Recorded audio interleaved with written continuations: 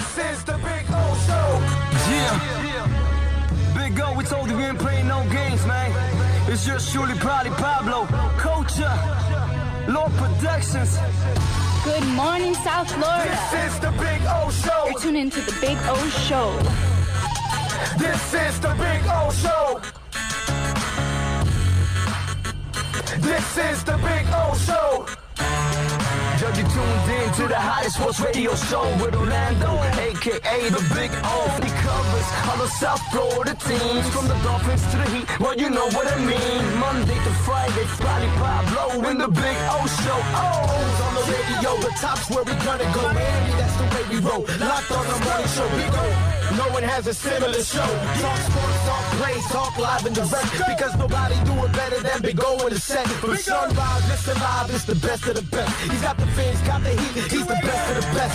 Big O, the only talking sports with a style. Break it a morning, it's Big O-N. Thank you for tuning in, keeping you glued in. Stay tuned, because right here's where the rumors in. Same place, because right here some of them begin. Simply call and just state your opinion. Real talk, sports talks, the Big O Show. Yeah, you love it, yeah, you like it, call him and let him know. Culture, probably Pablo, you know, now introducing the man of the hour, Big O, a.k.a. Orlando also Gary. Yeah.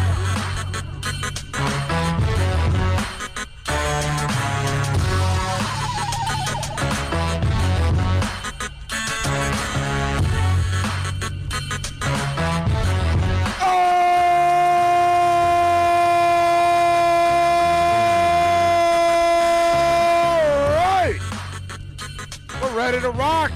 We're ready to roll. I love it. Good morning. Hope you all are doing well out there. Hope you're having some fun. Hope your Tuesday morning is going good. We are relaxing. We are ready to go. We got plenty of things to talk about today, which is good. Not as hot outside. Well, it's never hot in here. No, well, I'm talking outside. Like, actually, that cold front came all the way through down. I mean, for it to be in the upper 70s, 80s, wow. And low humidity, which is... yes, dry, yep. Which is a beautiful thing. Yeah, so, we definitely paid. We earned this. We earned this time of the year, those 7 or 8 months that we're sweating like crazy. We earned this. Yeah, but first in line is Pat in Asheville. He doesn't give a rat's ass about what it is here in... My sister's Florida. My sister's in the same spot, Tennessee. Yeah, it was like 50 degrees or something. They had an actual cold front. Yeah, exactly. So, but we got plenty of people that actually are watching that are not here in South Florida. They're probably somewhere in the country or other parts of the world, as we always have people watching and downloading and supporting us. And thank you all out there, as always, for supporting the show. The many ways that you guys support our program, and it's always awesome, and we appreciate it. Last night, the Raiders dominated the Saints, man. Damn, that was an impressive win by the Raiders. Nice job by them. They improved to 2-0. Nice stadium, too.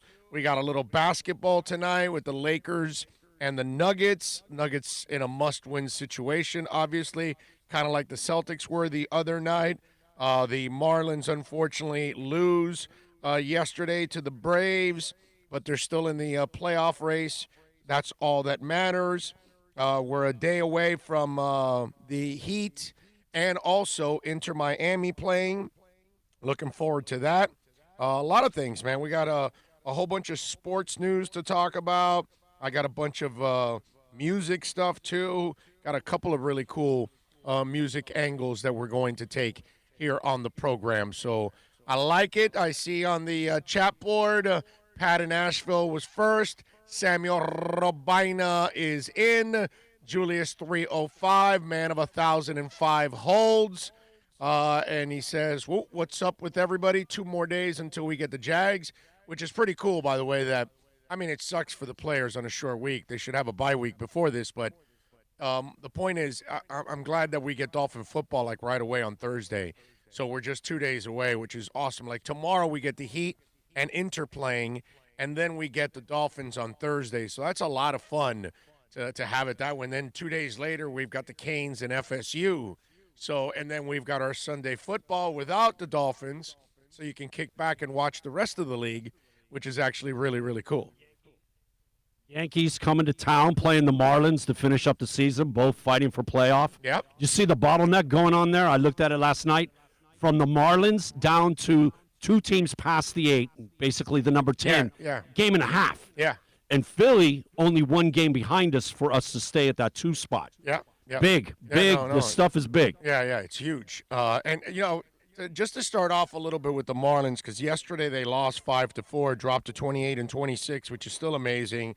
The youngster Trevor Rogers struggled yesterday. I was thinking of my boy Kevin Rogers. Trevor Rogers struggled yesterday, and so tonight it'll be Jose Urena and Bryce Williams on the mound, and Urena's got that 6 ERA. He's 0-2. So they need a really good outing from Urena tonight. But I was thinking about this. We talked earlier before this thing started, or right when the thing started, that I felt bad for the Marlins organization because the youngsters had all gotten cheated from playing 160 games. The minor leaguers didn't get their, 150 something, I think is the minor league season. Isn't it a little shorter, slightly shorter? But anyway, the bottom line is they missed out on all that playing time.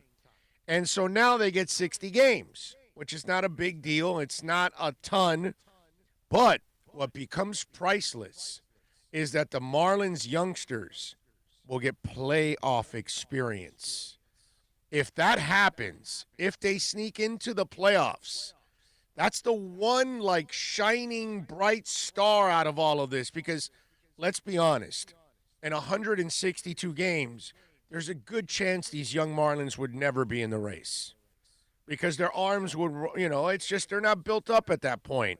They're not ready for that kind. But a 60-game season is kind of like a college season, you know what I mean? So it's not anything that's that taxing and that tiring. And that's why even having to play some of these games in condensed times, if they have to do the same thing, that's probably a little bit more of a mission for them. But I was thinking about this yesterday, that the one bright spot that I can find out of this, it's not just making the playoffs. Okay, that's an enormous bright spot. You know what I mean? But it's the experience. And if those guys actually get a series in, and who knows, they get lucky and get past the team, get into the second round, that is going to be just that's the one thing that you can walk away as an organization and say, wow, we got our young guys actually postseason experience. That's something that wasn't probably going to happen for a few years. You know what I mean? And if we would be in a 162-game schedule, there's no way the Marlins are in the race. I'm sorry. I'm not going to play that game with you guys. This happens in a 60-game condensed schedule because baseball's a wacky thing, man. It's the one sport that stuff like this can happen. This can happen in basketball. This can't happen in football. It's a whole different ball game. But in baseball, it's really odd. And in a 60-game season, it's kind of like a 5-game series. When you have a 3 or 5-game series in baseball, the best team doesn't always win. Okay? That's just the way it is. The opening game, the team uses its ace and they lose. And it's downhill for that contender right there and then. Especially on that opening with only a 3-game. Right. 2 out of 3. You're done. That's, man, wow. You're done. That first game is huge. You might be done in a 5-game because you may not get to the 5th game. Yeah. Yep. You know what I mean? And so it's a crazy thing, baseball. And he's out of 15 from each league going. That helps. Yes. But you had, like the log jam that we got, like we said, there's 6 teams within a game and a half fighting for 4 spots, and they're all 500, which this year, you did pretty good if you're playing 500 ball. Yeah. So that'll be cool. If they actually get into the playoffs, that becomes just amazing. Really, it really does. What else do we have here? Matthew Walker's in the house. Ian from Brooklyn is in the house. Pat in Nashville says 51 and sunny. Nice. Gus 1388 is in. Troy Ortiz, NorCal, says good morning from the blue skies of NorCal. Puff, puff, I'm going to give. There you go. And you got blue skies. That's nice to hear, bro. you guys, it's nice for it to clear up a little bit there. Yeah, it's been orange tinge for too long. Samuel Rabina is in, says, Big O, really looking forward to the Canes taking the field on Saturday against the Knolls. We all are. Herman Cueva says, hello, fam. Louis Bryan, ATL, checking in. Good morning to all my fellow Miami sports fans. Robert Triana is in. It's a beautiful thing. Thank you all out there. Remember to give us the thumbs up while you're watching, and also share the link, subscribe, all that good stuff. Pass it on to your friends, man. Tell them send it to them by Twitter, send it to them by a text. Send them the link so they can get some local sports talk that they may not get anywhere else, actually, since they're so limited in sports talk on radio. Got a couple of guests for you today. It is a Tollentino Tuesday, so Josh Tollentino from The Athletic is going to join us at 12:30. So we'll talk Dolphins with him. At 1 o'clock, my buddy Franco Panizo is going to join us from Miami Total Football. We'll get a little preview on Inter Miami as they get ready for the New York Red Bulls on Wednesday. So we got a bunch of things to talk about today on the show. The Raiders last night got it done against the Saints.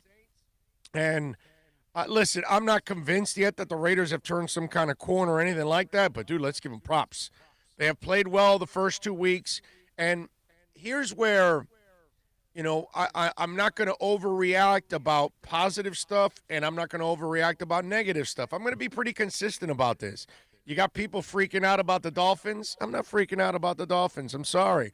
I see people freaking out about, the Saints and Drew Brees. Today I did my hit like I normally do in Mobile, and they're all Saints fans in that area, and they were asking me about it, and I said, I'm not worried about it right now. I got to see a lot more struggles before I worry about it. And I told them the same thing that I would tell you guys. They haven't had an offseason. Okay? And so don't be surprised if some teams or a lot of teams aren't consistent and they're not in a groove and they don't have chemistry right now. Don't be surprised, because it's going to happen when you have no offseason, no training camp. You have that half-assed training camp that they had to get ready for this. It's just a different world right now. So the Saints are 1-1. They got their asses handed to them yesterday. Breeze didn't look good. But what, is Breeze done now all of a sudden? No, dude, I'm not ready for that. Let's give it a little time here, give it a couple weeks, and then we'll figure out where the Saints are. You know what I mean? And that's going to happen throughout, okay, in the NFL. Not every team is going to be playing well at this point in time. It's only 2 weeks into the regular season.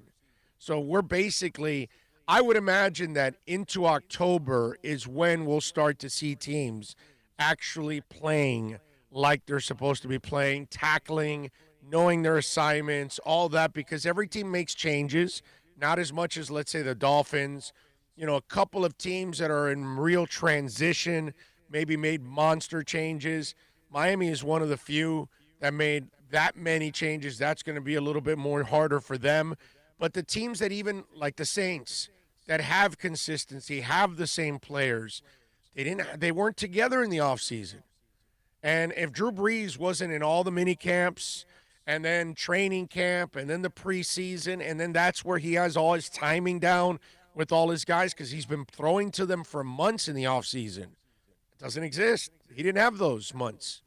Wasn't able to do it. Look at Tom Brady. Didn't look good the first week, throwing 2 ugly interceptions. Looked better in week 2. Okay, well, he had no offseason. Even the great Tom Brady. But he had no offseason and went to a new team. So all of these things are going to play into factors, whether you're the Dolphins that made monster changes, whether you're the Bucs that made several changes, or whether you're the Saints that made practically very little changes. It's just going to take a toll on some. Now there's going to be a couple teams that they're going to come out of the blocks and they're going to look pretty good, and things are going to go their way. And maybe the Raiders is one of them right now. But I got to give Derek Carr a lot of credit, because yesterday, they were talking, about Derek Carr saying that, he kind of wants to shut people up and that he's kind of tired of people talking negative about him, all of that. I mean, hell, what's it called? Gruden even came out, which he rarely even has had that kind of praise for his guy. And he said, "Oh no, this guy's a great quarterback." And Derek Carr played his ass off yesterday. He played well, and I again, to me, the part that really impressed me about the Raiders yesterday was that they were so much more physical than New Orleans. And then New Orleans also was the old Raiders. Stupid, dumb penalties. Because remember, the Raiders were the team 70s, 80s. Those teams committed all kinds of penalties. They were super talented, so they could overcome some of those penalties. So they kind of did it on purpose. They were like the 80s and 90s Canes, that those teams at times had, moments where they committed a lot of stupid penalties, but they were so much more talented than everybody else that they were able to overcome that kind of stuff.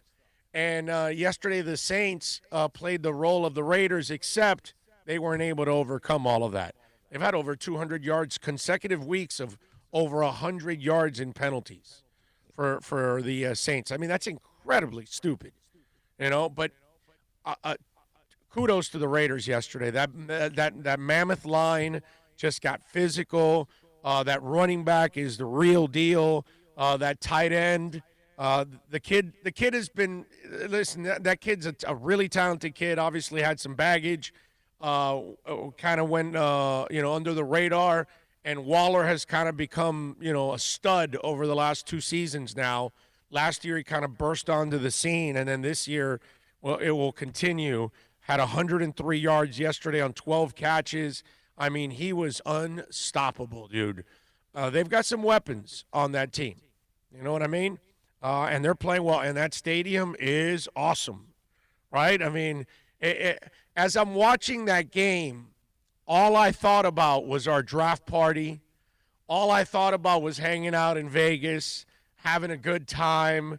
I know we would have gone over to go check out the stadium. I mean, I don't know if we would have been able to get in or not, and I don't know if I would have had to use any of my press juice. Connection? You got connection? I got some connections. I got connections actually in the Raider organization. So, for thought. Yes. Any thought on us? Several people in that organization. Any thought on us doing Christmas, New Year's, my birthday? Because it's 3 months out, basically. I still think we got a shot, bro. A shot, but I mean, not for sure, but I think we got a shot.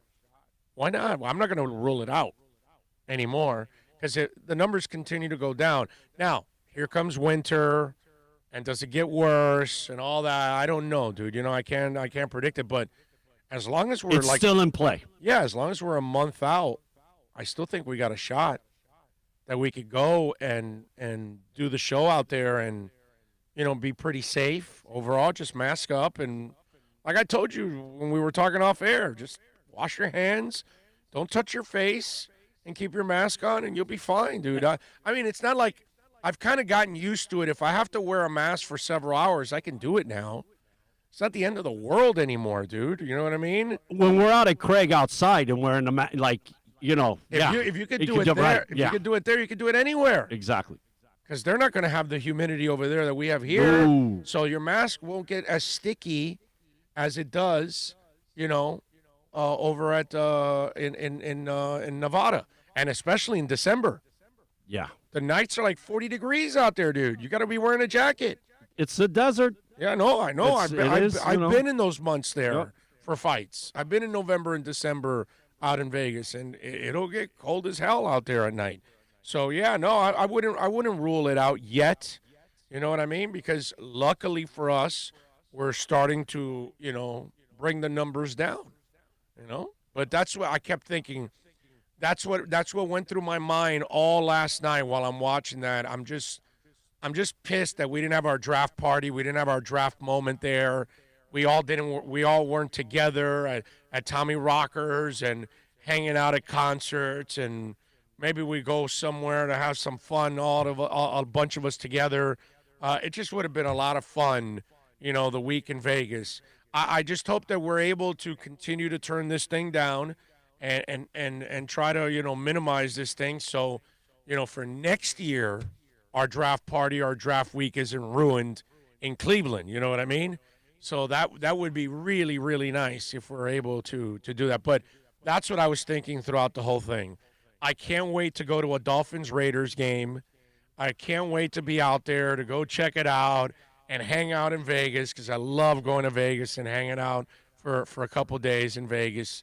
I always have a great time out there, even without going to strip clubs and brothels, which so far I have yet to go to a strip club or a brothel.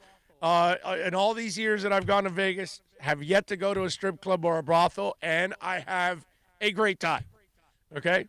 I've never gone for a bachelor party, never gone to a strip club, never gone to a brothel. I just, I don't really need that in Vegas. You don't need it, bro. It's just a blast nowadays to go to Vegas. There's so many things to do. You know what I mean? Because it was just all about debauchery, back in the day. That's all Vegas was. And now, you can just have some fun instead, and it doesn't have to be the kind of debauchery that Vegas was known for, for so many years. Not that, hey, listen, some of you want to go out there and you want to go to the Bunny Ranch. Hey, knock yourself out, dude. Everybody has their own way of having some fun. I'm good with a little gambling, some concerts, a sporting event, the Pinball Hall of Fame, the Hoover Dam, enjoy a couple of drinks. I'm good, man. I'm good. There's plenty of things to do out there. Oh, and some In-N-Out Burger, of course, because you got to have some In-N-Out Burger. Oh, yeah. That's a given. Yes. You know what? You're doing better than me, man, because I cannot think of the Vegas trip without coupling San Francisco and Pearl Jam a couple days before, and then 2 weeks later, Rockville pops right. They're all like together, and COVID killed. No, it was going to be a legendary month. Man. It was going to be a legendary month for us. It was just going to be incredible for us. Gus 1388, the first to chime in with a little super chat.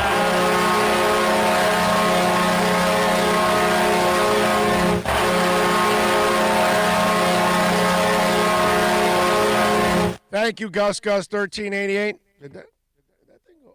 I don't think it went on. I think. Do you need the wife to change out the batteries again? I think we need the wife to change out the batteries. Only problem is the wife is working now, so she can't change out the batteries. She doesn't. She's not on COVID off now. She's actually virtually teaching right now, so she can't just change the batteries at this point in time. But Gus 1388, thank you for giving us love on the super chat, my brother. Appreciate that. How about having a get together for us local folks down here in South Florida that can't make the trip to Las Vegas? Yes, we will. I want to do that, but obviously we can't do that yet, John. But yes, we are going to do that. Hey, a pre-departure party? Yeah, I like that. And John, you can get together with us anytime, every week. Okay? Every week we're at VSS West Pines. Every week we're at Acura. Every week we're at Toyota. And this week we're at all three and Hialeah Park. Okay? So, John, you're more than welcome to get together with us on any of our outings every single week on out here. So, yes, I will try to get something once we get past this COVID thing and bars are completely open and all that, and we can actually, get together. Yeah, we'll do something. We'll do something. But you know how it goes.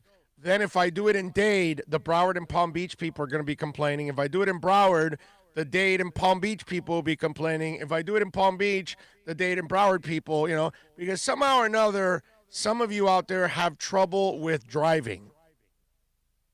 You know what I mean? Like you live in a commuter town, okay, but you have a problem with driving. That's all you do is drive. You don't really have mass transit here. We're not a mass transit type of town. We have it, but it's kind of a pain in the ass. It's not really a convenient mass transit like they have in major cities. You know what I mean? Because like we built the Metro to fail. We didn't actually build it like we were supposed to build it. Build it throughout the entire Tri-County area where you don't need a car. Yeah, the arteries are lacking. There's nothing. It's very little. It only accommodates certain people. That's it. And if you're not in those areas that it travels to, then you don't care.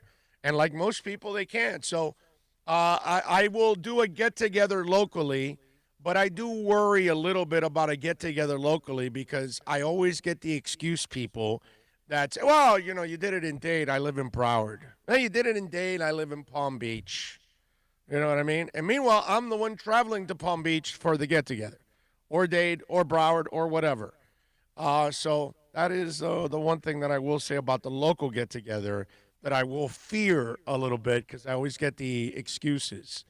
Anthony says, Orlando, does the NFL have the same rule that Major League Baseball has when it comes to gambling, that they can't bet on their own team? Yes, I'm pretty sure that I think they don't want players betting, period, actually. All right? I don't think it's a matter of any team or your team. I don't think they want you gambling at all. Now, maybe at a blackjack table, but I don't think they want athletes ever betting on their sport at all. I'm pretty sure of that. Okay? We have heard of you bet a meal or a suit or something that's a gentleman. Yeah, thing. that's different. That's a fun thing. That's not. I'm talking about going to a casino and going to the window and you're smacking down $100,000. You're Drew Brees and you're like, hey, I want $100,000 on the Falcons or on somebody. I don't think they want Drew Brees gambling on any team, not just the Saints. I'm pretty sure of that. Okay, I'm pretty sure you'll get in trouble if you're gambling on your own sport in any way whatsoever. Definitely touches the, conflict of interest. No, it's all a conflict of interest. So hell yeah. So I don't think they would encourage that in any way, shape, or form, my friend. So yes, that's what I was thinking last night when I'm watching that game. The bittersweetness of where we were supposed to be for the draft and like Bill said, the amazing amount of concerts that we were going to see that week and that whole month was forget about it. I mean, the things COVID has done to us is just what can I tell you? It's unforgivable what COVID has done to me when it comes to music. I can recover from everything else. Being at home, I'm kind of a homebody anyways. So my wife and I we don't get all crazy about being at home. We adjust, whatever. Working, all I do is I go out to work only, and I come back, and that's it. I don't socialize. So, yeah, I'm going out a little less locally, but I can live with that. The no live concerts, I got a problem with that. I got a real problem with that. That for me, because sporting events, I don't really go to a lot of live sporting events as it is. I get way more work done watching it on television. You know what I mean? I've learned that over the years that in order to do this job, I'm better off watching it on TV. And especially in today's electronic age in the world, I get to see the press conferences that the media sees too. It's not like they're getting anything extra. You know what I mean? And I'm fortunate enough that I can actually pick up the phone and call people in different leagues and different teams and just get some insight on something else if I feel like it. But I'm always better off on TV. But I can't recover from no live music. Oh, my God. It's crazy. In fact, today is the 22nd of September, okay? A year ago today, I was in Red Rocks, okay, with the wife. And we were there for 3 days, I think 4 days. And we were there to see Greta Van Fleet for 2 nights in Red Rocks. I believe it was today and tomorrow, the 22nd and the 23rd of September. I'm pretty sure that's what it was. And I just saw on one of the rock pages that I follow, Greta has just released 3 songs from the second night. I saw both concerts, both nights. And in the second night, I think I've told you guys the story for those of you that have been watching for a little while. They had like 5 cameras on the second night. They even had one on the front of the stage that was on a track, and they filmed the whole concert. And I told my wife, because we were like on the 6th, 7th row, just off center, We had great seats. And I told her, this thing's going to be a DVD. And I just saw where they released yesterday 3 songs live from that video. And when I'm done today, I'm going to go downstairs. I'm going to kick back and watch those 3 all over again because I saw it live. And now I get to see it on video. I can't wait to see that whole video because that's obviously my favorite Greta Van Fleet concert I've ever been to. I think the second best one is the one I went with him to Orlando because you would say that's your favorite one, right? Yes, because the crowd. The crowd made it. Miami show. The Miami one was Miami really good. Was exceptional. Yes. It was really, really good. Miami one was awesome. I really enjoyed the Miami one because Bayfront gives you a vibe, dude. You know what? There's something about that place. It's every concert, man. And you know what? I kind of think that the atmosphere, the bands, the way downtown is and everything, and you just a sea of people, kind of like Coral Sky when you look up at the top, not the seats. Yeah. It's just a massive humanity, Woodstockish, and then the surrounding buildings. I think that it does something for them. Yep. I know, I'm with you. Every concert I go to there, I don't care if I'm seeing Fitz in the Tantrum or I'm seeing The Cure or I'm seeing the Goo Goo Dolls. Smashing. Yeah. It's awesome. It doesn't matter what I'm watching there. Bayfront is always like a really, really good show. And Greta was awesome that day at Bayfront. But that second night at Red Rocks, they added a little oomph to the whole thing because they were on camera. I got to say, five cameras will do that for you. Yeah, and their threads were a little nicer. They brought out like some really nice costumes that they were wearing. So I knew that they were doing something with that, and I'm sure there's a DVD coming out, Greta at Red Rocks and the CD, I would imagine, and all that. But just in case, if you're a Greta Van Fleet fan, you know what? When later on today, what I'll do is I'll post it on Twitter, the link for the videos, and you guys can. So the check threads channeling their inner '70s Led Zeppelin hippiness. Yes, definitely. Well, they do. Walking around barefooted. That's they do it that way, anyways, as it is. I mean, hell, the bassist doesn't wear any shoes, and neither does the singer. They both do it barefoot sometimes. I have to thank you because if you remember, I got your Disturbed ticket. And me and Greep went up to Orlando to the Amway. Within this moment. Yes, exactly. Yeah. Maria's awesome. Disturbed, if you guys haven't seen them. Oh, Disturbed Live must see. Disturbed Live is awesome. Awesome. And Maria and In This Moment, they put on one hell of a show, it definitely bring a lot of stage. Yeah. Pretty cool. Yeah, and she can sing, man. She can sing, dude. Wow, she's got a hell of a voice. If you've never seen In This Moment in concert, I really suggest you take because Maria Blink, I believe is her last name. Blink, I think it is. The curvaceous one, because she's got curves that go for miles. Well, she's thick. She got him. She's you look at her and you go, esa cubana. But anyway, she can sing. What is her last name? Is it Blink?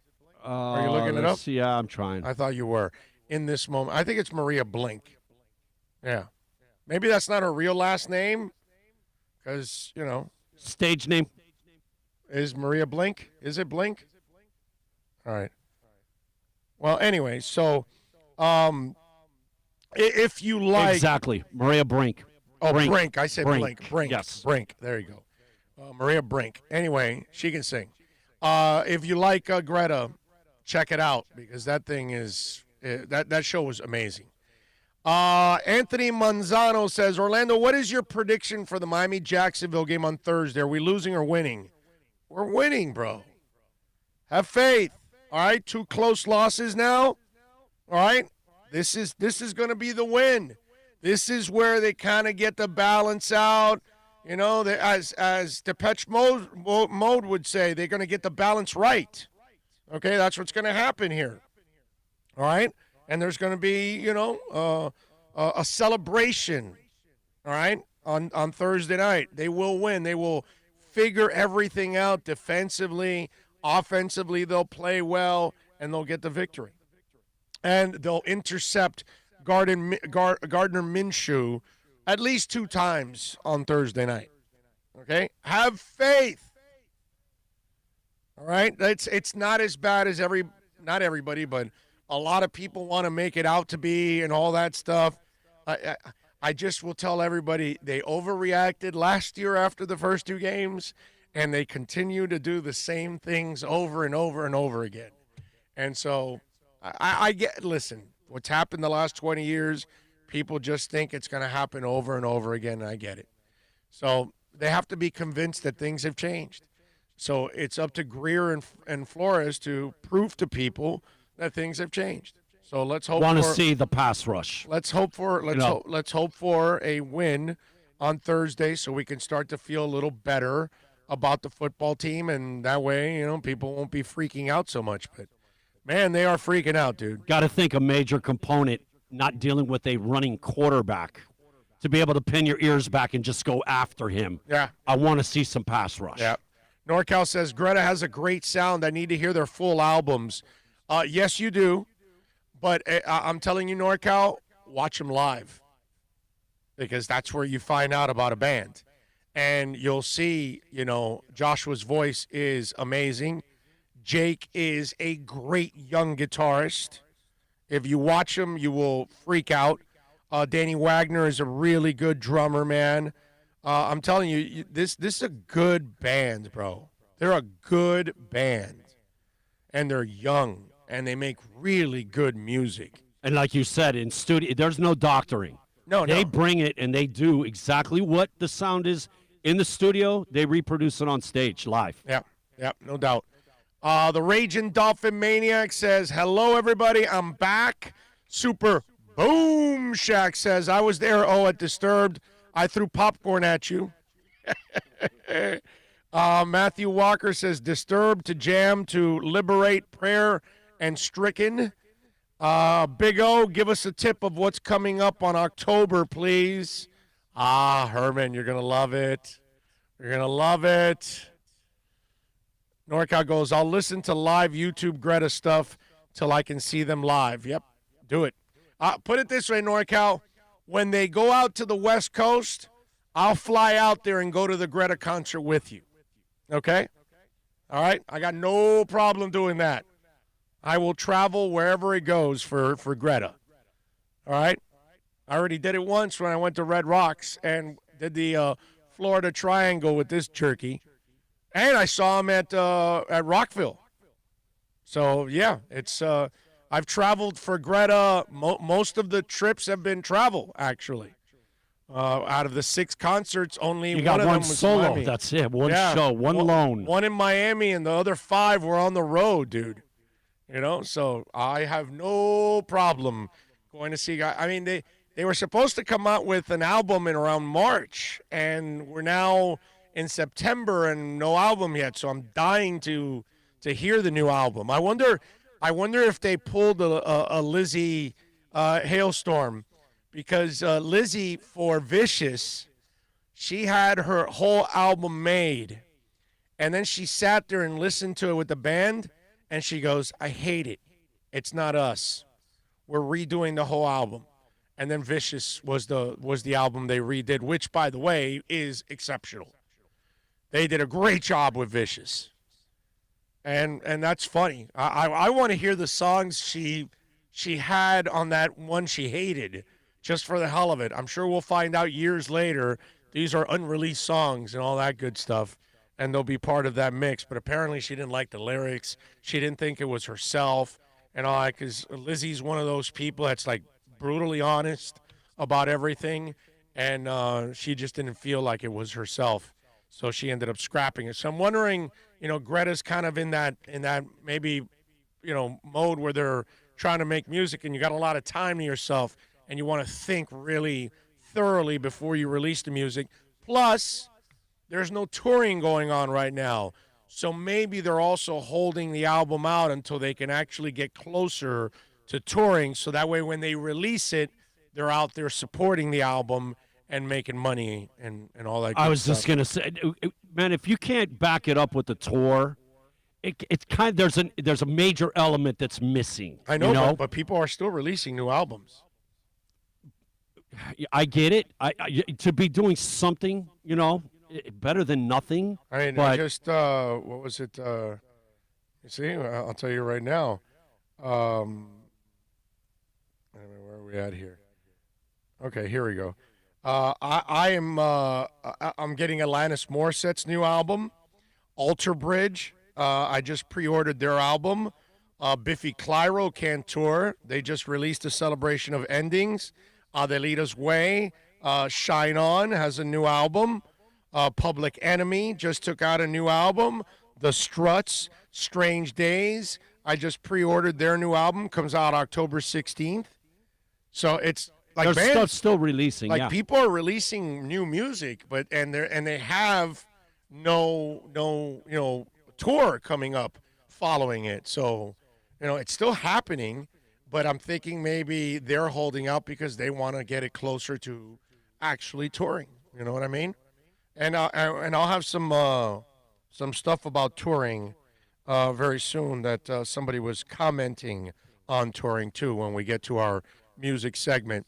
Orlando, if you're a fan of Greta Van Fleet, I recommend you listen to a band named Rival Sons. Dude, I have all their music. I love Rival Sons. I'm totally into Rival Sons, my brother. I'm with you all the way on Rival Sons. One of the better young bands out there. They're a little older than Greta. They have like 4 or 5 albums, I want to say I have of theirs. Rival Sons is exceptional. Love those guys. Yes. They are some of those new bands that I really like a lot with Them Evils and Texas Hippie Coalition.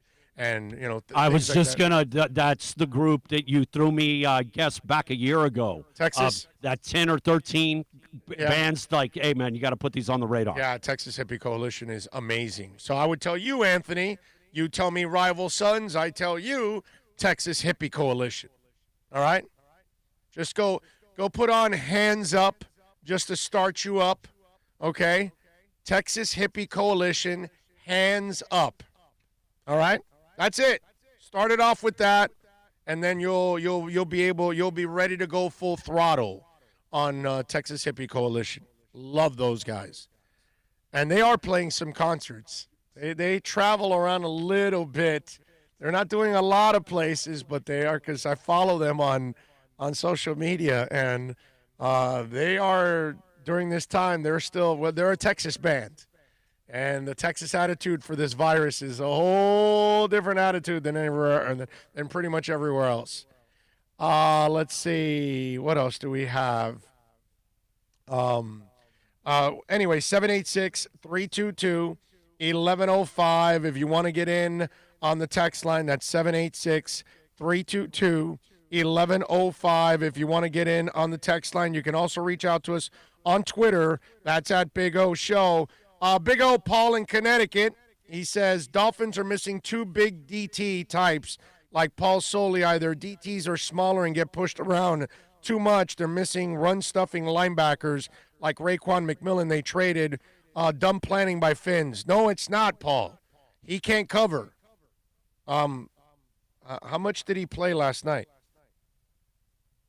Did you check it out? Did you check it out there, Paul? Because they traded for him. Did you check out how many plays Raekwon McMillan played yesterday for the Raiders? Just wondering.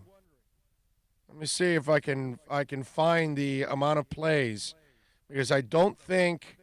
Let me see. Did Raekwon McMillan have a tackle? I do not see his name in the list. Right, he not didn't. a one, not even a half a tackle. So Paul, how's it so smart when the team that traded for him can't get him on the field either? He can't cover, right? That all he does is run stuff. That's it. So when you put somebody out there that's obvious and they can only do one thing, what do you think they might attack him in?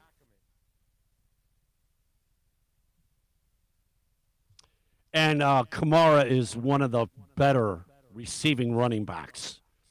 I think he had 90-something yards. If McMillan's out there, he probably has 100+. All I'm saying is I didn't see Raekwon McMillan out there much at all, if anything, and you're missing him? It's like, okay, all right. We'll disagree on that one, my man.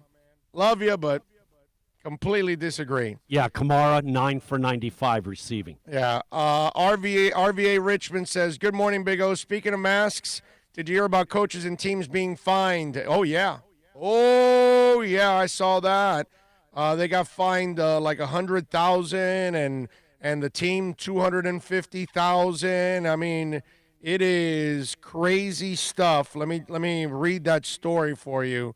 That the league is not putting up with any of this crap. They are going to fine your ass if you're not wearing your mask. And let me see if I can. Where do I have this? Here we go. The NFL on Monday night, Adam Schefter reported 3 coaches were fined $100,000 each for failing to properly wear masks. 49ers coach Kyle Shanahan, Vic Fangio of the Broncos, and Pete Carroll. Their teams were also fined $250,000 each. Okay? And if you watch Monday night, I think what's it called? Sean Payton didn't want to wear his mask. And Gruden took it on and off and all that, but I think Payton had it off the entire time, basically. I don't remember seeing him at one moment. I guess he's going to give up $1.6 million this year. Is that what he's going to do? Like every game he's not going to wear it? That's an expensive mask. $100,000? I got to tell you, I really enjoy my merino mask, okay? And I only had to pay like $9 for this mask. And shipping and everything. What a bargain. Isn't it? That is probably one of the coolest masks of all masks. It is a badass mask. Yeah, man. I mean, this is probably the baddest mask of all time in the history of mankind, womankind, pet kind, any kind of kind right here. This is the greatest mask of all time. Paid $9. I don't have to pay $100,000. You know what I mean? Man, you could do a lot with the $100,000, right? You know how many times I can go to Vegas and see Greta Van Fleet? Damn. Whole bunch You of could times. do the whole tour. Yes. You know? Damn right. Yeah. Lewis Bryant goes, I did not hear Raekwon McMillan's name called at all. That's because it didn't happen. Okay, so the guy can only play the run, and you can't get him on the field? Think about that. Just let that marinate in your mind. There's 3rd and short and 4th and short and goal line. Think about that. No, Raekwon. Go find a seat on the bench. That's not that. He's sorry. been there a few weeks already. It's not that difficult to get in on short yardage. Okay? But no, we're missing him, according to my man in Connecticut. Are we to assume this is a defensive liability? Just that simple, right? It's a different team. It's a different coaching staff. It's different responsibilities. You need your linebackers to be multiple. Guys that can cover, guys that can stop the run. And Raekwon McMillan can't cover my grandmother. And if you can't cover my grandmother, she's kind of fast. She does have a little quickness to her. But still, it's my grandmother. You still should be able to cover her. I'm telling you. I know she has this move with the walker that she kind of, makes it go one way and she goes the other. Kind of loses her balance a little bit, but Raekwon would struggle with that. And that's the problem. If Raekwon's going to be fooled by an old lady in a walker out in the open field, how do you think they're going to handle, like a real running back? It's going to be a struggle. But no, we miss Raekwon McMillan here. Dazed and confused, coach. Yeah, my grandmother's 220 and runs a 4.4. Come on, man. He's a limited linebacker. He's a 2-down linebacker. Nothing wrong with that if you can use that And if that's your kind of defense, that's fine, but that's not this defense. They don't want you looking into their team going, okay, now I know what you're going to do. Okay? The only time they want to do that is with Howard. That's it. Because it's going to be 4th and 1, short and 1, goal line, whatever, and it's going to be obvious, and it's what Howard has done his whole career so far in the NFL and in college. He's a big fat guy that can fall for 4 yards. That's what he does. And so when you need some short yardage, why are you going to pound Gaskins and Breida or Laird? No, you give it to the big hog and let him go right through the tackles and let him, punch it in for you for a yard or two out. That's what you got him for. I mean, that's all he's here for. Right? That's all he's here for. He's not here to be featured. That's not what he's here to do. He couldn't catch a cold in the wintertime. No, that's just not his thing. It's not his thing. Big O, your mask is cool, don't get me wrong, but I'll take Laramie Tunsil's mask over yours every day and twice on Sundays.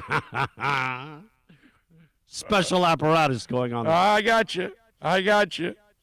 Ray Grulon says he was running the Gatorade team to his teammates, giving them bottles to drink. So Raekwon was working. He was working the sidelines, the Gatorade sidelines. Okay? Maybe that's what Scott meant, actually, out in Connecticut. That he wanted Raekwon there to provide Gatorade to the players that are on the sidelines. I think that's what it was. We're talking a uniformed Gatorade boy, water boy? Yes, basically. Yes. So, I'm sorry, Paul in Connecticut said that, not Scott. Paul. So, Paul, I think, wanted him as a Gatorade guy. Okay? And Super Boom Shack says, Grandma has the chancletas as the secret weapon. You damn right. Damn right. She'll hit like Raekwon in the eye with a chancleta, and then she'll buy herself 3-4 more yards after that. Yeah, she'll do anything to gain yards. You got to watch out when you play with my grandma, because she's kind of dirty. I mean, what can I tell you? She'll do whatever it takes to win. It's the kind of grandma that you want to hang around with. All right, 786-322-1105. Hey, you know what I did like also of the game yesterday? Can I tell you something that, and it's not the reason why I'm going to watch or not watch or anything like that, but I'll tell you what I did enjoy. I like the broadcast team. I really do. Do you know why? They're just meat and potatoes. And that's kind of what I am.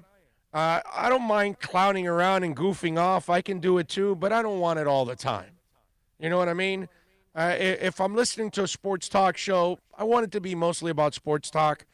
I don't need you to be screwing around 80% of the time. I don't mind if you screw around and you have some fun and all that, but I really enjoyed Louis Riddick and Brian Greasy and Steve Levy. Steve does a good job of driving and all that good stuff, but I like that Riddick and Greasy just brought the football side of it all. And broke it down, whatever was going on offensively, defensively, philosophically, what they think that the coaches were thinking of and doing and all those things. I personally really enjoyed the broadcast. I'm not going to sit here and tell you, oh, dude, it beats Howard Cosell and company from back in the I'm not here to compare or anything like that. All I'm saying is, as a football junkie that I am, okay, I love the nuts and bolts of that broadcast. I like the meat of the matter of that broadcast. And those guys just brought it. I thought Greasy did a really good job. When Breeze is struggling, he's telling you he's struggling. He's not trying to dance around it. He's telling you, he's not being accurate. He'll tell you that he's making mistakes. Louis Riddick has always called it like he sees it. That's one of the things I like about Louis, that he'll decipher what's going on and tell you exactly what he thinks, should have happened, should not happen, what he would have done, all that. He's obviously a real football guy because he's a football player, executive, all that. So to me, I really enjoyed the broadcast. I guess I didn't pay attention as much last week. What was last week's game? Why was it that we had two games. The 2 games. The initial in. That's what it was. And they were Yeah. They were the back end because it was Herb Street. Right, it was the later game. In the front end, and the back end was the West Coast, and what was it, Denver? Rams, and was it Denver? Who was it? I forgot now. I forgot who the hell it was in the West Coast. Anyway, but I really enjoyed the game yesterday and the broadcast. I don't know how those of you that are watching right now on the YouTube chat board, give me the thumbs up, thumbs down on the broadcast team. Did you enjoy them? Did you find the same thing I did? Again, I'm not telling you, I can't wait to watch these guys, right? I'm not saying that. I'm just saying I enjoyed it. I thought they did a really good job. I thought they picked a good team overall. Because last year I got tired of Booger. And I thought Booger was not really – sometimes I thought Booger was just trying to talk and filling it with a lot of hot air and a lot of cliches and things like that. No, he would constantly state the obvious. Come on, man. Yeah. Troy Aikman does that too. A kid that's in his second year of Optimus is 6, 7 years old knows that. Come on. Troy Aikman does the same thing, dude. He is the master of the obvious in the broadcast booth. Wow. Last week, it was Giants, Steelers in front, and then it was Tannehill with the Gostkowski missing the 4 or 5 field goals. I remember watching that. Okay, I watched that. I want to see Tannehill, who's played well, by the way. Done a nice job so far. So, I like that. All right, but I enjoyed those guys. I really did. I guess I paid attention more to the broadcast last night, and I must have been doing something last Monday that I wasn't paying as much attention. But I did enjoy it, I got to say. I don't know if you guys did, but I enjoyed it.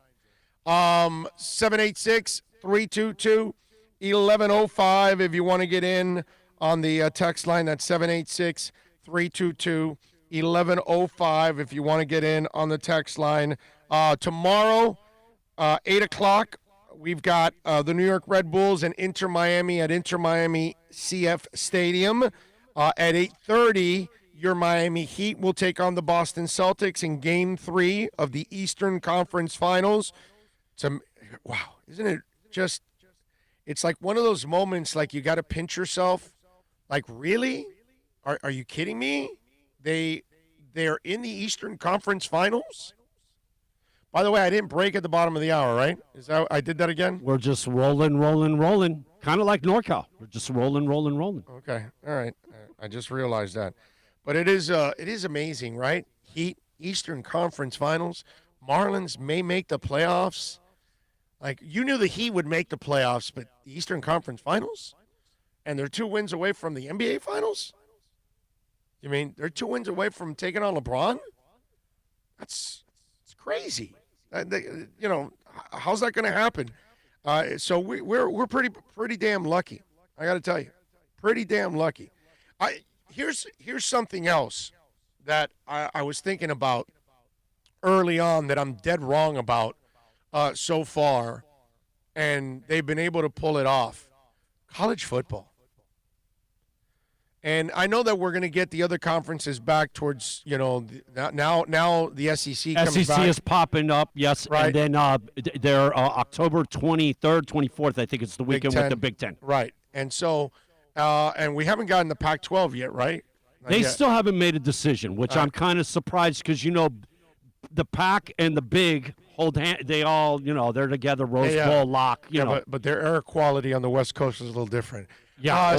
So anyway, they haven't made a decision, and maybe I'll be right in the end when all the teams come back and kids are all back in school, and then maybe the COVID runs rampant.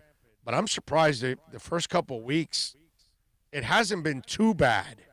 Okay, they've had some blips, but like nothing. FAU had didn't they have their game canceled this past week? Yes. So I get that it's happened a little bit, but I expected a lot more. I told you guys I gave pro football a chance only because these are grown-ass men and they have bills to pay like you and me, like me and him, that if we got to work, well, okay, we're going to work, but we're going to be really careful how we work. You know what I mean? We'll wear our mask, wash our hands, do all the proper things so we can try to stay away from this crap. You know what I mean? But kids don't give a rat's ass. And I got to say, early on, man, I am surprised. I expected more than what's happened. Like he said, it's been a blip. It hasn't been that bad. It hasn't been crippling for these teams. But I expected tons of teams canceling, and to the point where a couple weeks in, they're like, no, we can't do this. We got to move on, and no football. You know what I mean? I that's what I expected. Now, it still may happen and whatever, but I got to give props to the kids overall. I got to think that, maybe the coaches were right about them being with the safe. team, that it's more controlled. You're got an eye on them, and everybody's aware, and motivation. It's in your head. They can motivate each other. You don't want to let your teammates down. Right. And if you stay with your teammates and you're not hanging around other people, you have a chance. Like you and I all hang out. We don't go and hang out with other people. No. So it's just one of those kind of deals where maybe that's what's going on. I do know some of the schools have implemented, like Notre Dame specific. I do know, obviously, my dad watching. They, like, you get a segment. Like, this is your section, this dormitory, this is where you go. Right. Now, you know as well as I do, we talked about it a little bit. Man, if there's a guy that's dating a girl over there, like, they're not going to find each other in the stadium, give me a break. But trying to control it, trying to keep everybody in their lane, you know what I mean? Right. I'm with you, man. I thought that this was going to be a total fiasco. Yeah, I thought it was going to be a disaster. It still may be, but for now, like you said, winners come. They're expecting some raises in the numbers, and winter is coming. Yeah. I just and listen. I hope I'm wrong. I hope we get a whole football season, college football season. I hope we do. Let's see. What else do we have here? Ray says it was good. Thumbs up. 100% better than the teams for the last few years, especially Witten. He was the worst. Oh, yeah. Jason Witten was terrible, dude. He's not built for TV. I mean, it's just some guys are, some guys aren't. Matthew says, I hate Booger on commentary. He criticizes a D lineman for batting down a pass because the job's for a DB only. Pat in Asheville, I'd love a commentator to call out details, especially personnel groupings. Can't see that on the broadcast easily until they lined up.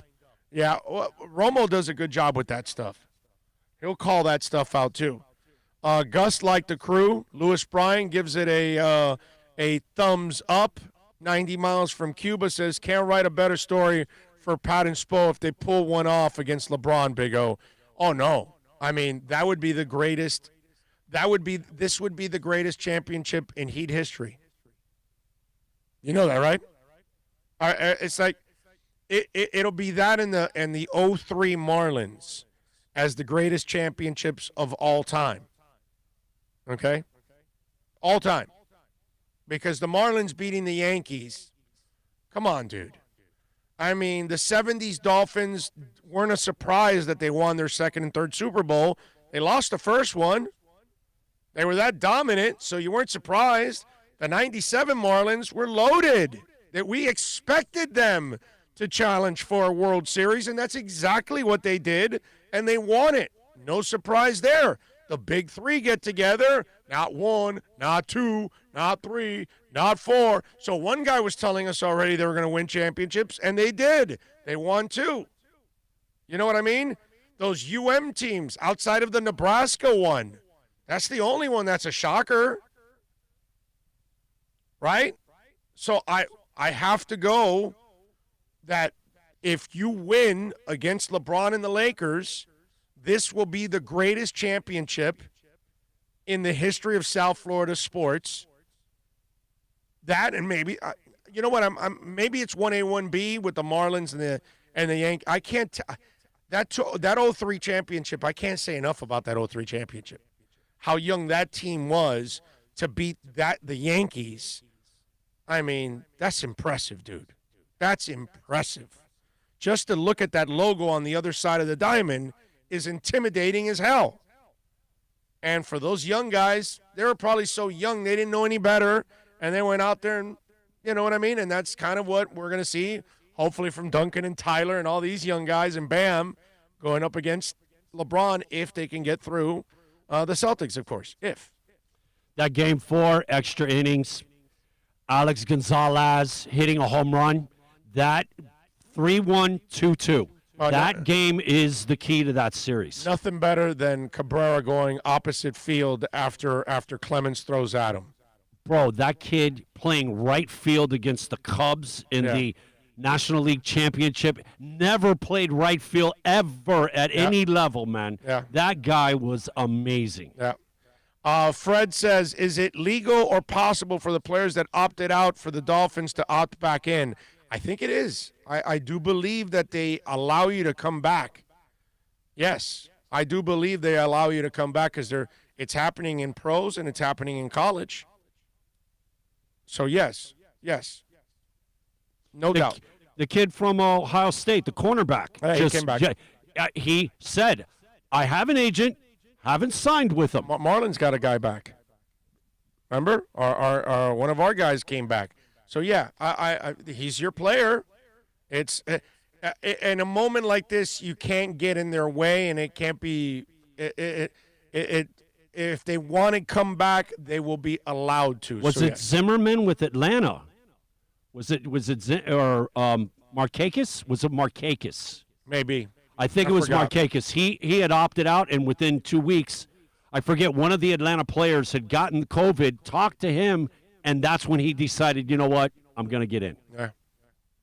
Not that Pat's career is not amazing, but would that be the cherry on top of his career? Oh, yeah. I mean, it's not the cherry. It just adds another great chapter because he is cherry. You know what I'm saying? So it's just another chapter. It's like if Russell Wilson does something, it's just another chapter. He's just great, period. So it doesn't matter what he does. It just adds to the amazing story that is Russell Wilson, the amazing story that is Pat Riley, et cetera, et cetera, et cetera. You know what I mean? That's what it is. It can't be considered the cherry because it's not like he needed it already. You know what I mean? Pat Riley is Pat Riley. He's the godfather already. With or without this championship, this would just add another level to it, and you just say, you know, it's endless. You know what I mean? That's all it is. It's Jerry West, Magic Johnson's group, and then it's Kobe and Shaq, and you know, that's Jerry West. That's all. He was the great player, then he was a great executive, and he just kept making the right moves. And there you go. Riley wasn't a great player, but he's been a great coach and a great executive. Okay? That's where he beats West. That West was never a coach. You know what I mean? It's interesting how those two guys in NBA history are the greatest players / coaches / executives ever, pretty much. I don't know if there's anybody else that we can put in their category that have done what they've done. I don't know if there's anybody like that. Larry Bird came close, but not quite because he did a good job. You know, in Indiana, you got to give him some love, bro. Won the Game 7, man. Both coaching and executive. Yeah, as a coach, he's on the both. Yeah. Both. So well, when the shot and there's like 2 or 3 seconds left, and Bird has that look of right. You left time on the clock with Michael. Now Bird had a run too where it was terrible, you know, for him with Indiana, where he really brought in some terrible players character-wise, which was really weird on his part, especially in the Midwest, where it's so conservative you wouldn't be able to take those kind of chances. But it is funny how a guy like Riley doesn't need that. It's just another great chapter. You know what it is? When you look at Riley, like he builds the mousetrap, he's got it. Something happens to undermine it. And here, the 31-10, he goes off with all the contracts. We're thinking, you know, we're going to be strapped for 3-4 years. And he ends up coming out smelling like a rose, bro, within 2 years. Yep. Like, it's like, here, I got it. Bam, you're knocked down. Nope, I'm back. Nope, I'm back. You know, like the guy just, he's amazing. Troy says, no, players in the NFL can't opt back in for this year if they have opted out. Really, I did not know that. I thought they could. They're doing it in every other sport, college and pro. That's not cool. All right, let's take a break because we are well over an hour already. In the 1 hour and 10 minutes of fun. All right, well, but you get 1 hour and 10 minutes of straight talk from all your other shows, don't you? Anyway, Julius305 says, take a break already, bro, so I can watch Texas Hippie Coalition's video. All right, so we're going to take a couple minutes, go to Texas Hippie Coalition, hands up, all right, and then come back to me. Give me a couple minutes. We'll break. Back with more.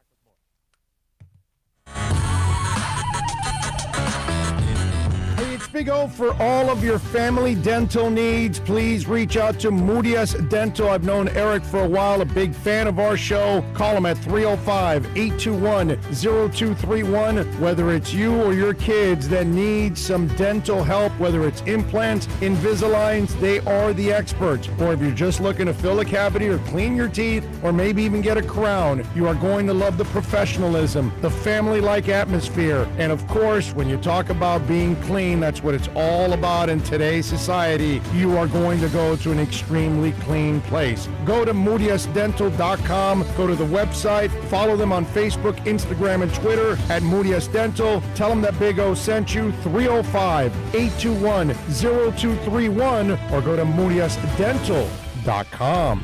Are you tired of watching the same old travel videos on the internet? Well, then check out MikeNoGoZones.com. A travel documentary that's breaking barriers. I go to the places that the media tells you to fear, where no one else dares to go.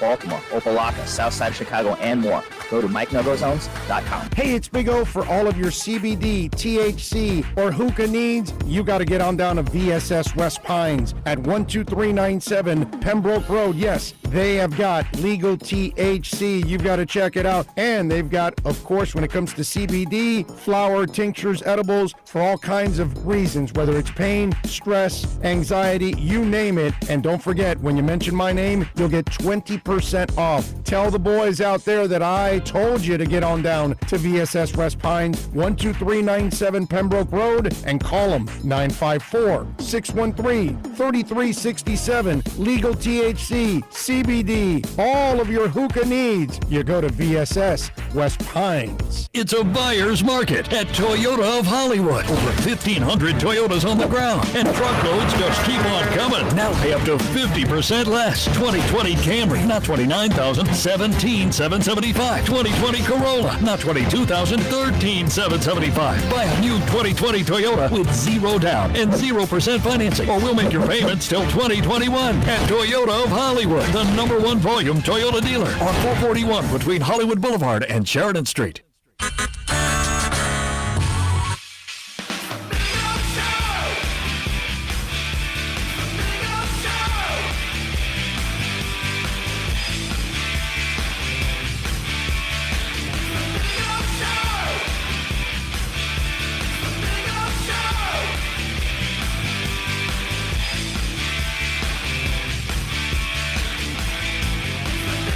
Show!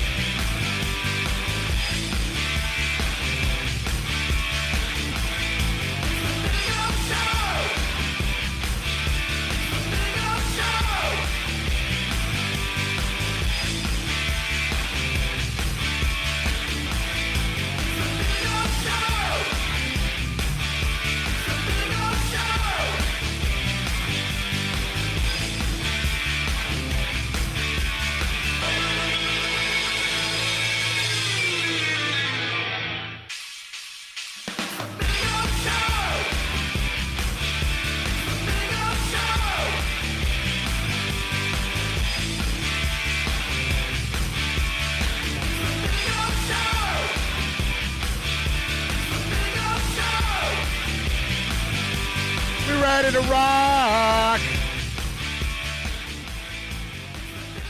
All right. Hope you all are doing well out there. Hope you're enjoying your Tuesday. Did you see where Shannon Briggs now is taking over for Roy Jones Jr.?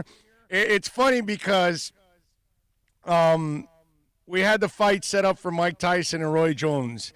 And when you watch Mike the last couple of months and you've seen him in quarantine become an absolute monster, and he's in great shape for a 50-year-old, and you're like, okay, this is one guy I still don't want anything to do with. I don't want to be anywhere close to this guy. If I had to fight this guy, I know I would die right in the ring, right? You still feel that way. You still fear Mike Tyson the same way. And you saw the kind of shape he's in. I think Roy Jones didn't want any part of it. So Shannon Briggs has volunteered to replace Roy Jones. Tyson, 54, will prepare to fight for the first time in 15 years, having assigned Jones, 51, in an 8-round exhibition. The pay-per-view spectacle was shifted from September to November, with Iron Mike continuing to share viral training videos online. With the power and physical disadvantage, Jones admitted he could have well made a mistake by agreeing to fight Tyson. Briggs, 48, responded by putting his name into the hat to take his place. He wrote on Instagram, "They say, champ, having second thoughts? Tag me in, champ. I'm from Brownsville, too. Never ran, never will. Let's go, champ." Jones had threatened to walk away from fighting Tyson after the event was pushed back 2 months, but the American great later agreed to terms to remain involved, and he has already stated that the kidology by insisting Tyson is the favorite going into the bout.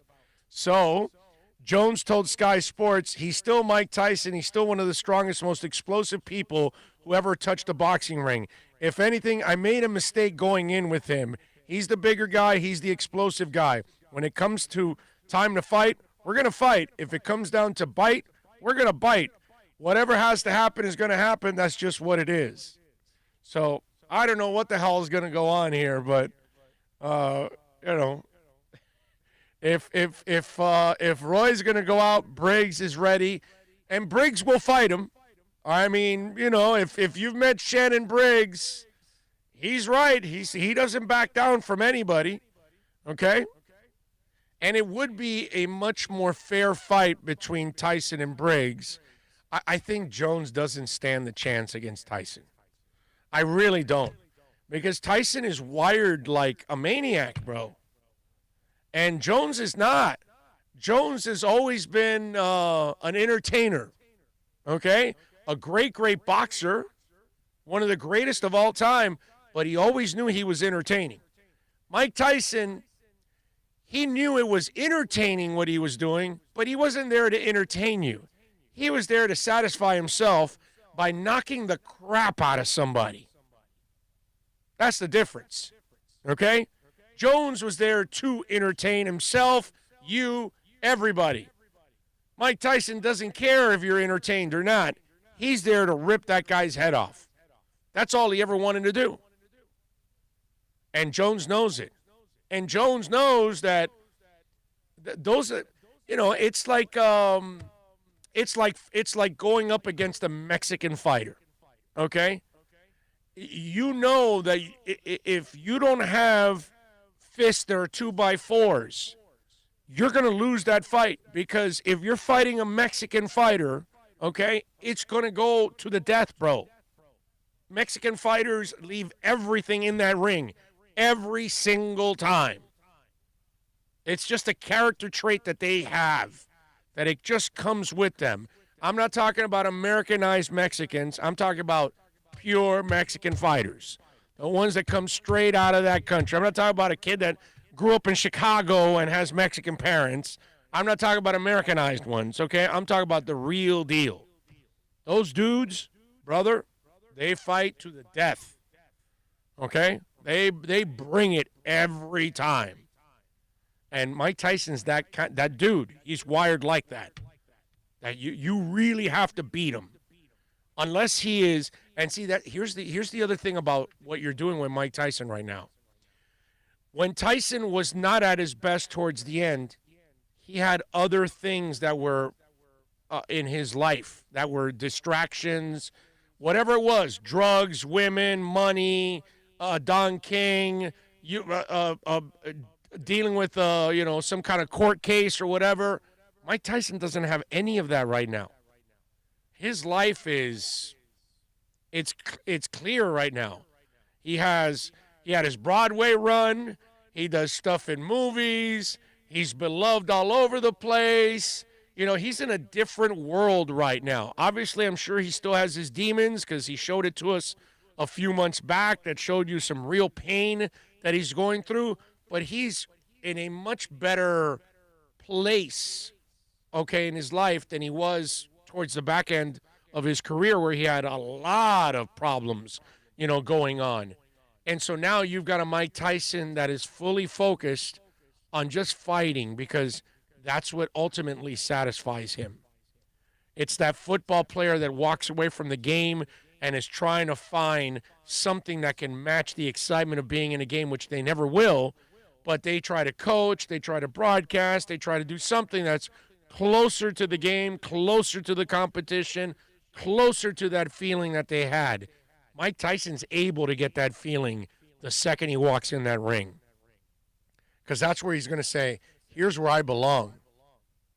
Here's where I know I can thrive. This is my domain.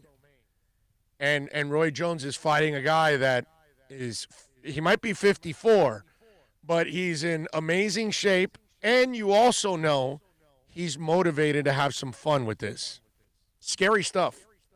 Scary stuff. I don't look forward to this fight for Roy Jones Jr. because it's not really an exhibition. Mike Tyson wants to take your head off. He's not stepping in that ring to have some fun. He's stepping in that ring because he wants to get something out of his system, and you're in his way. So I would think Shannon Briggs would be a better option, and I think a better fight for all of us. You actually might get a fight out of it, whereas with this one, I don't think you're going to get a fight with Roy Jones. I think Roy Jones is going to get killed by Tyson.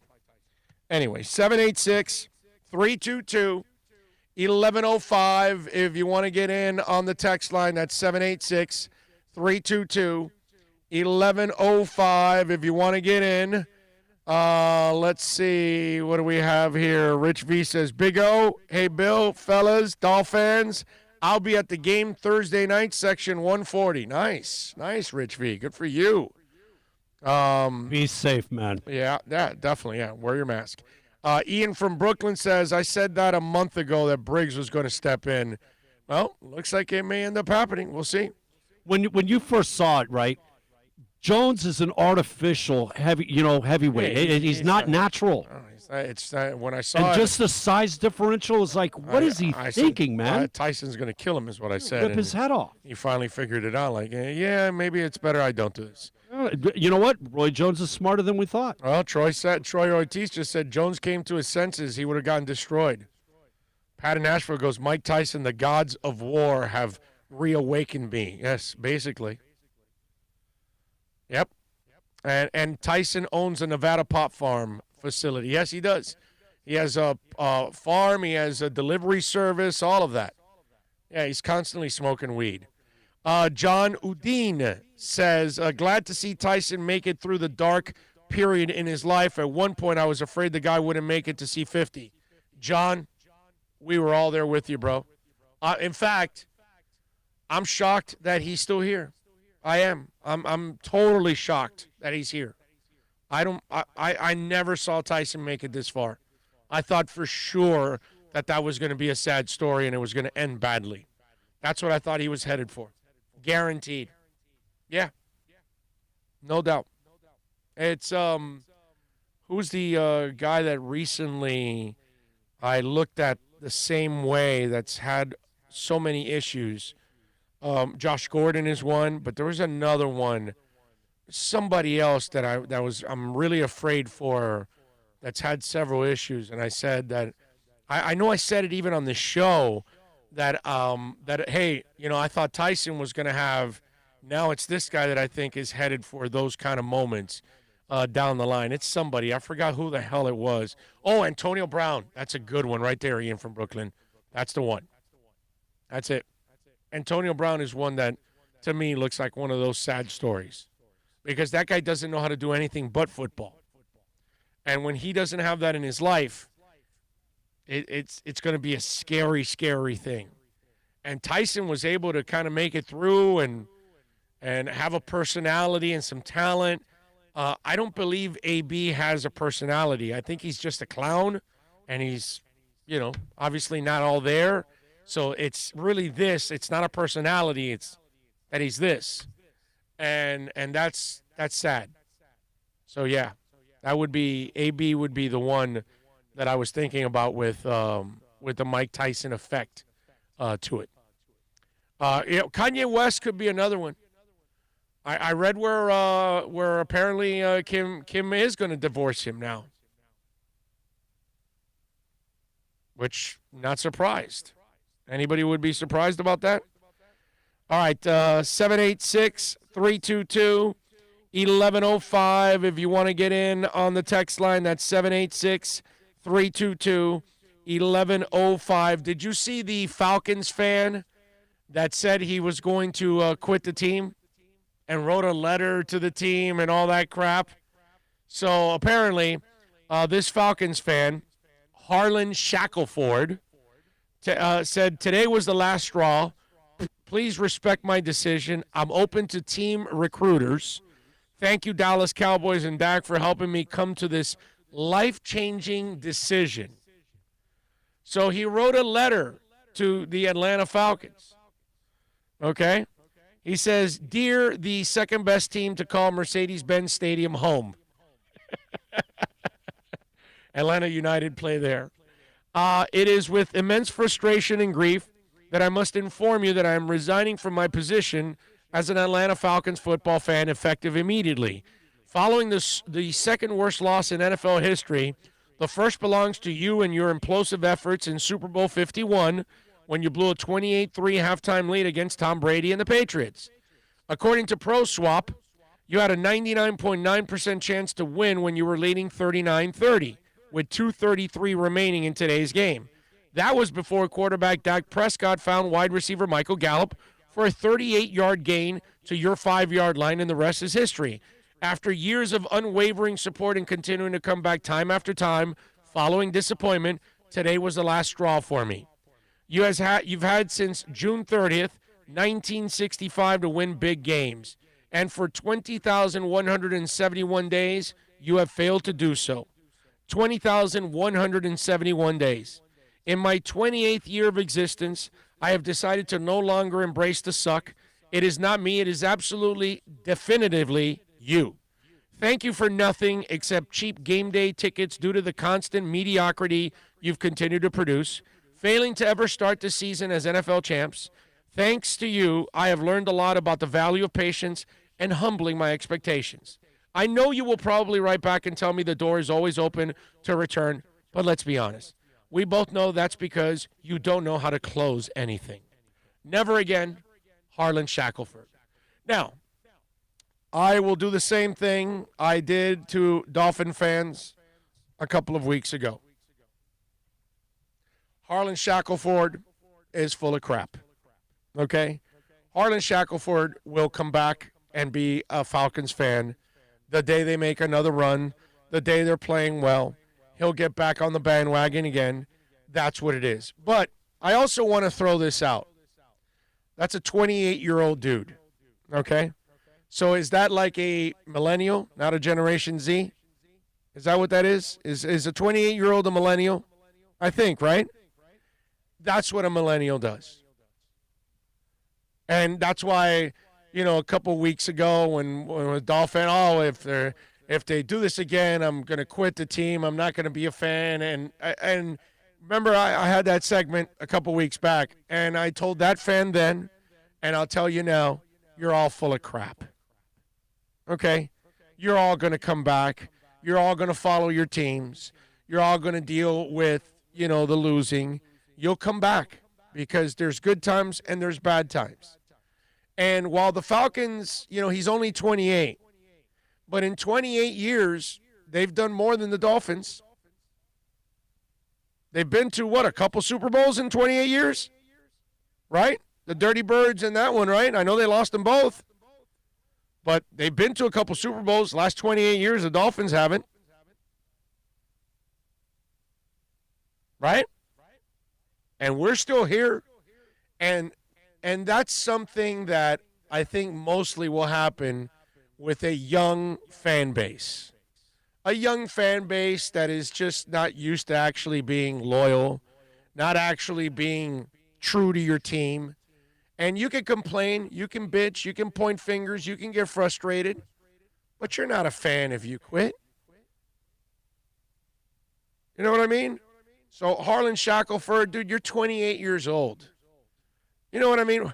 What about a Lions fan that's 50 and 60 and 70 years old? Dude, they haven't won since a guy named Long in 1950. That's 70 years ago.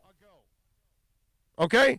70 years ago, Chuck Long led the Lions to a championship. So you're supposed to quit as a Lions fan? Oh, get the hell out of here. Give me a break, dude. I get it, man. We all can't have the Patriots run in 6 championships. We all can't be Lakers fans and Celtics fans and Yankees fans. I get it. I know, but if you're a fan, you're a fan, dude. You stick through the good, you stick through the bad. And that Falcons fan can't complain more than a Lions fan.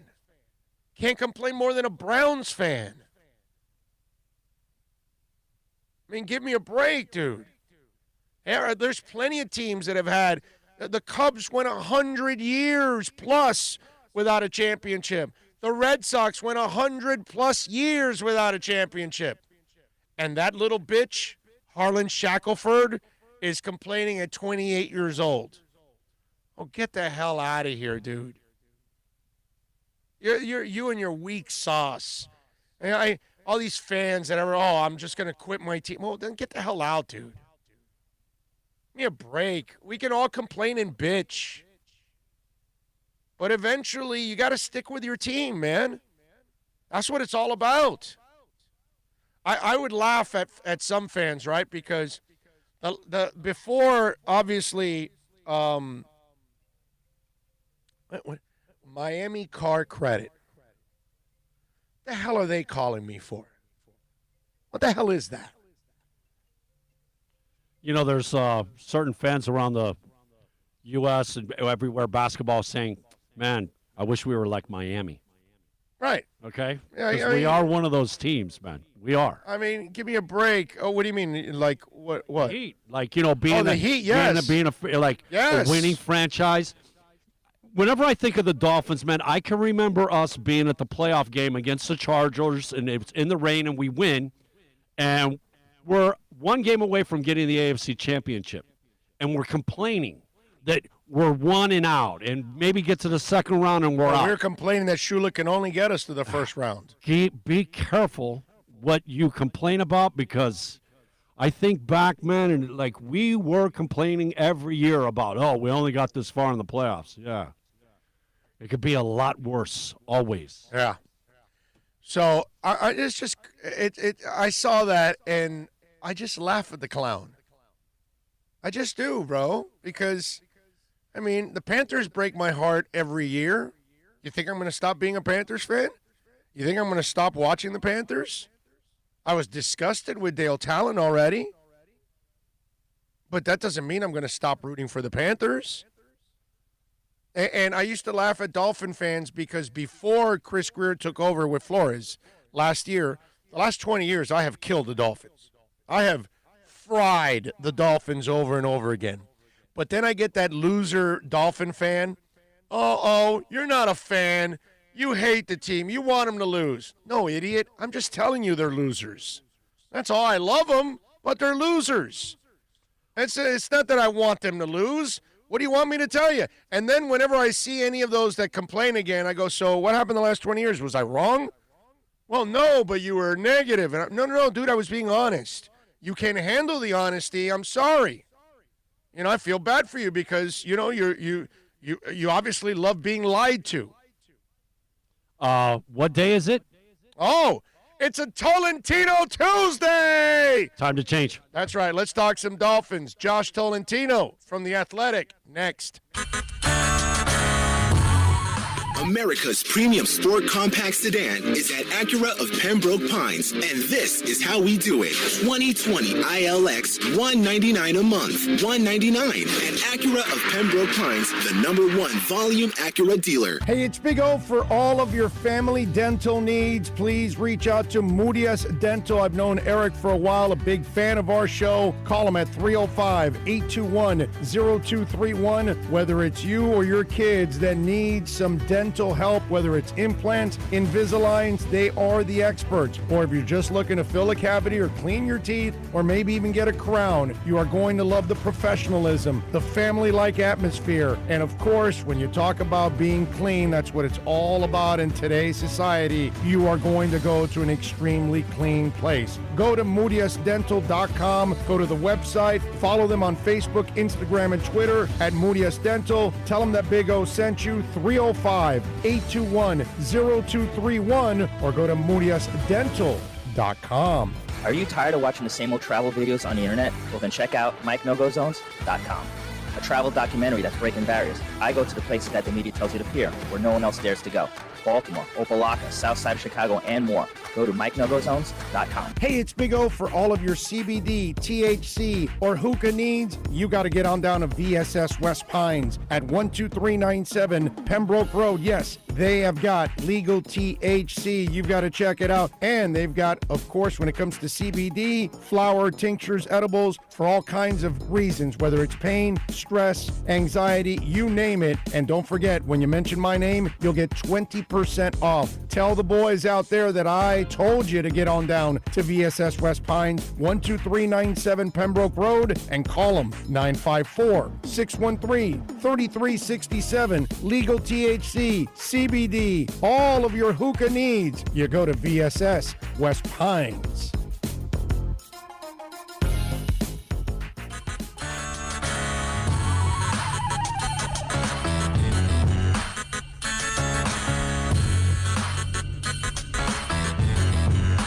This is the Big O Show.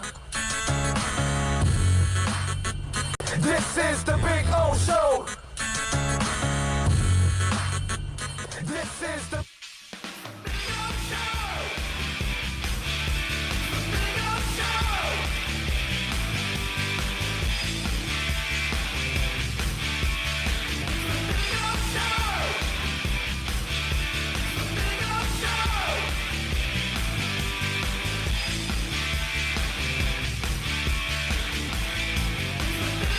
Show.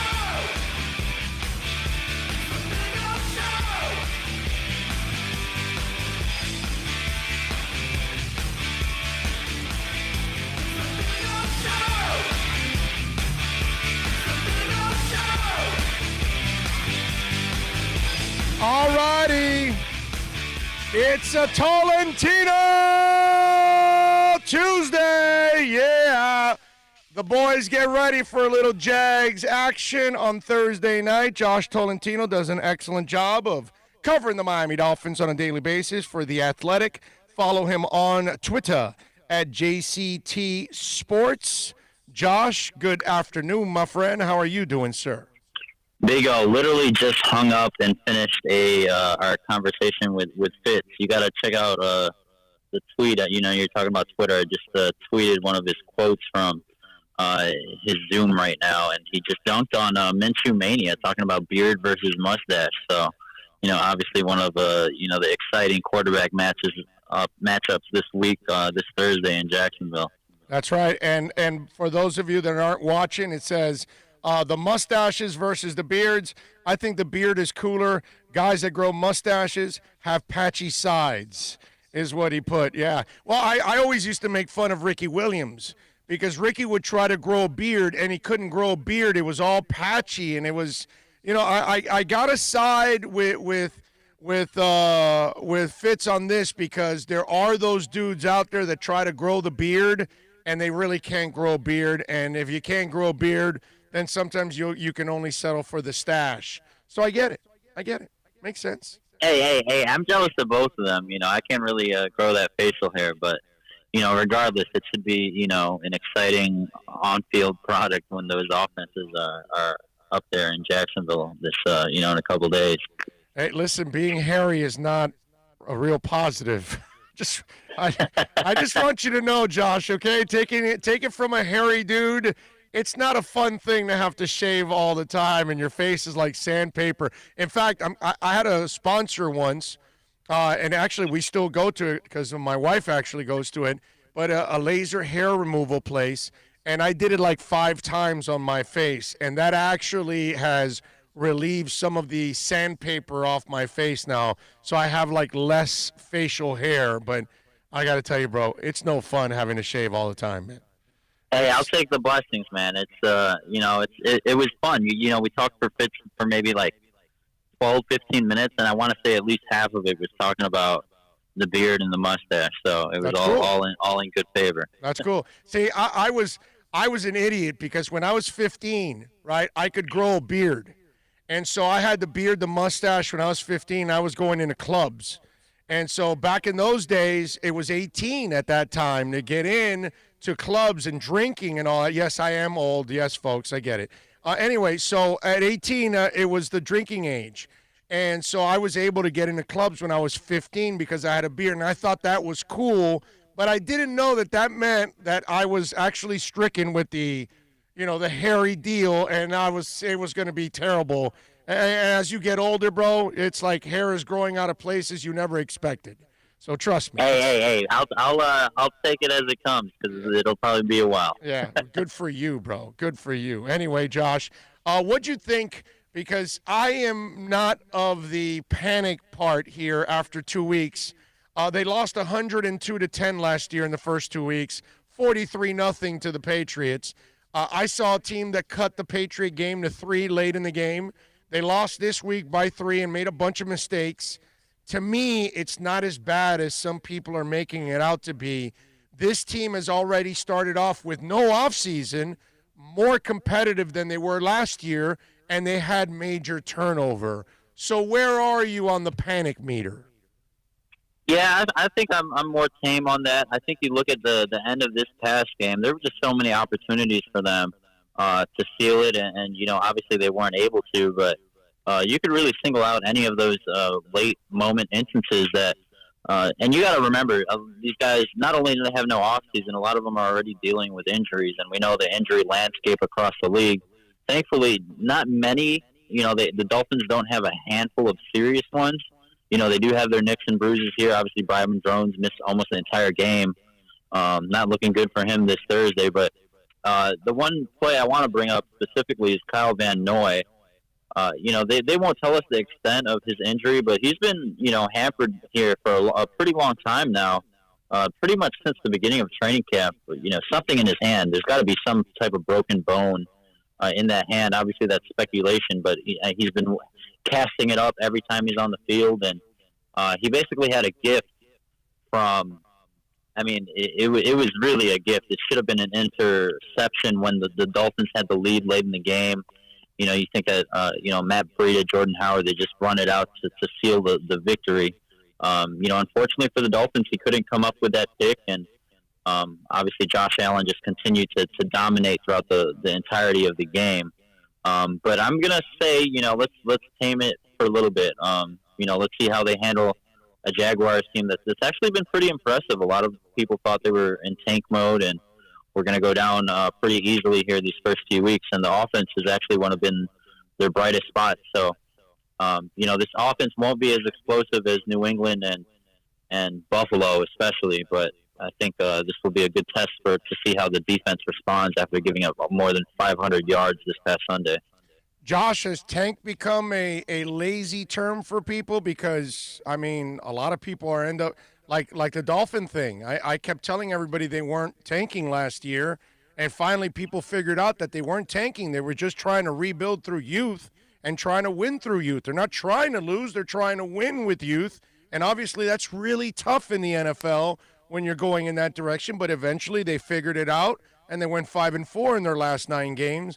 And like you just said about the Jags, well, they said they were tanking. People are saying the Patriots were going to tank too. Well, that's just not the case. Why do we have this lazy term that people just because somebody's going to reset their team, it means that they're trying to lose, when really they're not trying to lose. They're just finding another way to rebuild.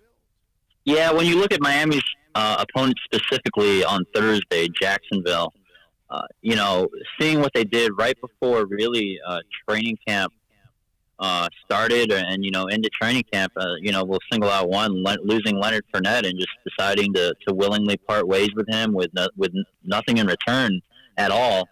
That kind of signaled, hey, we're really entering this next phase, and fans want to call it tanking, but you look at the number one draft pick next year, the consensus number one that everyone's predicting, Trevor Lawrence out of Clemson, the quarterback stud.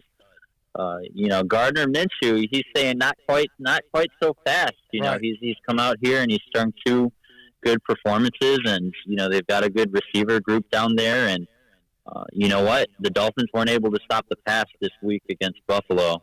And they've obviously got way more explosive receivers in Stephon Diggs, John Brown, Cole Beasley that torched the secondary. But, I'm really excited to actually see how the Dolphins match up and respond, because, week 1, it was they couldn't stop the run and they couldn't stop Cam Newton, keeping things open in the backfield. And week 2, they did a better job at stopping the run. But hey, now it's the pass that they couldn't stop. So, I think the Jags will bring a mix of both, more so the pass, but I really want to see how this secondary bounces back, and speaking with several of them this week. Yeah, and Josh, sometimes it's just, and I hate to put it this way, but sometimes a team is just saying, it's time, we just got to part ways with this asshole. And whether it's Leonard Fournette, whether it's Minkah Fitzpatrick, who is just defying everything you're doing and going to drills that he's not supposed to go to and all that. And it gets to a point where you just have to part ways with the guy, whether you got to release him or you got to trade him or whatever it is. But it does sometimes get to that point where just people say, you know what? We're done with you. One way or another, we just can't have this in the locker room anymore. And if we can't get what we want for it, we just got to move you and move on. Sometimes it's really just all about that. Yeah, I think you just think about Dolphins' recent history. Minkah Fitzpatrick last year, Raekwon McMillan, Josh Rosen just this past couple months. So Whiteside with the Miami Heat. I mean, dude, it goes on in all sports. It gets to a point where you draw the line in the sand and you say, you know what, I can't deal with this anymore. We got to move. We got to part ways with this guy. Yeah, exactly. And in the Jags case, they've actually been doing a pretty good job handling it. And, I'm super intrigued about their running back, for personal reasons. Actually, I went to school with James Robinson, undrafted rookie out of Illinois State. And, he scored his first touchdown. He actually outdueled Derrick Henry against the Titans this past Sunday. So, in week 1, again, we talk about it all the time, but the Dolphins couldn't contain the run. How will they contain James Robinson on Thursday, while also, paying attention to the Jaguars receivers? Because if anything, we saw that Fitz rebounded and that he was ready to go, and that Chan Gailey's offense looked more so what we were expecting when they brought Chan to Miami. That it's very multiple, and that they got guys like Isaiah Ford involved this past Sunday. Preston Williams still has to get it going. Devante Parker is playing through an injury. But, there are several names now getting involved in that offense, and they showed that they were able to rebound from week 1. I think up to week 3, it's actually the defense that we need to pay attention to now. Josh Tollentino joins us every Tuesday here to talk a little Dolphins. A Tollentino Tuesday at 12:30 on Tuesdays. You can catch him here. Josh, 2-part question. 1, your thoughts on the Noah Diggs thing, that they didn't switch X up with him. And then 2, you heard Josh Boyer's explanation on why they kind of stayed the way they did and all the things that they were taking into account to make that decision. So, one, your thoughts on it, and then the Dolphin explanation. What did you surmise from all of that? Yeah, you know what? I wasn't too upset, and especially if you're a fan, you can't be upset about the decision. Or really, I wasn't too surprised that when I saw Noah first line up against Diggs early on. But I think when it comes to mid-game adjustments, you got to question it. If something's not working, you got to change something. Because Stephon Diggs, it wasn't just 1 quarter, 2 quarters, 1 half. It was really the whole game that he was burning the Dolphins secondary, and most of that fell at the hands of Noah Igbenogany. The thing with Noah, though, is that you can't really question the decision at the beginning of the game, because Noah was one of the best corners throughout all of camp. Xavier Howard missed literally all of training camp, being on the PUP and COVID list, and Byron Jones took time to get acclimated, and Byron wasn't an option this past Sunday, going down with a groin injury. His status for this Thursday is unknown, and actually I wouldn't be surprised if he wasn't out there. So if you see Noah out there getting all the run again this Thursday, that would not be a surprise, because I think they're really high on this rookie, and for good reason. And more so, I mean, this was going to happen. As good as Noah was throughout camp, and every rookie, dude. Every rookie goes to. I reminded people. I was the beat guy when Pat Surtain was starting, and he was lost his rookie year, my man. I mean, it's nothing new to have a rookie, even if he's talented, not play well his first year and screw up all over the place and not have his head spinning. That's actually normal. The ones that make the quick adjustments are the guys you pick top 5 overall in the draft, like Charles Woodson and Deion Sanders and freaks like that. Those are the guys that maybe make a quick adjustment, but those are the instant Hall of Fame type players. The rest of them, the Pat Surtains or the Noahs of the world, they normally struggle their first year. It's normal. Yeah, and with Noah Igbenogany, I think it was kind of his welcome to the NFL moment, right? Because on week 1, it was obviously the run that we've talked about many times, that which the Dolphins defense struggled with. Noah really wasn't tested in week 1, but in week 2, Stephon Diggs said, Rook, welcome to the NFL, and he pretty much baptized him into the league with just so many ridiculous routes and really just out-dueling him with speed. So, but again, I'm not going to be surprised if Noah's out there getting all the run again this Thursday, because that's what he's being acclimated, or that's what's been asked of him. But let's see what they do against Gardner Minshew on Thursday. I got to tell you, Josh, I'm a big fan of Preston Williams. I think most of us have become big fans of him since he bursted onto the scene last year in training camp, where X actually called him out, like saying this guy's got number 1 potential. And I believe he does have that number 1 potential that X talked about. At that moment, we thought X was crazy and he was just talking up a teammate, but he was actually, really forecasting a really talented kid. But there's one knock that's been on him since he's been here, and it wasn't the off-the-field stuff. It's been the drops. He had several last year and kind of got over it, and then he got injured. And last week, in a key moment, he had a key drop. This is something this is the one thing that he's got to overcome so far as a wide receiver. What's been the issue when you talk to him, the coaches? What does he have to do? Is it all mental? What does he tell you?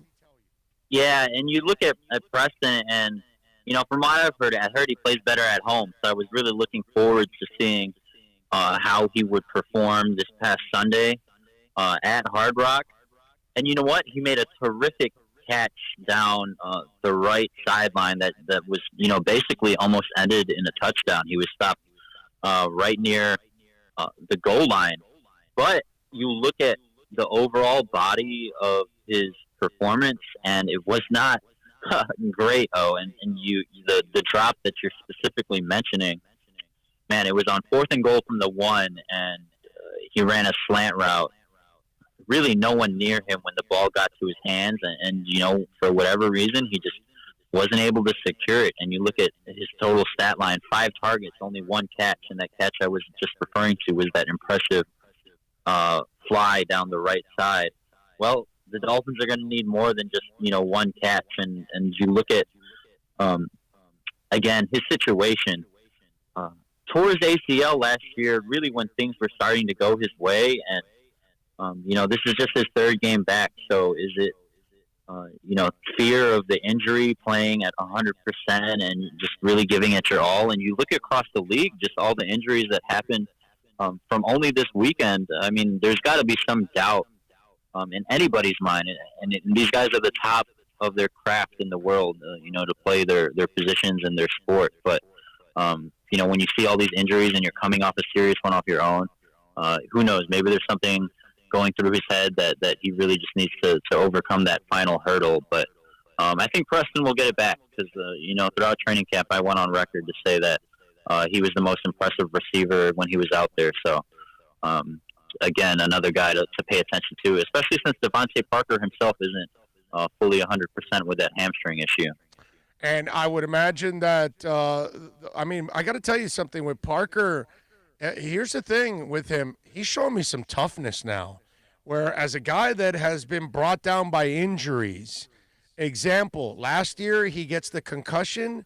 He comes back and scores 2 touchdowns the following week where we all thought, well, he's probably out this week, and he didn't. He came back. Okay, he gets the hamstring injury. We think he's out, and no, he comes back this week and makes a couple of really tough catches, physical catches. I got to tell you, I've admired the new Devante Parker that is obviously a little bit more, confident.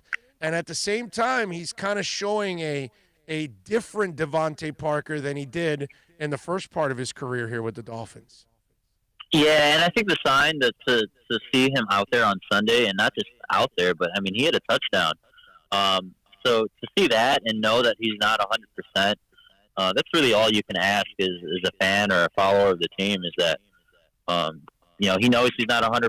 He has issues with soft tissue injuries, and you know what? He's still lined up there despite the quick turnaround, and I'm expecting to see him out there again on Sunday. But I can't believe we made it this far in the show without talking about freaking Mike Gesicki, because he was a freaking beast. I know. This past Sunday, he really showed out, and a lot of times appeared out of that slot position, naturally a tight end. And I think he's really, we saw a lot of this last year, finished second most in touchdowns on the team, but he's really starting to come out, and you see that chemistry between him and Fitz. It really seems pretty seamless out there on the field. Yeah, it's fun to watch the growth of Mike Gesicki because obviously he had a rough rookie year. You had people already. I always laugh, Josh, because you got fans and even media members that a rookie they're ready to give up on the guy after his first year because he has a rough year with Gesicki. And now you see him and he's a completely different player and he's getting better every single week. Like a lot of young guys, man, when they get to this league, they don't, Christian Wilkins started off kind of slow and then he got better as his rookie year went on. And I think a lot of people felt better about Christian going into this season compared to some of these other guys. But, I've seen people give up on Jakeem after his rookie year and he came back and bounced back. So to me, it's really nice to see this, but we watch what's going on with Noah, and all of a sudden you'll have people that are getting negative on Noah, and it's like, dude, he's a rookie. Give him some time. Plus, you thrusted him into a position that he wasn't ready for, and he goes up against one of the 10 best route runners in the NFL in Stephon Diggs, which I don't think people realize. I'm not telling you Diggs is one of the best receivers in the NFL. I'm telling you Diggs is one of the best route runners in the NFL. He knows how to set up corners better than most people do in the league. And that's a really tough assignment for a young guy like that. So to get down on people like Gesicki and Noah and Jakeem and all these kind of cats in their first year, I just find it baffling, bro. I really do. Yeah, again, and you bring it back to Gesicki. I think you really see him thriving now. He built that relationship and that chemistry with Fitz last year. Fitz knew whenever he was in trouble that he could, they developed this relationship that if he threw it in Gesicki's way, he knew that there would at least be a chance of him making a play on the ball, that if you get the ball, within the vicinity of Mr. Mike Gesicki, that he's going to go up and give it his all and use his body against whatever opposition is on him and make the best play on the ball. And then now you're just seeing a continuation of that foundation that they built. Is that, man, Fitz threw like so many. I think he had 11 targets this past Sunday, and Gesicki almost caught everything. I think he had 8 catches, 130 yards, a touchdown. But I mean, if Dolphins fans haven't seen it, and I know most have, you got to go back and look at the highlight tape, because there was just this one throw and catch that Gesicki he made running across the field behind his body, one-handed. There really are not that many people in the entire world, not just players in the league, that can make that catch. It was just so impressive, and again, patience is needed, as you know what we're talking about here. All right, Josh, so let me put you in an impossible position and a question you probably can't answer, so you'll probably thank me for putting you in this position. This is a really tough offseason. Most teams didn't have an offseason. A lot of teams are out of sync, but for some miracle, some things are in sync, some things are playing pretty well. One of them is the Dolphin offensive line, my brother. 80% change on that line. Only Jesse Davis is the one lone returning dude, and yet somehow or another they've allowed 2 sacks in the first 2 weeks. Myles Gaskins either averages 4 or 6 yards a carry. Take your pick. Can you explain this? Can you explain how a team that didn't have an offseason and the toughest position to actually develop chemistry, I believe, is the offensive line? How in the hell are these guys playing this well? Yeah, I honestly thought, I mean, you look at the New England game, I kind of thought that was a wash, just considering all the names that the New England's defense lost. They didn't have really any stud players. But you look at Buffalo, who they just faced, and, that's a pretty serious front seven. I know they were missing 2 of their starting linebackers, but, again, those edge rushers, those are legit edge guys. And, for the most part, Miami held its own. And that was actually the first question that I asked Flo on Monday morning was, how do you think the offensive line held up in week 2, and how are they coming together? And, Flo is very, when he speaks, he doesn't reveal too much of what he's feeling. Yeah. But you know what? He actually said that they held it together, and obviously improvement for any position. And as they could, they could have not given up that sack. But for the most part, they've really held their own. And you look at the 4 other guys outside of Jesse Davis, 2 veteran guys in Eric Flowers and Ted Karras, and then 2 rookies, Austin Jackson and Solomon Kinley. And so far that they've held their own. I mean, they're going to get beat a couple times. I think that's with anyone, with those power rushes and bull moves down there, swim moves, whatever you have it, they're going to get beat.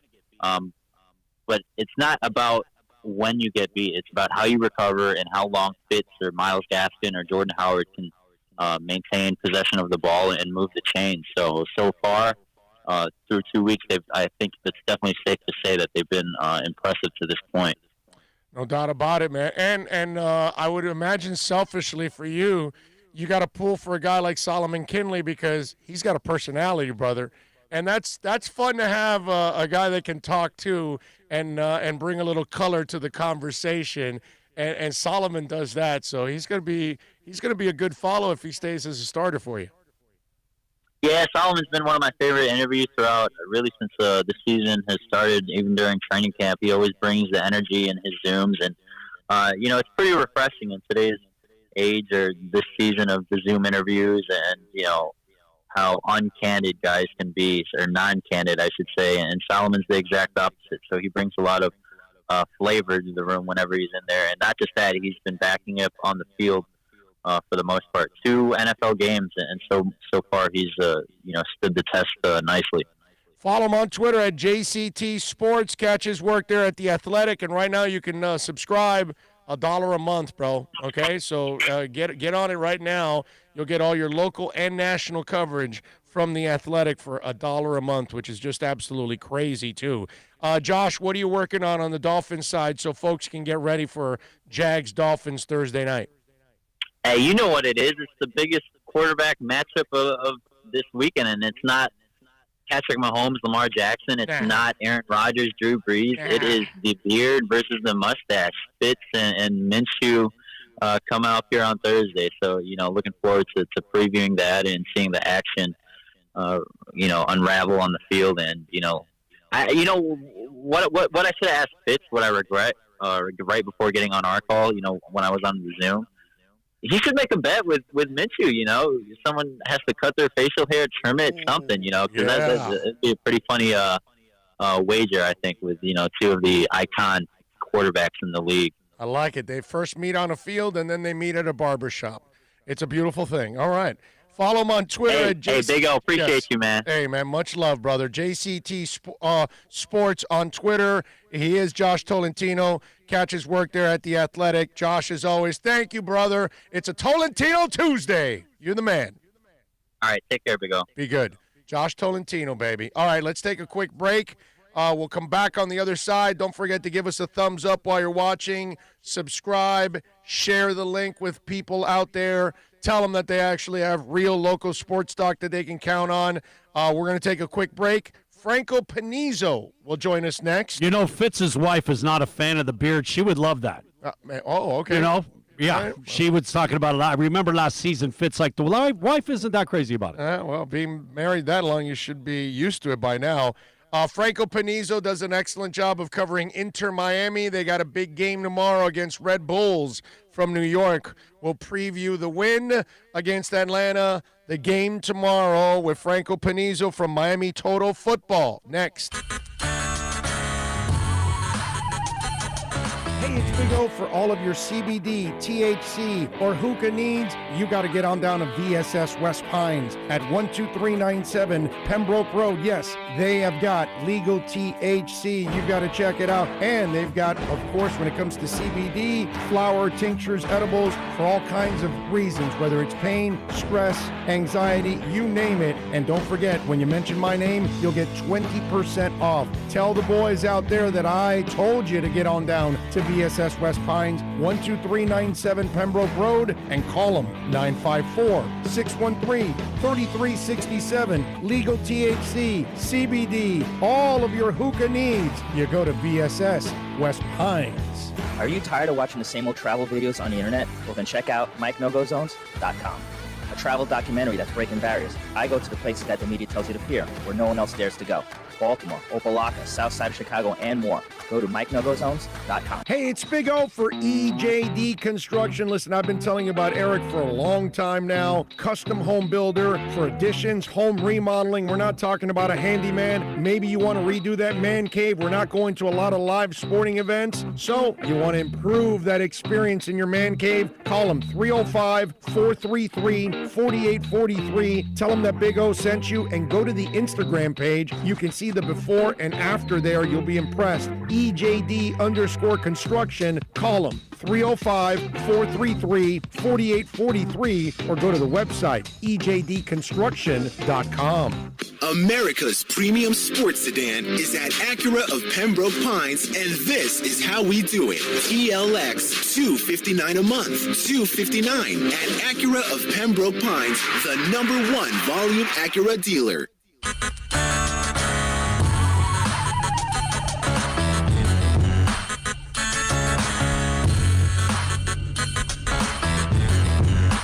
This is the Big O Show. This is the Big O Show. This is the Big O Show.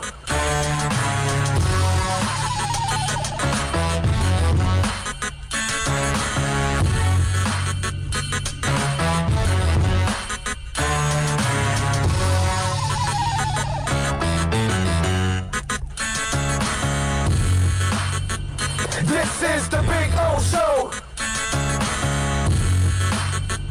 This is the Big O Show.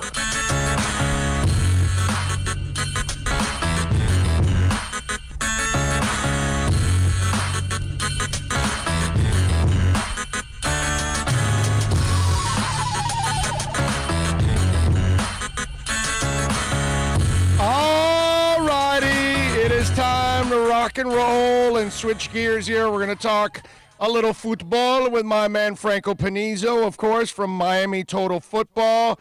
And you can follow him on Twitter at Franco Panizo. You can also follow the podcast, Miami Total Football. If you want to find out about your Inter Miami squad, he is always talking a little Inter. And tomorrow night, they will host the New York Red Bulls at Inter Miami CF Stadium. And let's hope the boys can pick up a big victory. Let's bring them aboard. Franco, how you doing, my friend?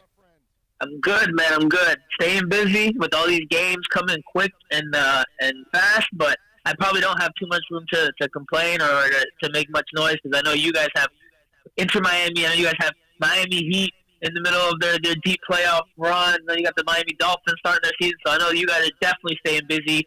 Probably way busier than me, so I don't have much room. It's good though. It's refreshing after those 4 or 5 months of downtime that we had. So it's definitely been good to stay busier now. Yeah, not only that, dude. It's the other thing is that we see the growth right now, and you look at at first the first 5 games, first the 2 games, then we had the COVID stuff, and then we come back after the COVID stuff. You go to the tournament, and it's 3 and out, so you're 0-5. You're playing terrible. You measure that to the last 7 games now. And it's a completely different team now. They're having a lot more success. There's probably a lot more confidence right now on the pitch. Yeah, there's definitely been gradual improvements. It hasn't been obviously major improvements overnight. It's taken game by game. And you saw in this last match, one thing that's definitely worth pointing out was obviously the attack played much better, probably the best 45 minutes that they've had in that first half against Atlanta United. But it was more because of the collective that the attack was able to show so well. Yes, they got 2 early goals, and that helped kind of open up Atlanta because Atlanta had to come out and play a little bit more than they probably maybe wanted to in those opening minutes. But the collective, you saw everybody get involved in that first half, whether it was Juan Agudelo and Brett Shea scoring goals, or Rodolfo Pizarro looking for combination play, or Lewis Morgan getting down the wing, Nicolas Figal getting down the wing, Ben Sweat getting down the left side and trying to find some crosses. Blaise Matuidi and Victor Ulloa also getting involved and getting further up the field to try to either take shots or make passes. So it was an overall collective display in the attack, and that's what led to the best half of attacking soccer in Miami. They finished with 10 shots and 4 on target, far and away, just statistically, if you just want to look numbers-wise, their best half of attacking and playing soccer. Obviously, the second half, they had to defend a little more, kind of lost their stranglehold on the game, but they closed it out. They were able to defend very well as a group, as a team. It was the most complete performance they've had. Obviously, there's some things they want to address and fine-tune going forward, especially since they won't be playing Atlanta United in these next 2 games. Obviously, Atlanta United is a team in transition with an interim head coach, and they didn't have any of their difference makers on the field in this last game. But you can only play who you have in front of you, and Inter Miami did a great job of that over the weekend. Hey, isn't the team tomorrow looking for a coach too? Yeah. The New York Red Bulls are also a team in transition, a team that I covered very closely during my time in the Northeast. They've normally been a top of the East team, and they've always been a contender out in the East, at least over the last decade. But yeah, I mean, they're going through a rough patch. The results haven't been there. The coaching change happens. Doesn't seem like this roster that they have has enough talent, enough difference makers. But the one thing that they do very well, and they have done well over the last few years, is that they are a high-pressing team. Kind of like Inter Miami, but maybe even a little more so. And then, like, their previous head coach, hold on, I'm trying to think. It was 2 head coaches ago now. His name's Justin Martin. He's coaching in Europe, very young, up-and-coming American head coach who's paving the way and making noise over there in Europe. He said during his initial inaugural press conference, and he kind of got some stick for it, was that he's like, this is an energy drink. So we have to high press and be very energetic. And then fans were like, oh my gosh, he's selling the corporate line. But he ended up being a fan favorite because the team played very well with the high press. And Miami is coming off a game that like I just touched on, in the second half, they did a lot of chasing, a lot of running after the ball, and they were definitely tired. Juan Agudelo, after the game, said in his post-game press conference, he was so tired from defending, he didn't have energy to attack at times in the second half. So that's something that you got to keep an eye on tomorrow, because Red Bulls can press you high up the field. They like to win the ball up the field and create chances off of turnovers in those deep positions. It's just how they play, how they played for a long time. They probably lost a little bit of that, but knowing that Miami's probably got heavy legs after playing such a heavy schedule these last few weeks, expect Red Bulls to try to come out and press Miami. Red Bulls don't necessarily play the prettiest soccer. They don't necessarily knock the ball around a ton or try to open you up through possession. They just try to fight and battle and win balls high up the field to create chances in a short space. So that's something Miami's going to have to plan for and look out for, because definitely the tired legs can definitely cause errors at the back and issues in build-out, and that's what the Red Bulls like to make their money off of. So sounds very much like Nashville? Yeah, but the Red Bulls are more – the Red Bulls will come and meet you and smack you in the face a little bit higher up the field. Right. Whereas Nashville kind of sits back in they'll play in their box, right? They'll pack the box. In other words, yes. Look for the counter. Red Bulls are more like, hey, we're going to high press you to death. And again, like they've lost some of it which is why their last full-time head coach just got let go a few weeks ago, and they're still trying to figure it out under this interim coach. But it's still like a lot of the players that have been playing in that system over the last few years are still there, so they still know how to do it. And I wouldn't be at all surprised to see the Red Bulls play that way, given that Miami is running probably on tired legs at this point. A lot of short turnarounds, a lot of games coming quick. So they had a full week last week, but then they've got another 3 games in 7-8 days again. So definitely something that I think the Red Bulls will try to take advantage of tomorrow. You know, something I talked about in the pregame show was that a lot of times, and it doesn't matter the sport, but teams, when they make a move for a big player, big name, there comes an inspiration type of effort. And I thought because of the Higuain move, maybe you'll get one. And I thought you got a pretty spirited effort from Inter this past week against Atlanta on Sunday. And I think that will continue tomorrow against the Red Bulls, knowing that Higuain is coming. I think there's a part of, sometimes where players want to say, not that he belongs with us, that we belong with him, that kind of stuff. So do you believe in any of that even the effects of Higuain coming could help motivate these guys to play at a little higher level, especially the guys up front that know, hey, we're gonna lose some playing time because Higuain's going to be the guy at the top? For sure. I mean, there's definitely some element to that. You get a big name player in the group, even though he's not training with the team just yet, and that kind of brings a little bit of excitement to the team and something to push forward and talk about and drive, and that helps you carry some momentum into matches. So I definitely think there's an element to that. I think, like you said as well, there's also that element of players knowing that they need to impress now, because there's going to be less minutes for certain spots now with Higuain in there, or for the striker spot. So for instance, Juan Agudelo had I think it was his best game of the season. Yeah. I don't think it was just because of. I mean, it was definitely not just because of the goal.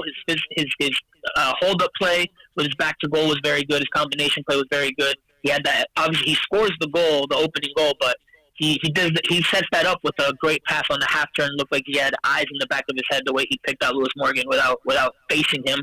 So it was his best performance. But I think for Agudelo, it's more of just. I don't know. I think he feels something extra special with this team and with the city and with the market.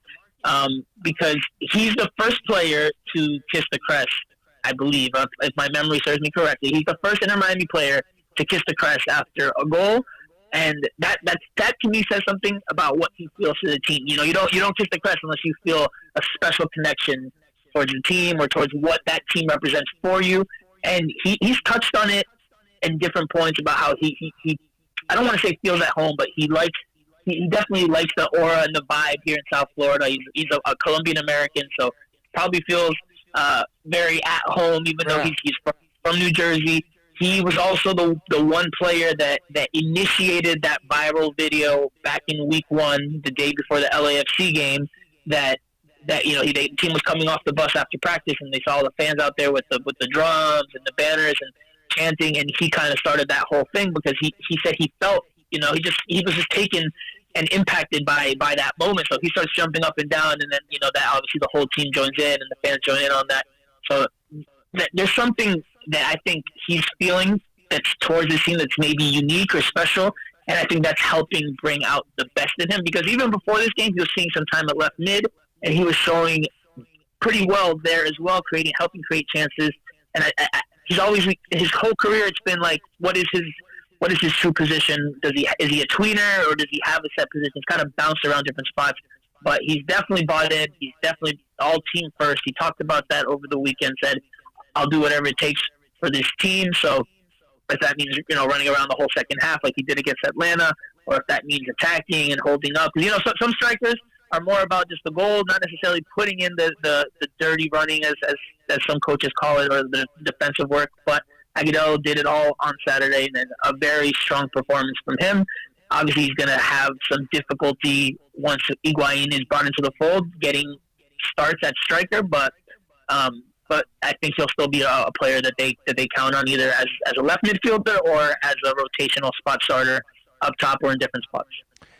Franco Panizzo, by the way, joining us from Miami Total Football. Check out the podcast, Miami Total Football. Inter Miami will host the New York Red Bulls tomorrow. I'll tell you something that I've been watching as the season has developed.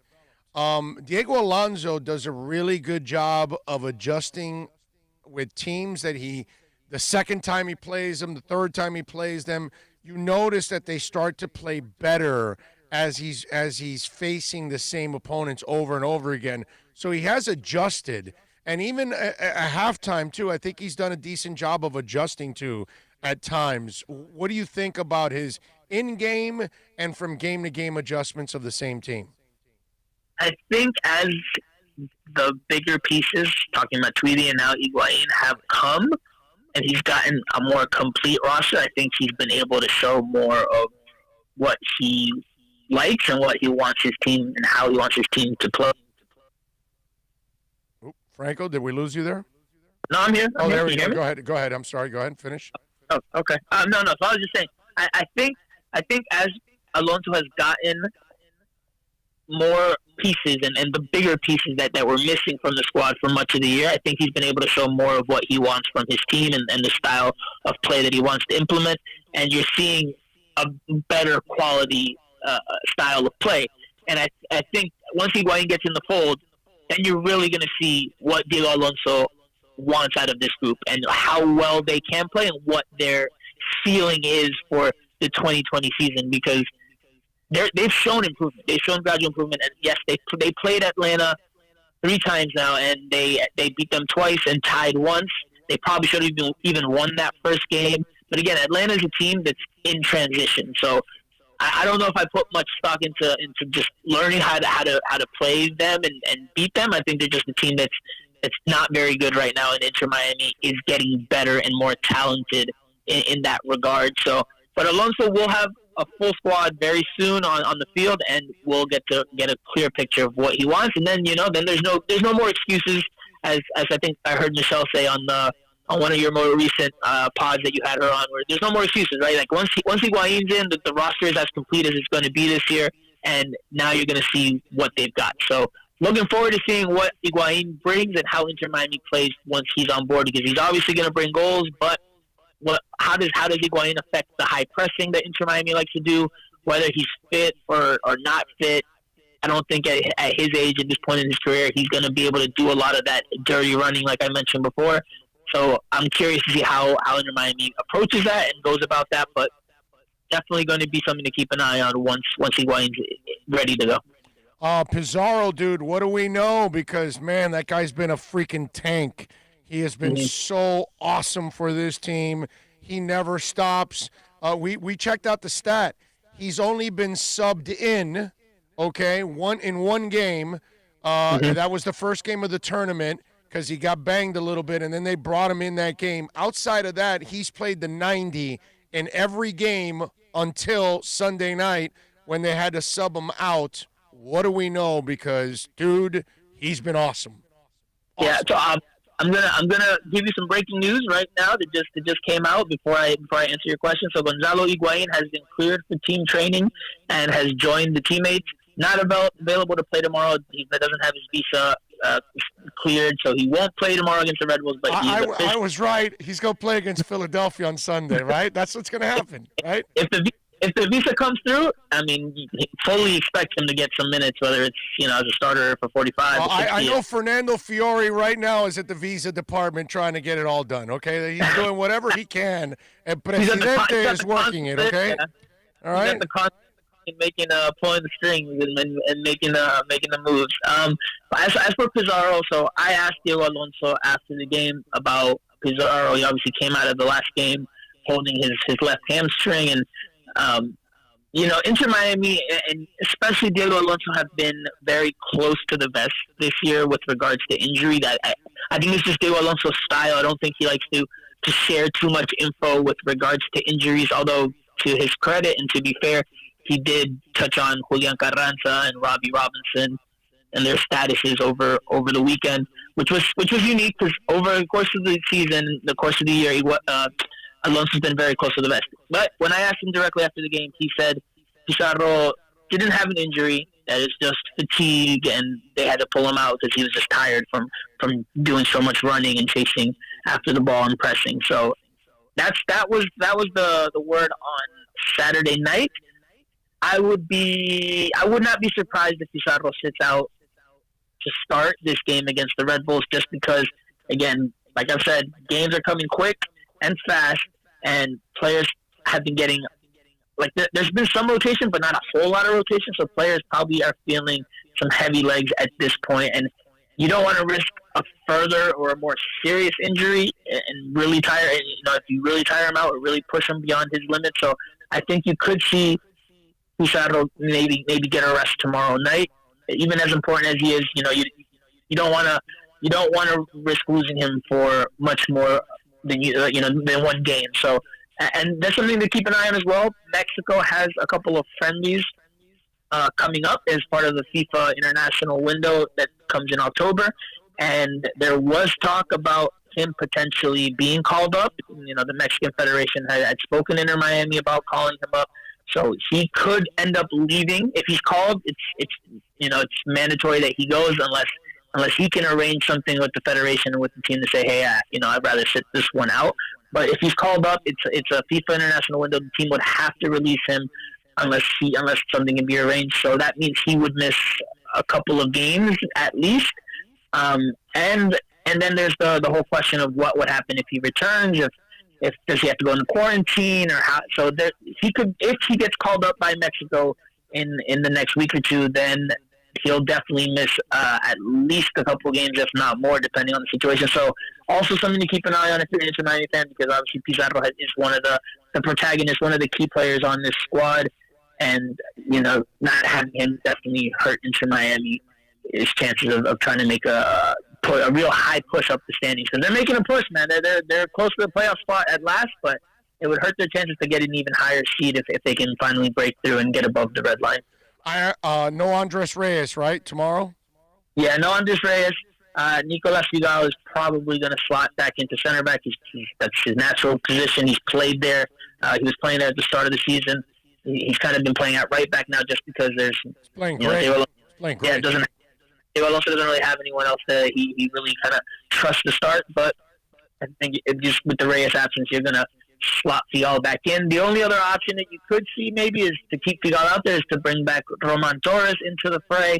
It's essentially going to be, you bring Roman Torres in at center back and leave Figal out on right back, or do you tuck Nicolas Figal back into center back and throw out the rookie Dylan Nealis at right back? But Nicolas Figal will speak to the media today and in about 5-10 minutes. So he will, we'll ask him and we'll see, if he sheds any light as to which way it's going. And figure out if he'll be playing center back or right back. I think he'll be at center back tomorrow, and he can do probably he's done a good job at right back, but he's done an even better job when he's played center back this year. So definitely think he'll play there, and he'll do well because for me, he's been the best player, the most consistent player for Inter Miami this year. I know Pizarro gets a lot of love because he's pulling the strings in the attack, but I think the most consistent player, and Diego Alonso agreed with me when I asked him after which game was it?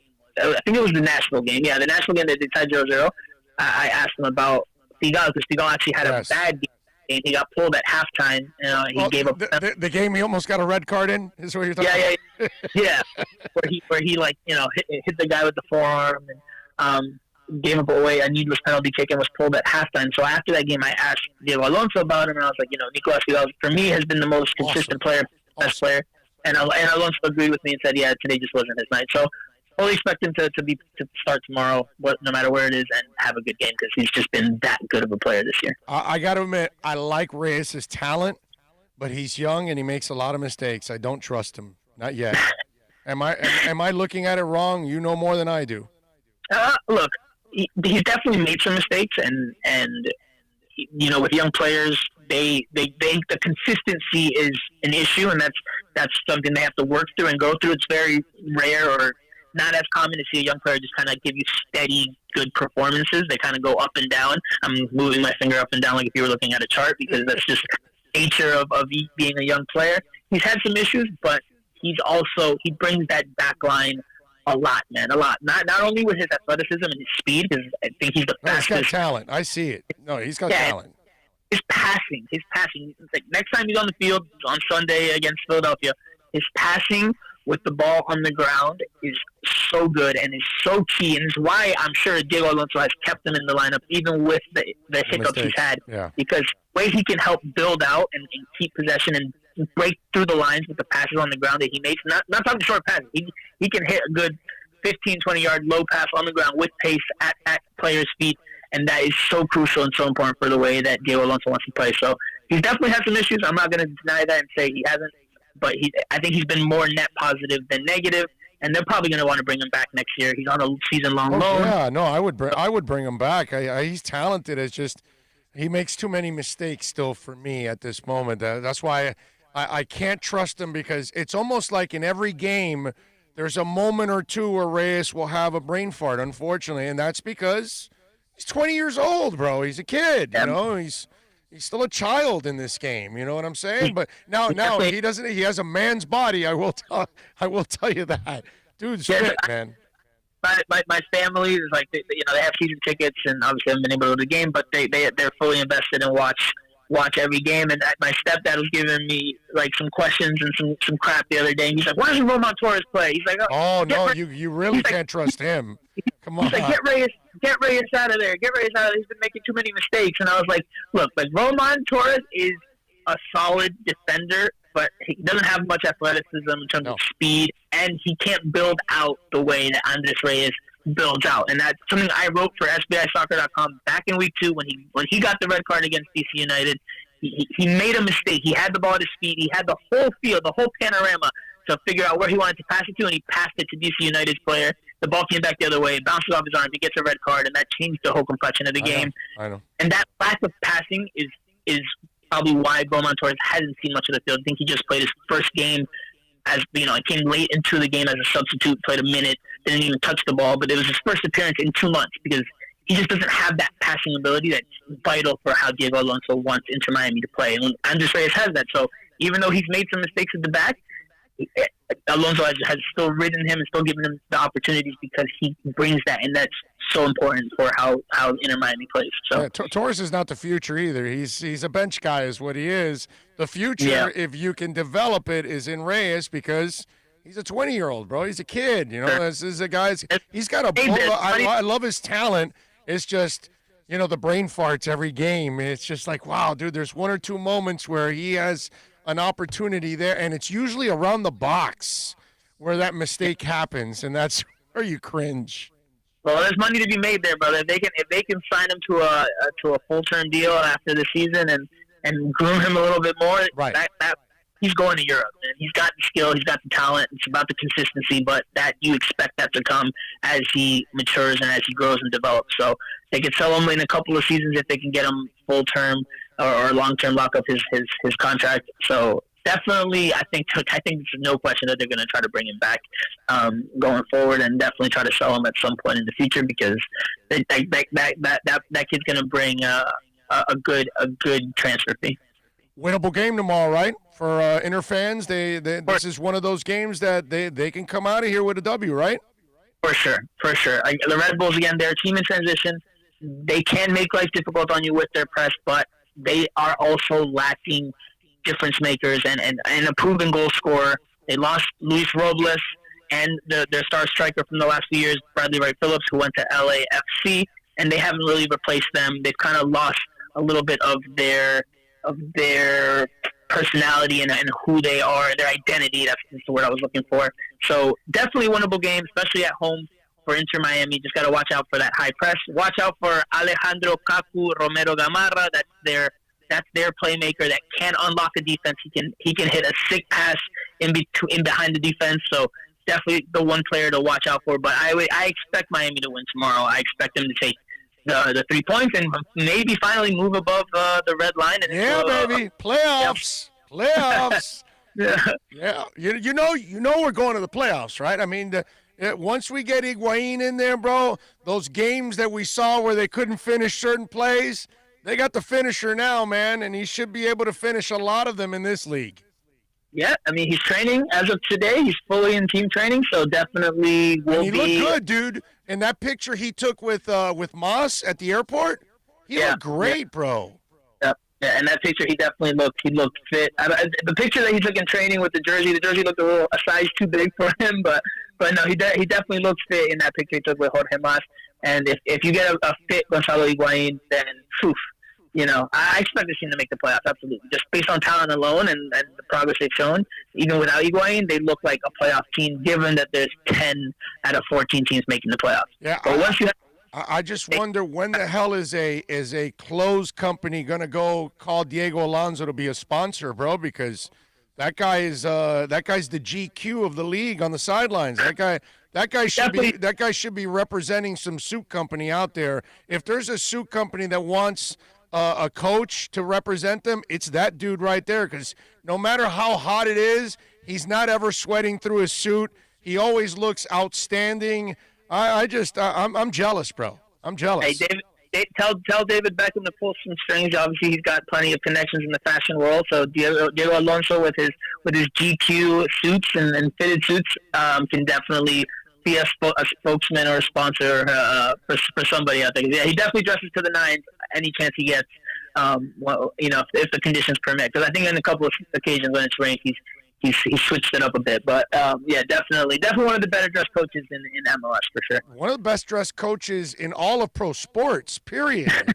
He's our new Riley, bro. You know what I mean? Like locally, he's the best dressed guy, guaranteed. Because Spo wears the silly Miami Heat shirts and stuff like that, and it's like, come on, bro. Wear a suit like Riley did. We're in Armani, bro. Come on.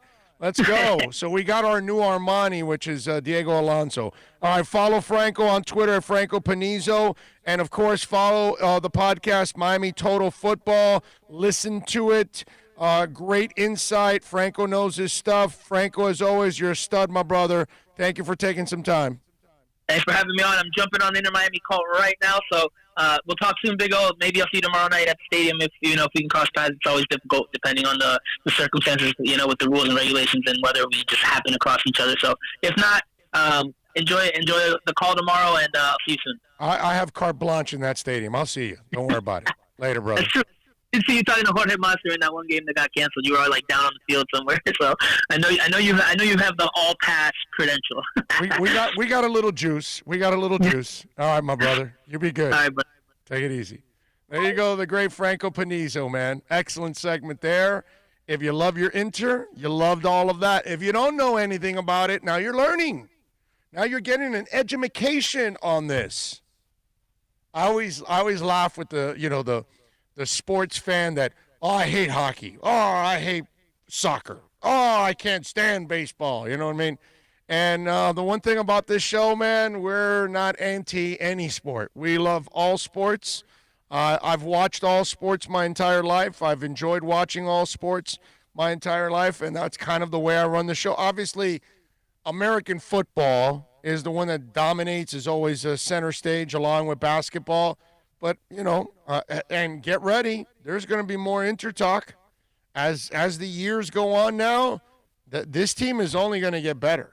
I mean, Jorge Mas did not build this team to, be, a flash in the pan or something. He wants to be the Celtics of the MLS. He wants to be the Yankees of the MLS, That's what he's trying to be. He wants to make Inter Miami an international label, So, and I believe he will. And don't bother if when I'm talking hockey and you say I hate hockey, and when I'm talking soccer, I hate soccer, and if I bring somebody on for baseball and I hate baseball, it's not going to change who I am, okay? I'm going to talk about all sports. I follow all sports. I love all sports. That's just the way this show rolls. All right, let's take a quick break. I do want to tell you about Mudias Dental. We love talking about Mudias Dental. 305-821-0231. If you're looking to fill a cavity, clean your teeth, Invisalign, implants, whatever it is. I had to straighten out the bottom teeth, and I was able to do that. You can do the same thing at Mudias Dental. State-of-the-art equipment, family-owned. You're going to love the place. It is absolutely amazing. And tell them that I sent you. They'll take care of you. 305-821-0231. That's 305-821-0231. Follow them on Facebook, Instagram, and Twitter at Mudias Dental. Go to the website, mudiasdental.com. America's premium sport compact sedan is at Acura of Pembroke Pines, and this is how we do it. 2020 ILX, $199 a month, $199. And Acura of Pembroke Pines, the #1 volume Acura dealer. Hey, it's Big O. For all of your family dental needs, please reach out to Mudias Dental. I've known Eric for a while, a big fan of our show. Call him at 305-821-0231. Whether it's you or your kids that need some dental help, whether it's implants, Invisaligns, they are the experts. Or if you're just looking to fill a cavity or clean your teeth, or maybe even get a crown, you are going to love the professionalism, the family-like atmosphere. And of course, when you talk about being clean, that's what it's all about in today's society. You are going to go to an extremely clean place. Go to mudiasdental.com, go to the website, follow them on Facebook, Instagram, and Twitter at Mudias Dental. Tell them that Big O sent you. 305-821-0231, or go to mudiasdental.com. Are you tired of watching the same old travel videos on the internet? Well, then check out MikeNoGoZones.com, a travel documentary that's breaking barriers. I go to the places that the media tells you to peer, where no one else dares to go. Baltimore, Opelika, South Side of Chicago, and more. Go to MikeNoGoZones.com. Hey, it's Big O. For all of your CBD, THC, or hookah needs, you got to get on down to VSS West Pines at 12397 Pembroke Road. Yes, they have got legal THC. You've got to check it out. And they've got, of course, when it comes to CBD, flower, tinctures, edibles, for all kinds of reasons, whether it's pain, stress, anxiety, you name it. And don't forget, when you mention my name, you'll get 20% off. Tell the boys out there that I told you to get on down to VSS West Pines, 12397 Pembroke Road, and call them 954-613-3367. Legal THC, CBD, all of your hookah needs. You go to VSS West Pines.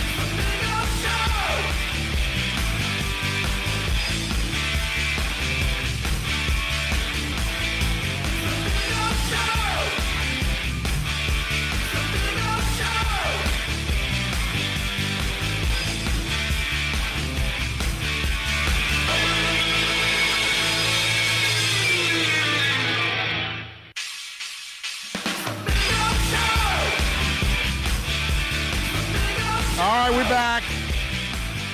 GP Trap Hewitt says, I love all sports. 1 hockey, 2 college football, 3 pro football. And then he says, nice hat. Thank you, sir. It is a great hat. Super comfortable, too, man. It's one of my favorite hats lately that I've been wearing because it's so damn comfortable, man. It is so awesome. Baked Beans says, we're 0-2, start 2 Thursday. Yeah, Baked Beans, that's not going to happen. You might be baked because you're smoking something else, but not beans.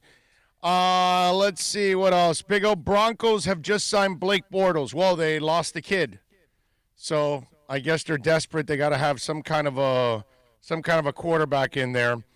Start 2 on Thursday. Stick to legumes, baked beans. Okay, start 2 on Thursday. Stick to what is it? Legumes? What is that? At baked beans. Okay. Coming down to Miami for a Canes game this weekend. Can anyone recommend a spot I can pick up some Canes apparel?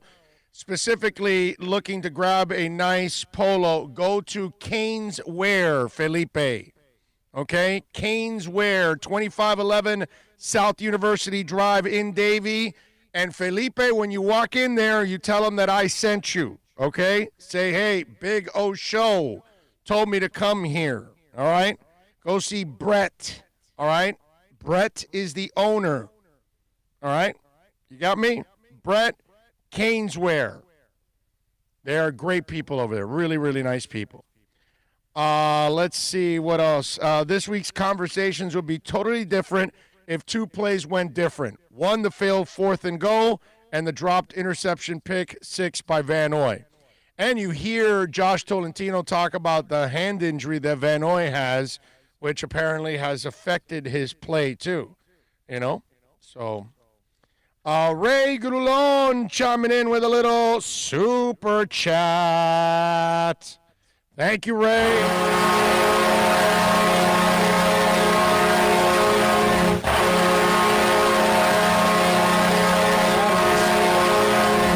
I need batteries. But I said, but I'm tired. We'll have it for next week. I'm tired.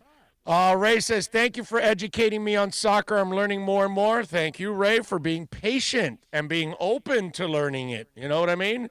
There's some people that just close-minded, and then you're gonna cheat yourself out of a pretty cool experience and a team, by the way, that has a owner that is as committed to winning as it gets. Okay? I mean, you could tell by all the moves they're making. Big O, your VSS West Pines commercial needs to end with, and ladies, when I'm at VSS West Pines, you can get all your TLC needs met. Nice. Nice, Radically. Ohio John says, call me crazy, but I'm in no hurry to put 2 on the field in 2020. Ohio John, I love you, brother. That's common sense. There's no hurry. None. None whatsoever, bro. It's fine. Let the team develop a little bit more. Let the line get settled. They're already playing well, but let them get really confident. Let them get that running game going, everything, in tune. And if they're not in playoff contention, then you can start to put them in there. But for now, I think for about a half a season at least, you need to have Fitz in there. And if you have a winning record and you're still alive for the playoffs, then you continue with Fitz. And if you fall out of playoff contention, then you throw Tua in for the last couple games of the season. Maybe he plays the last 2, 3, 4, 5 games of the season, something like that. But I'm with you. I'm not in a hurry. I'd rather put him in towards the end when the team's better. Look like last year, right? You don't want to put him in the first 7 games. You want to put him in when you're 5-4, right? When you were playing a lot better. Same thing here. Now, the problem is if you're playing better and you're in playoff contention, you can't bench Fitz. It's like some of the guys now that have said, start him on Thursday. Well, why? We didn't lose because of Fitz. Fitz made the game-winning throw to Preston Williams. So, look, last year Fitz sucked the first few weeks. So they had to throw Rosen in because it was bad. And then when Rosen failed, they put Fitz back in, and he took off and played well. Just knee jerk, man. That's all it is. Come on. Hey, you had to have learned something from Flores. If you're helping him win, you will stay on the field. If you're helping him lose, you will not be on the field. And he doesn't care if you're a first rounder or a street free agent. He doesn't give a shit. Okay? That's just flow. Help me when you play. You're a baby, I don't care. You're a 12-year veteran, I don't care. You're helping me win. That's what it's all about. You should have learned that already from Flo. So Fitz had nothing to do with the loss last week. And the week before, he was only at fault for one of the interceptions. Let's see. Hank Goldberg's left nut says, no rush on Tua. Focus on getting the defense better. Fitz is doing fine. Boom.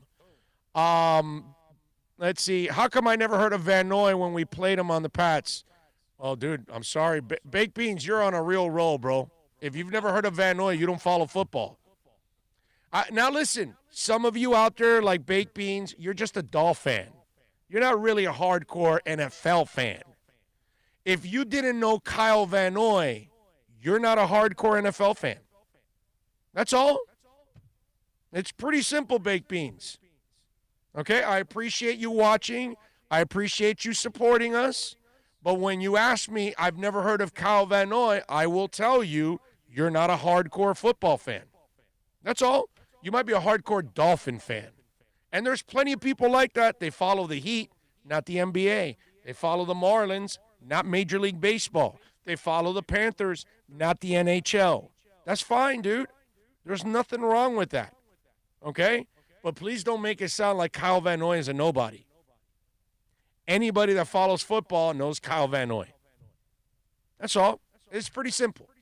If you don't know Kyle Van Noy, then you're really not a hardcore football person. Okay? Let's see. Van Noy was a good player for the Pats. He has been very, Jeremy's now explaining to the guy. Let's see. Gus says, Notre Dame football cancels practice after 4 players test positive for COVID. Oh, I might have jinxed it. He never misses a free throw, the dunk. A field goal. Bro. He's hit 47 straight field goals. Man. Clank. My dad's at home right now freaking out because of you. That's awesome. I was just praising college football because of that. I mean, it's only Notre Dame football practice, so maybe it's not a big deal. It's just one practice. It's not the whole game or anything. So we'll see what happens. But I am impressed that college football has even made it through the first couple of weeks. I got to be honest. They were one of the schools that had a rash of COVIDs when they first opened. Oh, yes, you're right. They were one of the schools. You're right. Matthew Walker goes to Baked Beans, and you probably thought Mitchell Trubisky was ahead of Mahomes because Mitchell didn't have to wait to start. And then Drew Boo goes, Baked Beans, you trying to be funny? So that's how crazy it is to say I've never heard of Van Noy, that they actually think, Baked Beans, you're joking, but they don't really know that you're not a hardcore football fan. That's the problem. Oh, I love it.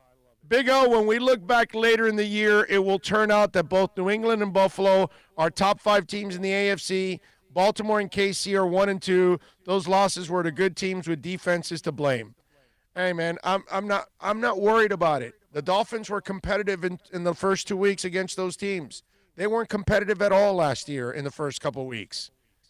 They were losing by hundreds of points. So I mean, give me a break. I'm not worried about it. I really am not. I think the Dolphins might even win on Thursday. And then people will maybe relax a little bit more after that happens. No, let's put some expectation. We should win on Thursday. Jacksonville has lost a lot of their main players, man. We should win that game. I mean, shouldn't we? Shouldn't we? I don't know if we're not at a point that you can say we Put any should expectations. win. No, we can have expectations to play well, play hard, be competitive, but to assume a victory, I don't think we're there yet. We're not there yet, bro. We can lose to everybody in the league. You know what, man? We're a dropped pass or a dropped interception from winning against Buffalo. I'm not arguing with you. I'm just telling you. And Jacksonville kind of gutted. I get it, but they've gutted their team. But we're not the kind of team to say that we should be beating anybody yet. We're not there yet. It's game 3 of a complete rebuild in year 2. There's no way. I'm just thinking on paper, man, them against it, like. No, we're on the road. We could lose, bro. Their quarterback is playing well, too. Their running back, they got rid of Fournette, and then James Robinson's kicking ass. Oh, Robinson's done well, man. Right, so. And he is a bell cow. That guy is on their field for them 80. I'm brain farting now. I know what you're talking about. Yeah. I know you're. The other kids. They got a little something. The kid's going to be a pain in the ass to cover this week. So, yeah. You know? I'm not going to do that to the Dolphins. Now, I expect them to be competitive. I expect them to be in the game. I'm going to pick them to win this week, but I'm not going to assume that they got to win because they're not there yet. But I don't expect them to get blown out. You know what? I'm thinking about it historically. Jacksonville is a team that we have issues. They've done well against us. You know what I mean? Yep. Jeremy Granger says, so true on that. Chalk and cheese Dolphins this year compared to last. So impressed already with at least the very least our O-line, which was horrific, games 1 through 7 last year. Man, no, we're competitive right now. Right there, man. They cut the New England game to 3. And the Buffalo game, they lost by 3. I mean, if a couple plays go our way, that's all it is. We got a W on Sunday. I think the Dolphins are not nearly as bad as people make it out to be, man. I'm sorry.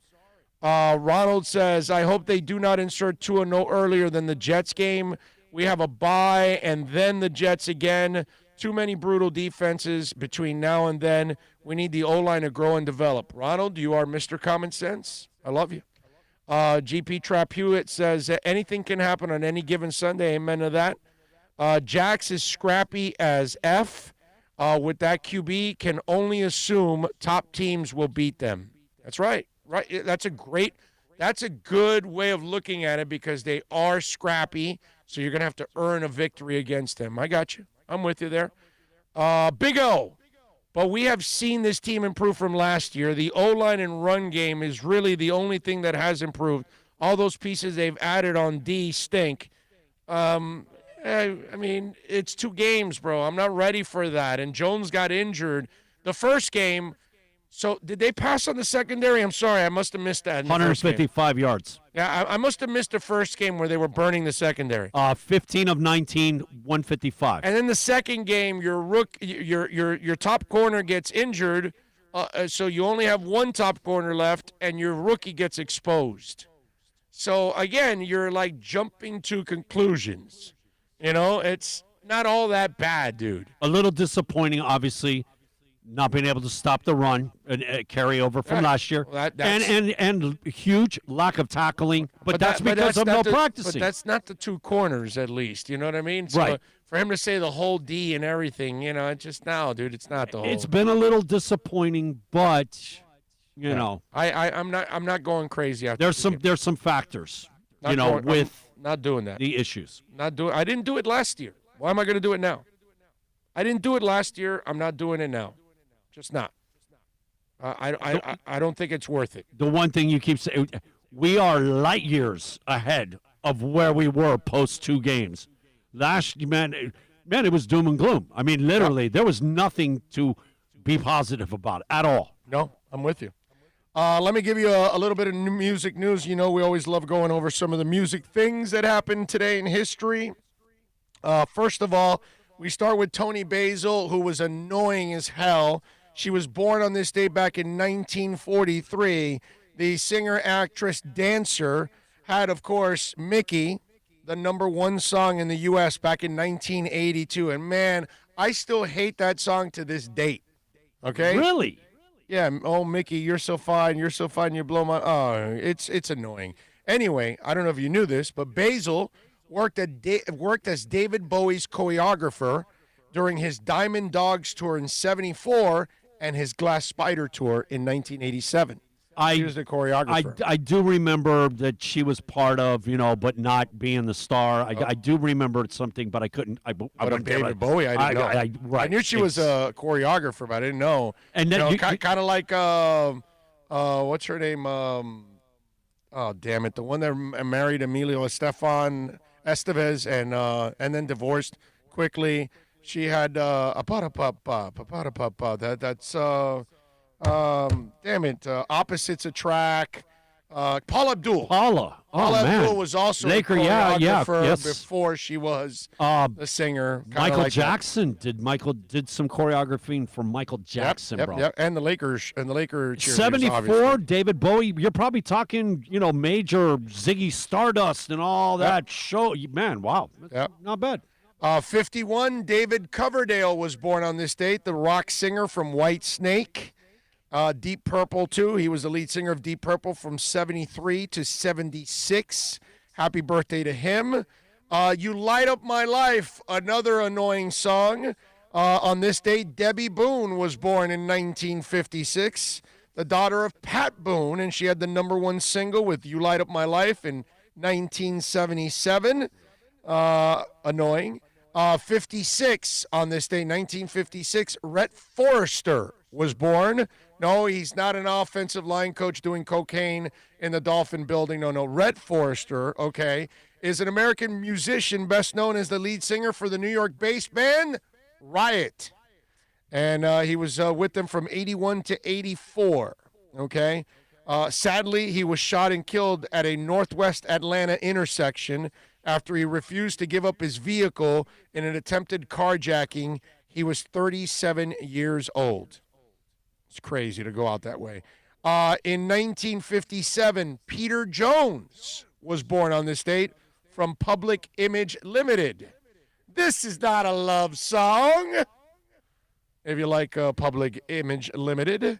Let's see what else. In 1958 on this date, one of the lead singers of the Runaways, and a solo artist and a Hall of Famer, Joan Jett, was born on this date, founding member of the Runaways, and obviously had the #1 single in the U.S. in 1982 with I Love Rock and Roll. Okay? She's also known as the godmother of punk. In 1975, Mystical, Michael Taylor, the U.S. rapper, was born on this date in 75, had the #1 U.S. single with Stutter back in 2001. Happy birthday to them. In music history, we start off in 1969. A new weekly TV show started on this date in 1969.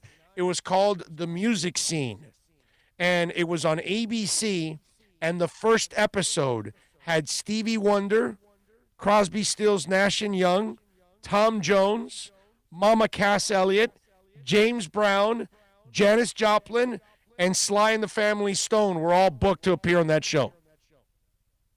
Is that one hell of a show or what? That's a stacked group, man. That's a show I want to watch over and over and over and over again.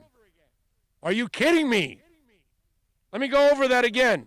James Brown, Stevie Wonder, Crosby, Stills, Nash & Young, Tom Jones, Mama Cass Elliot, Janis Joplin, and Sly and the Family Stone. Are you kidding me, bro? I got to find that show on YouTube now, man. That's what I need. That's what I need to do. It started out strong. What happened? Right? Yeah. I mean, how do you follow up that one? Yeah, exactly. That's yeah.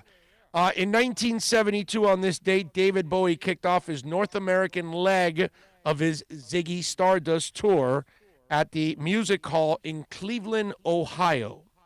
In 1990, Garth Brooks' album No Fences entered the U.S. album charts. It went on to become the biggest selling country album of all time. Sold over 13 million copies in the first 5 years of release.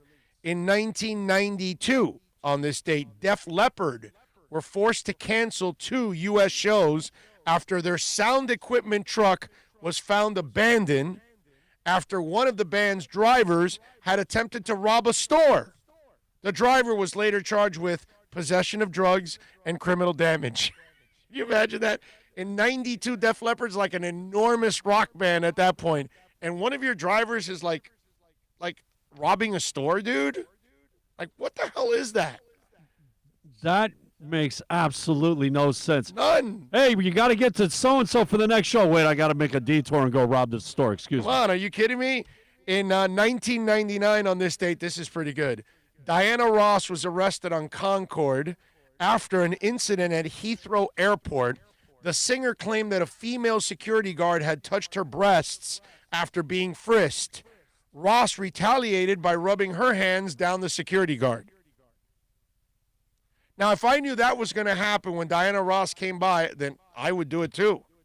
Feel Diana Ross, she feels you. I'm just a little reach around by Diana. I'm not, opposed to a little cheap thrill every once in a while.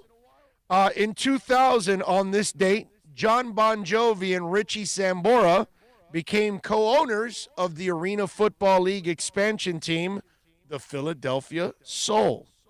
In 1984, on this date, here it is, John Waite had the #1 song in America with Missing You. Great song. Awesome song. In 1998, on this date, Rob Zombie's heavy metal group, White Zombie, broke up. Damn, it's been 22 years since White Zombie broke up. That's crazy, huh? And in 2002, I didn't see this, but some of you probably did. The Osbournes won the Emmy Award, getting the trophy for the best reality TV show for the Osbournes. Okay? So that is what happened in music history on today's date. How about that? Did you know that the Beastie Boys inspired Robert Plant once? And they did this how? Well, in 98, Robert Plant scored a hit with his song Tall Cool One, okay? A track which, to surprise of many, was sampled by the Rockers' previous band. The song was the third single from Now and Zen, which, if you don't have the Now and Zen album, it's a great album. It's a great album, okay? Go get it right now. Ship of Fools is such a great song. Anyway, Plant's fourth solo LP since his breakup of Zepp. Not only did former bandmates Jimmy Page play guitar on the track, but Tall Cool One also included samples of several classics from Led Zeppelin hits. The Beastie Boys had just been sampling Bono, Zeppelin's drummer John Bonham. Plant recalled in an edition of his Digging Deep podcast. And I thought, well, that's a good idea. You can get a better drum sound. So the Beastie Boys had famously used Led Zeppelin samples throughout their 86 debut album, Licensed to Ill. The trio's rhyming and stealing used Bonham's bombastic drum beats from When the Levee Breaks, while the song She's Crafty and Time to Get Ill sampled Led Zeppelin's The Ocean and Custard Pie. So if you think of When the Levee Breaks or something, Plant continued, this is a mic placement. Jimmy Page on acid. It was just so good, so no, why not use it again and again and again and again? Tall Cool One sampled Led Zeppelin songs Black Dog, Dazed and Confused, Whole Lotta Love, The Ocean, and Custard Pie. But while the Beastie Boys had bravely or foolishly sampled other artists without permission, leaving open the possibility of legal action, Plant had no such concerns. As I was still with Atlantic Records then, there was no point in suing me because I was already on their label anyways, LaRocker explained. How about that? So he heard what Beasties did in sampling, so then he started sampling on his album. That's pretty cool. I had no idea that he actually did that. The other thing, I was telling you earlier on the show that today marks a year where I was in Colorado a year ago today. I was at Red Rocks. Like right now, I would be in the stairs at Red Rocks getting positioned so I can go in later on in the evening to go to the concert. Yeah, hours. Yeah, we were there 5, 6, 7 hours before the general ad, and you're there 7 hours before? Oh, yeah. Ooh. Yeah. Yeah, but there is visuals, man. You're talking about being, Well, no, let me tell you something. Postcards everywhere you look. Can I give you guys a tip on Red Rocks also? Let me give you a tip, okay? All right, and you're going to experience it one day with me. But when you go to Red Rocks, and if you're going to go see a band that you really love, okay, you go early, all right? If they don't have assigned seating and it's general admission like this was, you go early and you wait on the stairs, okay? Go multiple people so you can take turns, go to the bathroom, go get something to eat downstairs, whatever, because there's a place where you can go all the way down. You got to walk like 5 blocks, but you can walk there and back and get something to snack on, go relieve yourself, all those kind of things. 2, if you get there early and you're up top, closer to the entrance, you will hear the entire sound check. So both nights or both days, we got the entire sound check, which was like 20 minutes long, by the way. They did like 5 songs or 4 songs. It was crazy, okay? So we got to hear Greta before we got to see Greta. So it was actually cool. So if you really like a band and you're going to go see a band you love, you'll get to see the sound check. And in sound check, sometimes they don't always play all the songs they play in a concert. So that's the thing that you never know. So just a little tip if you want to go there. And so I was telling you that because Fitz and the Tantrums played a show at at Red Rocks this week. They performed on Monday, September 21st. The band announced an extremely limited number of in-person tickets will be available. However, fans will also be able to tune in through a pay-per-view live stream, via nugs.tv. They're the ones that I believe nugs.tv is the one that has I want to say it's Dave Matthews Band every week. They have nugs.tv. I think Dave Matthews is on there. Yes. Yeah. Somebody has nugs.tv has other bands. Just so you'll know. Anyway, the show is set to go down Friday, September 25th. So this Friday at 7 p.m. Central, tickets for the live stream are available now, and in-person tickets will go on sale Tuesday, September 22nd at 10 a.m. You can get more info, yada, yada, yada. So there you go. If you want to see a show that Fitz in the Tantrum put on at Red Rocks, and I was thinking about this, if I knew about this, I would go out to Red Rocks just to go see a concert, man. I'm telling you, and I love Fitz in the Tantrum. They are excellent. I've seen them live, and they are really, really good. Okay? You know what's going through my head with the sound check thing at Red Rocks? What's that? All right, you two, you get over there and you start playing Drowning Man like you did in South America. Thank you. Sure. So let me tell you about a story where heavy metal killed new wave. The day, we always talk about how grunge killed hair metal, right? Kind of ended for hair metal once we started with grunge because the country kind of shifted to grunge. Some of us stayed and said, okay, we like the grunge, but we also like our heavy metal. We're sticking with both. That's some of us. But the average American that fell in love, fictitiously with heavy metal, then got on the bandwagon with grunge and probably got off of that and never, turned back to it ever again. But early 80s, a sea change began unfolding in mainstream music, with radio-friendly new wave acts finding themselves in competition for airplay with the emergence of metal bands from both sides of the Atlantic. By 83, the metal revolution was well underway and powered by heat-seeking new releases from the likes of Iron Maiden, Def Leppard, Dio, and Ozzy Osbourne. It showed little signs of abating. The deciding battle, both literally and figuratively, would happen at the 83 US Festival.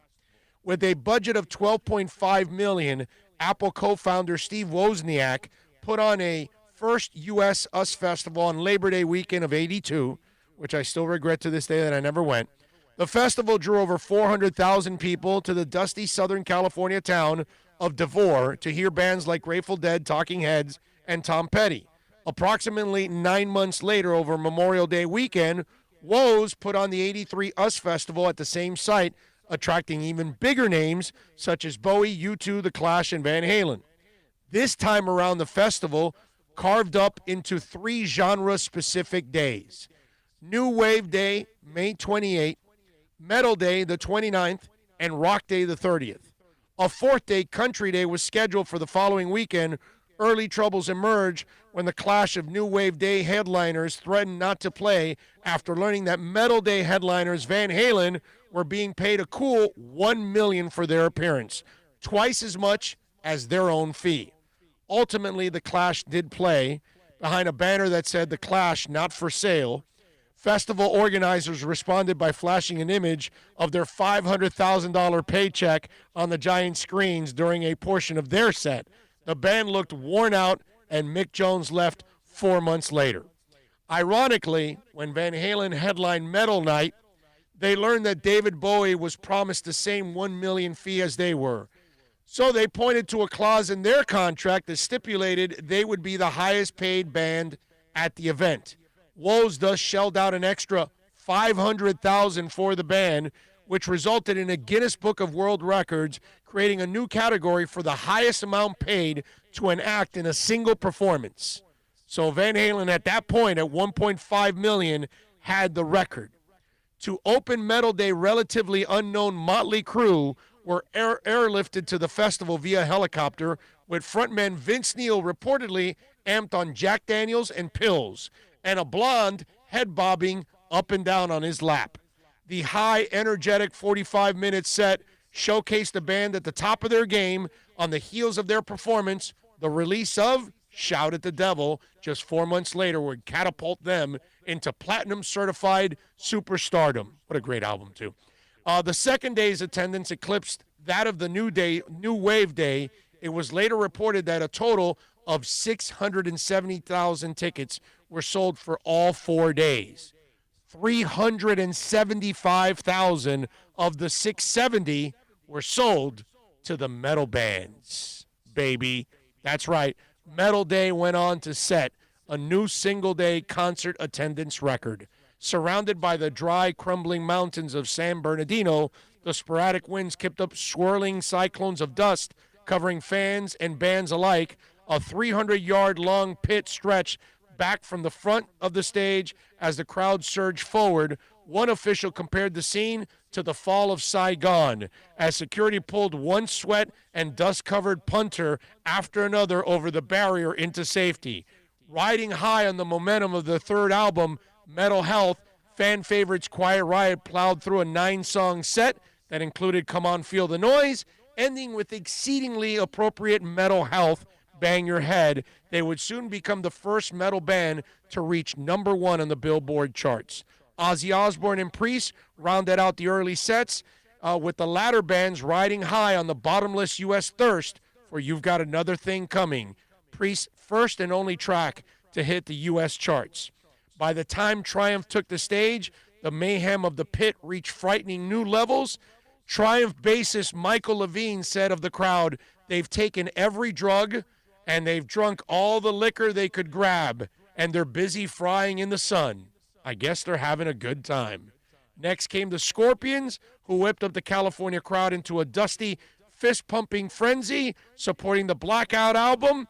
Backstage, Van Halen were celebrating, getting $1.5 million for a single performance on a pathway leading to their half-acre compound, a sign that read, "No virgins, Journey fans, or sheeps allowed on the trail." 4 bartenders stood ready to serve the expected crowd of 500. Van Halen took the stage.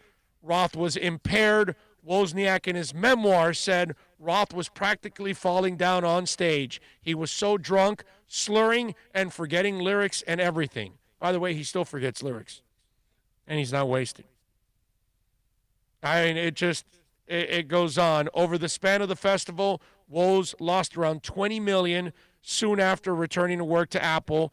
Although the ensuing headlines would largely fill the negative stereotypes for metalheads, in the final balance, the biggest winner of the festival was heavy metal, exposing the public's heroic appetite for heavy guitar-powered music. All day of metal bands would proceed to reach new commercial heights.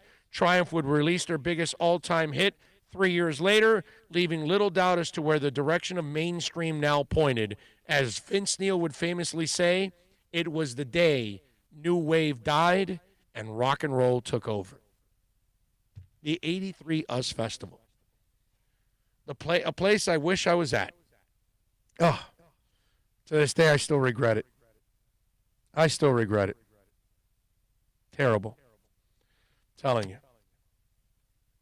Speaking of metal, you know that Rob Halford is about to release, well, he just released his book, or it's about to come out, the book that, a biography of his story and his life. You heard about it, right? Last week you told us about him trying to pick up the guy from Iron Maiden. Paul Di'Anno. He was trying to seduce Paul Di'Anno from Iron Maiden. Iron Maiden, by the way, tweeted out yesterday because they're releasing a 40th anniversary on their debut album, Iron Maiden. And what was your favorite song? And obviously I had to retweet Remember Tomorrow because that is just absolutely awesome. So Halford, another nugget came out of his autobiography called Confess. And this, I got to tell you, I'm going to grab this book because there's a lot of stuff here. In a recent interview promoting the book, the Priest frontman admitted to attempting to seduce former Iron Maiden vocalist Paul Di'Anno, revealing his chat with Queen Elizabeth about heavy metal, and told how to visit a London S&M sex shop, provided Priest with their iconic studs and leather images. But there's more. In an interview with NME, the singer reveals that he was once arrested for cruising toilets in Venice Beach, California, in a case of police entrapment, but the police department declined to release the news of his detention to the media as they were fans of his band. The police did me a favor by keeping it out of the press because it would have been big news, Halford admits. I always refer to that slightly tongue-in-cheek as my George Michael moment. As you all know, you remember George Michael got arrested in a bathroom too. I was lucky because the sad thing is it makes people who don't understand the gay community just go, obviously, they're all a bunch of perverts, and that's horrible. But I'd like to think that for the most part, if the incident had broken into the press, then a great proportion of my fans would have said, we'll support you and stand with you. A few years later, when I came out on MTV, that was a proven fact because the feedback from around the world was positive. They just wanted me to continue being the singer for Judas Priest and get on with the job. So interesting how Halford, now, in today's world, he would have never been able to keep it out. No way. Doesn't happen. Doesn't happen. I think it's impossible to keep it out of the press nowadays because of the way the electronic media is and everything. It's just. Let's be honest. Back in the day, because of the connotation, it probably wouldn't have been good for him, man, in hindsight. Well, no, because like he just said, he came out gay after a couple years later, and we accepted it. What I'm saying is a couple years later, but at the time. It's still the 80s. If it would have come out because of AIDS and everything else, the connotation of being gay. But when he came out, we never freaked out. No, but I'm saying, bro. I get what you're saying. If it would have come out at that moment, it wouldn't have been good for him. No, it wouldn't have been good. It wouldn't have. That's what I'm saying. But he would have overcome it right away. Eventually. Metal fans wouldn't care. They just want to jam, bro. Exactly. Yeah, they don't care, bro. They didn't care when, and it was the 80s, and he came out and said he was gay. And we were like, oh, he's gay? Wow, all right. Well, let's go, bro. Let's rock. Yeah. It's like one of those things. What's the next jam? What's the next jam, bro? I had Halford on my show, God, this was like 6 years ago. I still have the interview where we talked about that, and it was just one of those deals where he was just as floored as everybody else that nobody really, went crazy about it. One more thing on the music side that I want to throw out there, and it's not metal. I don't even know if it's new wave. It's probably more pop. What would you call Spandau Ballet? Pop, right? Yeah. Right? Yes. Well, Tony Hadley is the lead singer of Spandau Ballet. And so in an interview, he says he wishes he had been a rival of the 80s band Duran Duran. Hadley, now 60, vocalist for Spandau Ballet, True, Gold, all that stuff. He quit in 2017 to go solo, despite not revealing why. He has hinted at an acrimonious fallout with bandmates Gary and Martin Kemp, Steve Norman, and John Keeble. In a Stars, Cars, Guitar podcast, Hadley said, "I wish I had been in Duran Duran." Asked if he had swapped Spandau for Duran, he replies, "Yeah, I would. Yeah, in retrospect, yeah. I would have gone in there like in Flynn." And Spandau's heyday in the early 80s was their strongest competition came from fellow new romantic groups Duran Duran and Simon Le Bon. In 99, Hadley, Norman, and Keeble failed in an attempt to sue Gary Kemp and the band's songwriter for a share of his royalties. The band reformed in 2009 after 19 years apart, but have failed to find success since Hadley's departure 3 years ago. You can't have Spandau Ballet without Hadley, bro. Tony Hadley is the voice. You're just not going to – you can't replace that sometimes. You know what I mean? You could try, but most people won't. Journey has been able to replace it live and still survive, but they haven't gone on to have any hits. You know what I mean?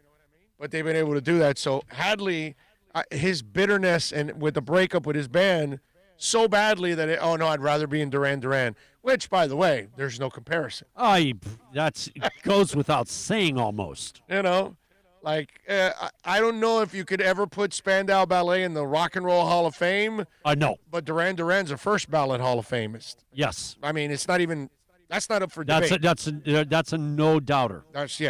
Not even up for debate. Spandau, you can make a case or something or whatever, but – look, some nice songs, some really good stuff. 2 great songs. Yes, exactly. Great iconic songs. All-timers. Yeah. But I love Gold. But actually, I think it's a great song. Man, it's night and day. Yeah. Between the two bands. Not even close. Kenneth Cleveland giving us a little love on the Super Chat.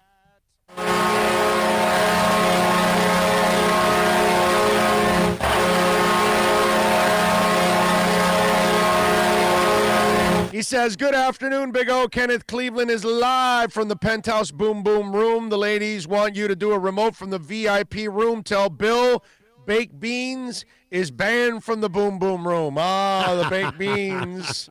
The baked beans. So Bill is the bouncer, so he can't allow baked beans in there. Big O, I want to go back to the Dolphins. It amazes me how some of these fans say, we sucked this and that, but don't realize how much the turnover this team had. I'm thinking positive and glad some of these dumb writers saying that Tannehill wasn't the problem here with the Dolphins, saying it was a mistake. Bro, it's prisoners of the moment and all that. It's, everything comes and goes. And last year when he had a terrific year last year, and then when they stopped the run in the playoffs, he became Tannehill again. That he couldn't really get you out of it because that's not who he is, and he never will be. He is, on his best day, a facilitator, and that's what they make him in Tennessee. Great running game, great offensive line, defense, good play calling, that they kind of set things up and really make it easy for him, but it's not because he's got to make great throws all the time and he's bailing them out or – it has nothing to do with that, but that's what it is. What are you going to do, man? But people get caught up, prisoner of the moment type of deal, and that's what's going on here. So don't listen. They did the same thing last year, and then everybody had to change their tune as the year went on. They'll do the same thing this year as the Dolphins improve and they see the defense get better and everybody get better. Then they'll go, okay, well then it's not so bad. You don't see people, very few people are coming out when we had most people saying they're tanking. So why didn't most of them all come out and say we were wrong? They don't. That's just the way it is. People overreact, man. If you, Randy Rhoads guitar playing, check out one of his biggest influences in the 70s, a band called Bebop Deluxe. Start with Songgates at Dawn. You will Randy in the solo. Okay, let me write this down. I've never heard of this. Okay, Bebop Deluxe. Tremolio, you come up with some stuff, bro. You are hardcore, bro. Okay? All right, and then start with Gates at dawn. Okay? I have written it down, my brother. I will check it out. I'm going to watch a little Greta today. I'll watch a little Bebop Deluxe and see a little Randy. If anyone is a troll in this chat, it's Tremolio. Look at the effing name. Well, but why is he Tremolio actually is a good contributor to the show, bro. Why are you picking on him, Baked Beans? Because everybody's picking on you. Kenneth Cleveland, Julius 305, and Herman Cueva, you gentlemen have a VIP day in the Boom Boom Room. There you go. You guys are set up. Anthony Orlando, you have a little bit of echo when you're talking in your microphone. Is it still going on? Is it still going on? Tell me. Don Parlamento says Greta is outstanding. Yes, they are. Ray says Spandau versus Duran Duran, hands down. Spandau was more pop and jazz. Duran was more of a complete, in my book, especially early Duran is the best. Oh, yeah, definitely. Never could understand these guys cruising public bathrooms. There's nothing like the smell of piss and poop to turn people on. Freaking weird. Yeah, but it shows you, dude, that when you're gay and you have to hide it, right? You have to go to places where people aren't going to be. You know what I mean? And if you're a guy like Rob Halford, you try to go somewhere where people won't notice you and you're probably in some kind of, disguise or something like that. Because if you go to a club, then they know who you are. And so remember, if you're not gay, you're not going to know what they go through. Staying in the closet, all that stuff, hanging around the rest of us. Because you may have a friend that was in your group and you're all joking, and then you throw a gay joke out there, and then you're insulting somebody, but they're not in front of you at the moment. You didn't know that you actually had somebody that was gay in front of you. That kind of stuff. It's got to be a tough life to live, because you're kind of hiding all the time. And so I think that's what Rob meant, that they don't know what gay people go through. You know what I mean? And the good thing is that our society is now being more accepting of others and, their choices, whether they want to be lesbians or gays or bisexuals or whatever it is. We're at least being more receptive to it, and we're not ostracizing these people. Whereas 20, 30, 40, 50, 60 years ago, the deeper you go, the more you were ostracized and you were, evil and you were against the Lord, or you were whatever reasoning they had for you being gay, and it was wrong. You know what I mean? So it's got to be tough for them. So that's the part we have to understand, too, what people go through. You know what I mean? It's you never really understand something unless you can walk in their shoes, or you can take a step back to try to imagine what it's like to walk in their shoes, So that's where I would say, Orlando, have you ever thought of doing interviews with Brian May or Slash? Anthony, can you get him on the phone for me? I have no problem getting Brian May on the phone. I think that's kind of a no-brainer. Yeah, let's go. That, right? Anthony, are you that kind of producer? Because I can hire you. I need a booking producer. You got one? You got the skills, dude? You got the connections? Let's go. Yeah, bro, of course. Yeah, bring it on. Let's go. There is a slight on the YouTube, nowhere else. So this may be like Philippe was telling me, whenever they do updates, stuff happens. It's because it's only on YouTube. All right. I don't know what to tell you guys. I'm sorry if it GP Trap says it sounds fine to him, but it's just it's very slight, very in the back, slight hint of it. I can hear it, but like I said, the other 3 recording spots, nothing's there. So it's strictly YouTube. They may be doing an update. Yeah. Troy Ortiz says, when will we see superstar athletes come out of the closet? I think you'll see them now in the next 10 years. I think by 2030. All right, we're 2020. by 2030, you're going to have a superstar that's going to come out openly gay. You really think it's going to take that long, though? I mean, we just had the kid from Missouri. Said by 2030. No, he's not a superstar. Yeah, but he's talking about like LeBron. He's talking about major. Yeah, we're talking about a impact. real professional superstar. You know what I mean? Pat Mahomes comes out, he's gay. You know what I mean? I think in the next 10 years, it could be next year, it could be 5 years from now, but in this decade, I think that bridge will be crossed, that a superstar will come out gay. I'm not talking about a WNBA superstar. I'm talking about an NBA, Major League Baseball, NFL, the NHL. It'll come out in the next 10 years. You would like to think that we have gotten where we're that open-minded that I don't it's give a not rat's an ass. issue. Exactly. Who cares, bro? Can you play? Right. Can you play? That's all I care about. Can you help my team win a championship? Yes. That's all, That's dude. If you're not a criminal, I'm good with it. Nothing wrong with that. Right. As long as you're not hurting anybody, doing bad things, stuff like that, man. Whatever floats your boat makes you happy, man. More power to you. Go for it, bro. Doesn't matter to me. But I think it'll happen eventually. We're headed there. Radically says Vince Neil got busted in a gas station bathroom in Colorado Springs with a hot local chick back in the 80s. He bragged about it on stage during the concert. Yeah. Dude, who doesn't get busted? I got busted having sex in public.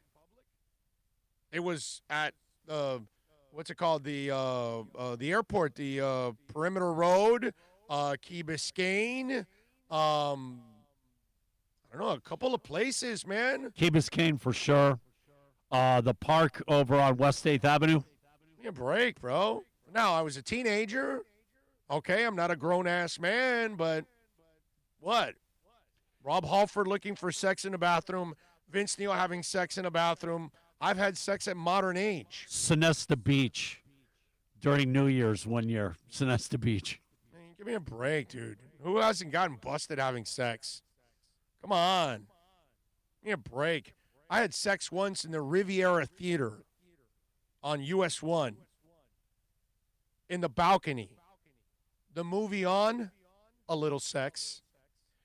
Let's go. Orlando, if you enjoy Greta Van Fleet, I recommend you listen to Rain Wolf and Gravel Tones. Don't know either one, dude. Wow. Rain Wolf and Gravel Tones. Okay. You guys giving me music homework today. This is fun. I like that.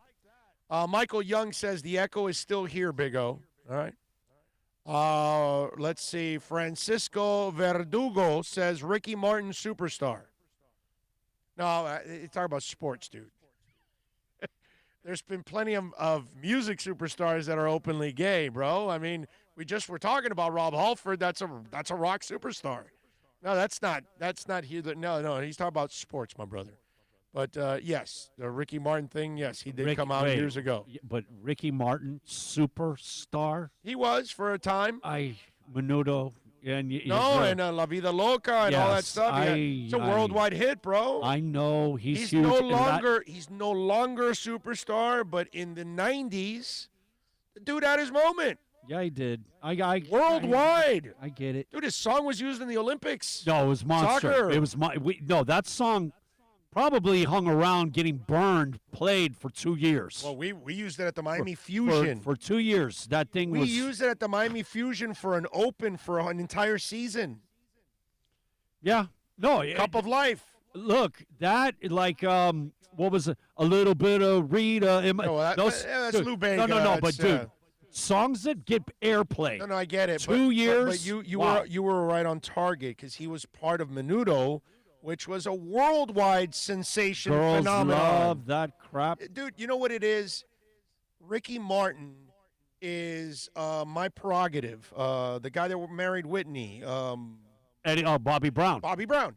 New Edition. Then he goes on by himself. Adult, yeah. And it's not like he had 800 hits. He had a couple. Actually, maybe more than Ricky. Hey, bro, Bobby's dude. Right, Bobby, you go but look at it's his catalog. He's got 4 or 5 amazingly incredible. No longer superstar, but at the moment when he was new edition and by himself, probably the biggest thing. He was a on the superstar planet. at the Yeah. moment. You know what yeah. I mean? And so Ricky had his moment where he was a worldwide sensation because Menudo was a worldwide sensation with punks worldwide. Yeah. And then he goes on by himself. So it's just one Hey, of those. bro, I can remember the days of, being at at St. John's and, Catholic school. All them little girls, bro, loved Menudo. Yeah. Yeah, big time. Big time. I got busted getting serviced at a youth fair in the farm animal building. There you go. I hope it wasn't a farm animal. No, yeah, right. That's yeah. That's right, Tremolio. No farm animals here, okay? Orlando no, wait a minute. Do you agree with the way the running backs are being used with the Dolphins? Yeah, you have a problem with the running back getting 4 or 6 yards a carry? Is there a problem that Myles Gaskins had 6 yards a carry this week? I'm trying to figure this out, Sal. Breda had 5. Why are you falling for the bait that some of the media members out there? Who cares that they traded for Breda? What matters is if you were playing Myles Gaskins, he was getting 2 yards a carry, and you're not playing Breda, then I get it. But in the first week, they had almost the same amount of carries. They both averaged 4.4 yards per carry. This week, Breda averaged, I think, 4 yards a carry again. There's 7 carries for 44 is what you said, and the other one was 5 for 30. It was 6 something. 6 point, yeah. And so then now Myles 6.4. Gaskin went up to 6 yards. How is that a problem? And what's his name? Breda had, I think you said, 7 carries for 37 yards. It was just over 5 yards a carry. Yeah, I don't know how that's not. They didn't lose because of that. You know what I mean? So, no, I have no problem with the running game. Okay, I would have a problem if you were running Jordan Howard and he was getting 2 yards a carry and you're not using Gaskins or Breda. But as long as Gaskin is playing the way he's playing, I'm good, man. I love it. Ricky Martin was a superstar for sure. I wasn't a fan, but knew of his work for sure. Now look at that. Even NorCal knows Ricky Martin. That tells you he's a superstar. For a moment. For a little time. Did you have a chance to listen to Heroes de Silencio and Vilma Palma? No, you know what? I did not. And I'm going to write it down here since I have all these other ones. Del Silencio and Vilma Palma. I did not, but today I will. Today I will sit there and I will listen to a bunch of this stuff or watch it and listen. Let's see, what else do we have here on the chat board that has been very active today? Yeah, Gaskins is kicking ass. I agree. All right, did you have a chance? Let me see. We talking super? No, okay, forget about that. All right, anyway, the other thing that I wanted to talk about today on the program, we have several things. First of all, Chan Gailey addressed the Meteors, okay? I figured we'd talk a little Miami Dolphins since the boys are getting ready for Thursday's game. Chan Gailey normally addresses the media on Tuesdays, but yesterday he did it because they have a short week. They play on Thursday. So yesterday was a Tuesday basically for him. They're all back at work trying to get ready for all of this stuff. Let's play Chan Gailey, the offensive coordinator, and let's go over some of his comments. Oh, wait a minute. Hold on. We'll try to get it on now for you here. Let's see. Do we have it? Good morning, Chan. I was wondering your thoughts on the performance of the offense in general and Ryan Fitzpatrick in particular on Sunday. Well, we didn't play well enough. If you lose, you don't play well enough. That's the bottom line. We made improvement from last week to this week, but it's going to take more improvement for us to get where we want to get to. I thought we did some good things. Our 2-minute offense first half, second half, last week has continued to be positive. I hope we can run the ball a little bit better in the future. But Ryan's one of the greatest competitors I've ever been around, and he's a great leader and made some great throws yesterday. And I hope that will continue, and we'll get rid of the bad stuff and keep the good stuff going. Omar? Chan, I want to ask you a little bit about the running game. What do you feel are the issues? 99 yards wasn't that bad in terms of production standpoint. Obviously, you didn't win, but why do you feel that you're having these issues about your base run game? Well, a lot of times defenses dictate. The reason we were able to hit so many play action passes yesterday is because they played the extra defender up in the box, and you've got run or pass called, and when they play the extra defender in the box, you can hand it off, but you're going to gain 1 or 2 yards, but you can throw the play action pass and have a chance for a bigger play. So a lot of times defenses dictate your running game for you. And so we are, right now, we're content to take the run game when we can get it, and then be efficient with it. That's the biggest thing, is to be efficient when you do run it.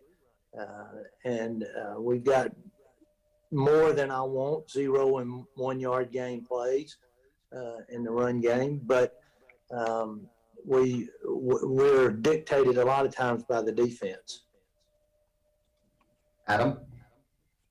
I wanted to get your thinking on the goal line situation. You took 4 shots, obviously, at the goal line, and then you threw on 4th down to Preston. What was your thinking? What were you trying to accomplish, obviously, aside from getting into the end zone on those 4 plays? And aside from the drop, was that 4th down play executed as planned?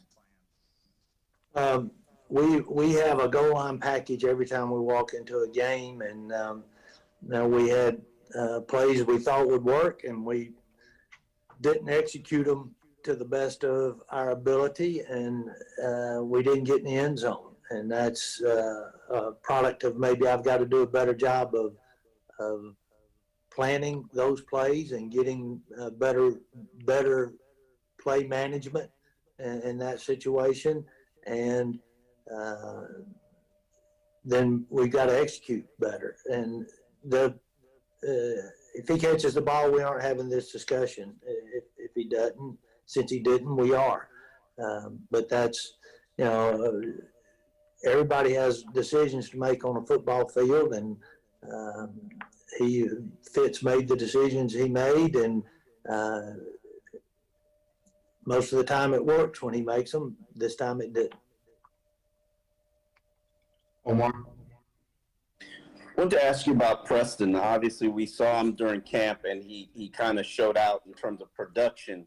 What do you think is attributed to his slow start? Is it the cornerbacks that's defending him? Is that one of the reasons he's had a slow start so far?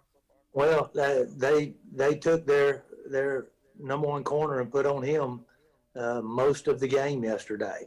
That shows a lot of respect for who they think Preston is.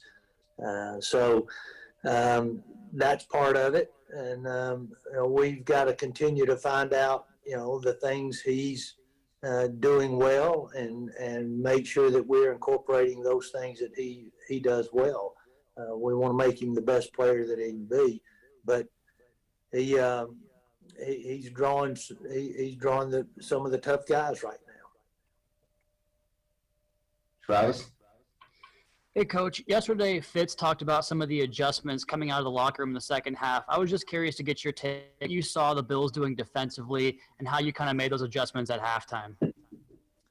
Well, we just had a run or two that we wanted to try that we hadn't had in the game plan going in, and then we added a couple of passes that we felt like we could take advantage of play fakes, since they had everybody up near the ball, that we thought we could play action past them and get them get guys in a position behind those linebackers to make some plays, and we were able to get that done. We just adjusted a couple of plays that we already had. We just adjusted a couple of those and put people in a position to be successful. Josh? Hey, Chan, good to see you. Last week you mentioned about wanting to incorporate Matt Breida more in the play calling. Do you feel like you accomplished that? And also kind of a two-part question. You know, we asked about Miles last week, but again, he had another solid performance in the catching game as well. Is it tough to incorporate three backs, you know, when you have two talented guys in the offseason and then a young guy like Miles? Yeah, there's only one football. Nobody ever gets it enough. That's just the way it happens in this game. And when you have good receivers, you have a good tight end, you have good running backs, everybody cannot touch it as much as they would like to touch it or as much as anybody would like for them to touch it. Don't you love touching it? Do what the defense allows you to do. And those are drops right Matt there. Okay, just played well yesterday, right did there. some really good things. Miles Everybody loves to continues touch to it. do some good things, and Jordan runs hard for us on the goal line and some other places. When and you we're touch it, just it's a good gonna thing. Continue to try to do what they do best. Touching it. All right, coaches, one more question. We'll go to Joe. What did you think of Gesicki's one-handed catch and then also his play overall? Well, the catch was, highlight reel stuff. It was really an amazing catch. But I've seen him do it before, so doing it in a game, to me, I didn't expect it, but, I understood it when I saw it because I've seen him do it before. And he understands the game. He gets the game. He gets what he needs to do and where he needs to be, and he's able to catch the ball in his hands away from his body, and he has such a big body, people have a hard time going around him to get to the ball. So right now he's a tough target for people to cover. There you go. That is the offensive coordinator of your Miami Dolphins, Chan Gailey.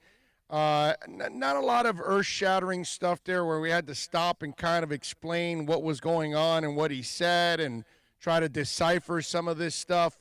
And I think he was pretty clear early on in the press conference when he was talking about how the defense dictates what they do, and obviously talking about playing and getting Myles Gaskins in, and you sign some other guys. So I thought he pretty much covered everything, and talking about Fitz. And Fitz, listen, he told you what kind of a competitor he is. There, for those of you that are dying to turn the page and move on to Tua, it's just not going to happen that quickly, and it shouldn't. And I'm glad that they have the right attitude about all of this, because I think it's good for, believe it or not, I think Tua is learning something here in the mental side of all of this, watching Fitz prepare week in and week out. So I find it to be an immense positive on their part.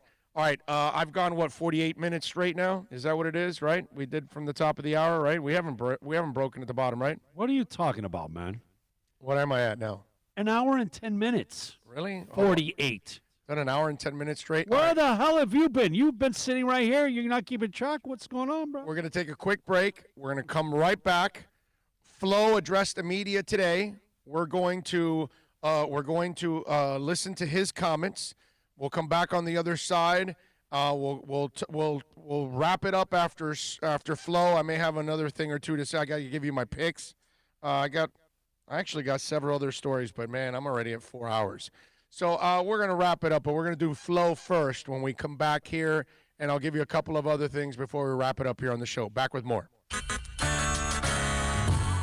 Big O for all of your family dental needs. Please reach out to Judas Dental. I've known Eric for a while, a big fan of our show. Call him at 305-821-0231. Whether it's you or your kids that need some dental help, whether it's implants, Invisaligns, they are the experts. Or if you're just looking to fill a cavity or clean your teeth, or maybe even get a crown, you are going to love the professionalism, the family-like atmosphere. And of course, when you talk about being clean, that's what it's all about in today's society. You are going to go to an extremely clean place. Go to MudiasDental.com. Go to the website. Follow them on Facebook, Instagram, and Twitter at Mudias Dental. Tell them that Big O sent you. 305-821-0231 or go to MudiasDental.com.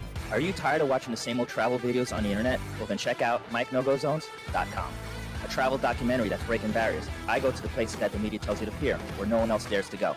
Baltimore, Opelika, South Side of Chicago, and more. Go to MikeNoGoZones.com. Hey, it's Big O for all of your CBD, THC, or hookah needs. You got to get on down to VSS West Pines at 12397 Pembroke Road. Yes, they have got legal THC. You've got to check it out. And they've got, of course, when it comes to CBD, flower, tinctures, edibles, for all kinds of reasons, whether it's pain, stress, anxiety, you name it. And don't forget, when you mention my name, you'll get 20% off. Tell the boys out there that I told you to get on down to VSS West Pines, 12397 Pembroke Road, and call them 954-613-3367. Legal THC, CBD, all of your hookah needs. You go to VSS West Pines. It's a buyer's market at Toyota of Hollywood. Over 1,500 Toyotas on the ground, and truckloads just keep on coming. Now pay up to 50% less. 2020 Camry, not $29,000, $17,775. 2020 Corolla, not $22,000, $13,775. Buy a new 2020 Toyota with 0 down and 0% financing, or we'll make your payments till 2021 at Toyota of Hollywood, the #1 volume Toyota dealer on 441 between Hollywood Boulevard and Sheridan Street.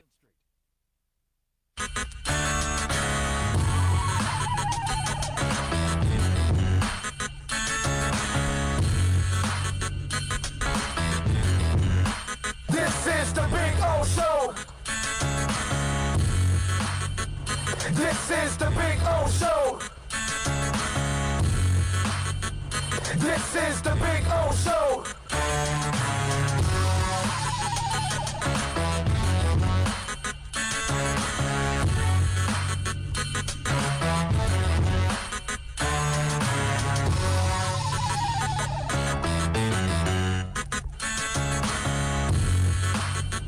This is the Big O Show.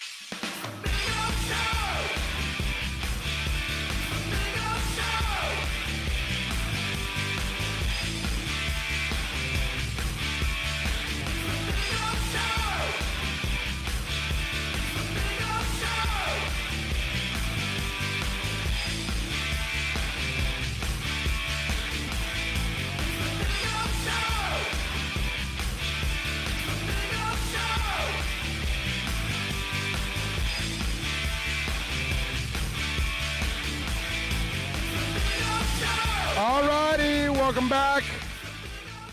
We head down the home stretch today, and we're going well over 4 hours today on the show. How about that? That is crazy stuff. We're going to have 2 5-hour shows this week. With minimal this breaks. This one and Thursday, right? Yeah, with the double dip. Yeah, Thursday we'll be double dipping. So we'll have 5 hours. You're a maniac, bro. I don't know about a maniac, but we do our thing. You know what I mean? Like I told you, sometimes we'll do a 2.5-hour show, and then sometimes we'll do a 4-hour show. You just never know what it's going to be. That's only happened twice. Okay, the two only like twice. I could go another hour and a half if I felt like it with the stuff that I have left to talk about. Let's go over Flo's press conference. Flo addressed the media today. Remember, it's a short week. So no off day today. They got to get ready for Thursday. So Flo addressed the meteors today. Today's like a Wednesday, pretty much. You know, it's kind of like that's what it is. You know, and tomorrow's kind of Saturday. You know, and then Thursday will be Sunday. That kind of stuff. So Flo had to address the media. Let's go over his comments. I'm sure there'll be some injury questions too, because some of us are worried about specific cornerback. So let's find out with Flo. What's the latest with your Miami Dolphins as they get ready for the Jacksonville Jaguars? Good morning, Flo. I wanted to ask about Landon Roberts. Is he out of the concussion protocol, and what part of the rehab? What part of his concussion protocol is he in if he isn't? He's still in the protocol. He's still, I guess, in the evaluation stage. Our medical team, Kyle Johnston, handles that. He does a great job from that standpoint. We're going to get him back as quickly as possible. But, again, we're very, look, with the concussions, we're careful with those, and we just got to be smart about it and make sure he's ready to go before we bring him back. Barry? Hi, Brian. Obviously, one of the first moves you made after coming here was moving McCain to safety. If the play at slot corner remains up and down, and obviously that's not by no means the biggest reason why you all have lost, but if it remains up and down, would you give any thought to moving Bobby back there because of his experience, or in your mind, is he a safety for you long term? I wanted to ask you about Brandon Jones and that as well. He played some slot corner at Texas, but you all drafted him as a safety. Could you look at him as an option there as well? Well, Barry, we look at all options. So Bobby's got experience in a lot of positions: corner, slot, safety. Brandon played, a few different positions in college. So we look at every option. Something that we talked about as a staff from just a personnel standpoint, what's the best group of guys we can put out there and gives us the most competitive group. So, a lot of conversations like that are had. Bobby's obviously part of a lot of those conversations because he's so versatile, and we'll continue to try to put the best group out there we can on a weekly basis. So we're not telling you. Steve? Brian, regarding the terrible injury toll around the league, especially on Sunday, how much do you think the disrupted training regimen this year might be a factor? Yeah, that's really unfortunate with, the rash of injuries that we saw around the league. You never want that. You just don't. As someone who works with these guys, on a daily basis, I know how hard they work. I know how important it is to them. I hate to see it. Whether it's, obviously our team, but anyone around the league, whether we're playing them, not playing them. You just hate to see it. It's unfortunate. These guys, they work extremely hard, and to have it taken away from them, I feel for them all. Specific to the lack of off season, I can't. I imagine all these guys worked extremely hard in the off season. I know everyone had a little different circumstances with the pandemic, but it's hard to say. It's easy to say, because they weren't on a normal regimen, this is why it happened. But it's football and things happen on it every year, and it's just unfortunate, Steve. Travis? Good morning, Coach. I wanted to ask you about Jacksonville rookie receiver Laviska Shenault, because he's played multiple positions on offense, both in college and as a pro. And with a player like that can play receiver and running back, multiple positions on offense, how does that impact the way you communicate and substitute your personnel package to try to best match the offensive grouping? Yeah, Chenault, he's done a really good job. They've playing multiple positions, receiver, running back. He's big, he's fast, he's explosive. Obviously they have a lot of good players. Robinson, the running backs, a good young addition to their team. Obviously the quarterback, good O-line. So Chenault's just one piece to what's been a good group offensive skill players this far this year. So it'll be a big challenge for us getting him handled in the multiple things that he does. But you can't just kind of lock in on one guy because they've got several other guys who can make plays, and we've got to do a good job on all of them. Omar? Coach, when you've got a young team that's just learning a new offense with Chan Gailey, how long do you think it takes to establish and develop an offensive identity? As soon as possible. That's what we're hoping for. The guys will work hard to try to, establish a run game, establish a play action game, establish a drop back game, protect the quarterback, screen game. All those things are important. It does take, time to get to know guys around you. I think we saw improvement from week 1 to week 2, and hopefully that, we're better, 5 weeks from now than we are now. So I think that's what every team's trying to do on all three sides of the ball, and coaching as well. We're all just trying to improve and get better, and just be better, get better week to week. Dolphin? Hey, Coach. Good morning. Gardner Minshew's been, fairly accurate in his first 2 games, thrown 3 touchdowns in both games as well. What are some things that you're seeing from him off the film? Yeah, he's been accurate. He spreads the ball around, so you can't just lock in on 1 or 2 guys. The backs are getting it, the tight ends are getting it. Each of the receivers has had some production. He's got some scrambling abilities and can extend plays. He's a good quarterback, good young quarterback. You can see his leadership and command of the offense, and he's a good player. He's crafty back there too. Adam? Yeah, piggybacking on that question, when he was in the draft last year, what was your evaluation of him? And if he slipped around 6, are you surprised by the level of production he's had? Well, he's coming out. He was smart, tough, competitive. Good accuracy. The guy we liked, and. Yeah, I'm not surprised. He's got all the characteristics you're looking for in that position, and smart player, and obviously that's coming to fruition up there in Jacksonville. Barry? Brian, I was going to ask you on your 2 rookie defensive linemen, was there a jump in performance from Raekwon Davis, you think, from week 1 to week 2? And with Strobridge, is he in your thought process right now? Is he showing enough where you think he could help you if you need him? Well, with Stro, I think this is a young, developing player. We can only dress 48, so someone's got to be inactive. I don't think there's anything he's doing that will lead you to anyone to believe that he's not performing up to par. We just have some other guys at that position. Raekwon, I think he did play better in week 2 than week 1, but we need to see continuing improvement from him, really in all areas. Pass rush, run defense, communication. But I did think he played better, and that's what we're looking for out of all the young guys and really everyone on the team. Let's just improve. Let's get better on a week-to-week basis, and try to get better. Adam? Yeah, I'm sure there's not just one thing on defense that you're harping on this week, but when you look at the first 2 weeks, has there been something that's been recurring? Certainly, the run defense in week 1, the pass defense in week 2 were the issue, but has there been one thing that's really bothered you about how the team's performed?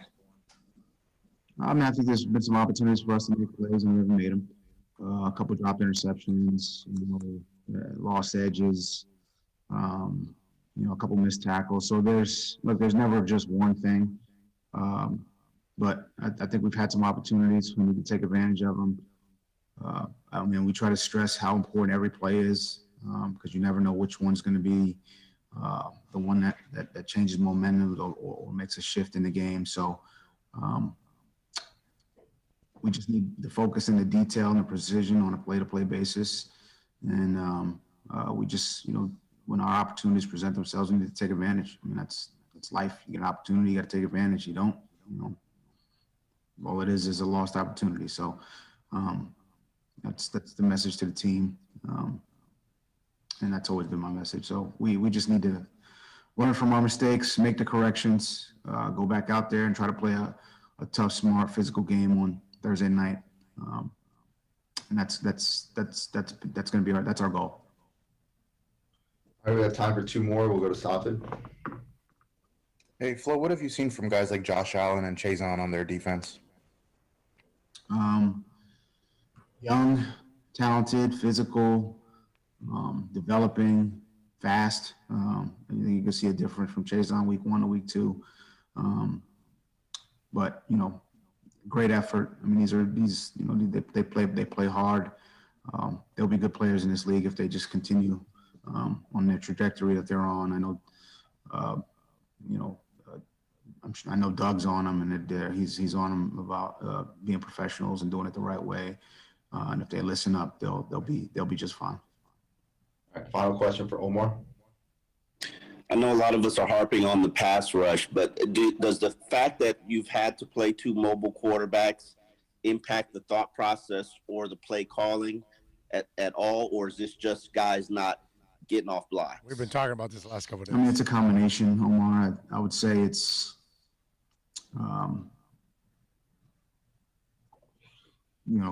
us not making the plays, us not executing. Again, our opponents making plays and executing. We've got to play better, and that's really what it boils down to. We need more pressure on the quarterback. I mean, I think every team is looking for that. We need to find ways to get more pressure on the quarterback, and that's what we've been talking about the last few days. So, look, we're always trying to get better, and that's in a lot of different phases, offensively, defensively, in the kicking game. So whether it's the run game, whether it's the pass game, whether it's the pass rush, whether it's the edge, setting the edges, whether it's the screen game, we're looking to improve and make the necessary adjustments so we can be better in those areas. Well, he was outstanding today and pretty much saying nothing and kind of keeping everything very general and very PC. And we had talked about that for the pass rush, it was a little bit of a challenge the first 2 weeks because they have, faced running quarterbacks, which don't give you the opportunity to absolutely just tee off.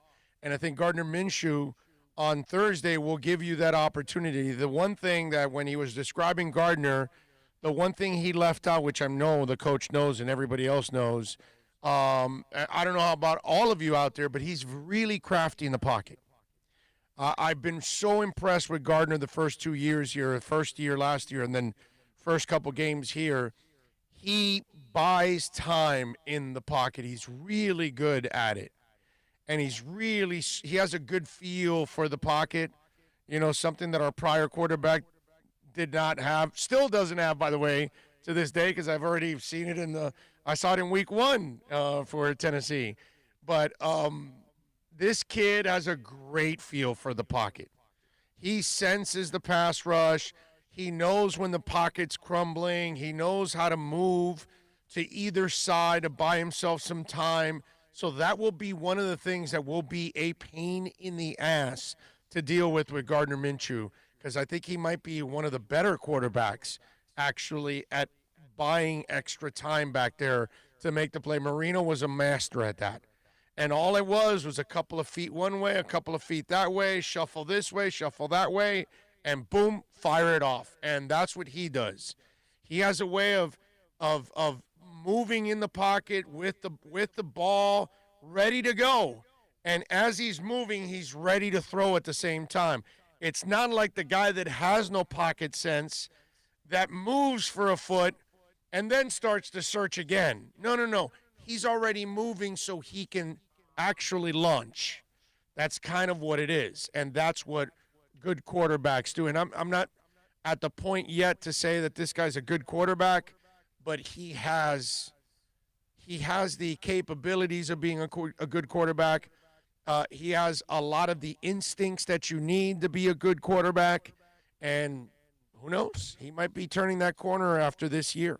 We'll see, because he had a nice year last year. Now he's got to come and do it again, and I think then we can prove whether he's the guy and ready to go and be that guy. Remember that first week, man, 19 of 20. Yeah. No, he's crafty. And like you were talking about, a lot of his touchdown passes, you see it. Mm-hmm. He's out rolling on the side of the pocket. Yeah. He is. Yeah, definitely. No doubt. Let's see, what else do we have? Oh, NBA, let me give you my picks. We'll just go with one because we'll be on tomorrow. We'll give you the Heat pick tomorrow, even though I'm going to take the Heat +3 because the Celtics are favored. But anyway, I crapped out on the weekend. I apologize. We went 0-2. So we dropped to 34, 25, and 1. So we're only 9 games above 500. We need to get back to double digits again. So we'll do that tonight. Lakers are favored by 6.5. The over and under is 214. Really tempted with the over. But I'm going to take the Nuggets +6.5. I think the Nuggets have to play their asses off like they did in the last game. And they want and the Lakers won with a 3 by AD at the end. I think they'll keep it close once again. I'm going to take the 6.5. I'm going to take the dog here. Maybe even the Nuggets win tonight to make this an interesting series. You and I know that if they don't win tonight, the series is over. So it's kind of like the Celtics. If they want to have a shot in this series, they got to win tonight. I'm going to take the 6.5. I'm going with the dog here. Nuggets +6.5 against the Lakers at 9 o'clock. So those are my picks. Tomorrow we'll give you our selection with the Heat and the Celtics. And what the hell, we'll also have Inter Miami playing tomorrow against New York Red Bulls. Did you know that Inter Miami is favored by half a goal? Yeah. Yeah, I told you it's a winnable game. So, yes, they can win this game, man. They're a team in transition, and the over and under is 3 goals. I think they're going to go over again. Hell, they went over in the 11 minutes in the last game. Are they as good as Tennessee with that slow down defensive they don't have crap game? I hate that stuff, man. It's so Nashville plays. They pack the box and they play counter. They're not necessarily like that. They're a defensive club, but not to that degree. No, because they have a little bit more scoring than Nashville. Nashville has no scoring. Right, so they don't have a choice. They have to play that way. They have to play. It was they so have frustrating. to live off of counter and set pieces. The game up in Nashville, that game was frustrating. Yeah.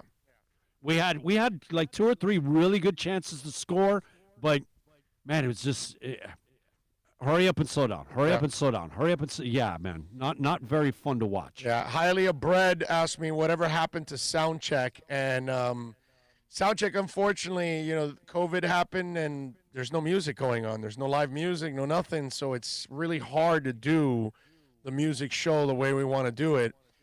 So unfortunately, we can't do it. Not yet, at least. I'm not giving up on it. It's just it's on the back burner. Yeah, we just need music to come back. But we got plenty of stuff coming up now. We got this going on. Notre Dame and Wake Forest have been postponed. 7 Notre Dame players tested positive for the virus on Monday. Okay. This is all your fault. You know that, right? Yeah. It's totally my fault. God darn it, man. I screwed it all up. I mean, I should have waited till like 5 weeks to say I was impressed. I got to say I was impressed at college football. No, say it sometime around February when we've gotten through the season. Yeah, I probably should have waited.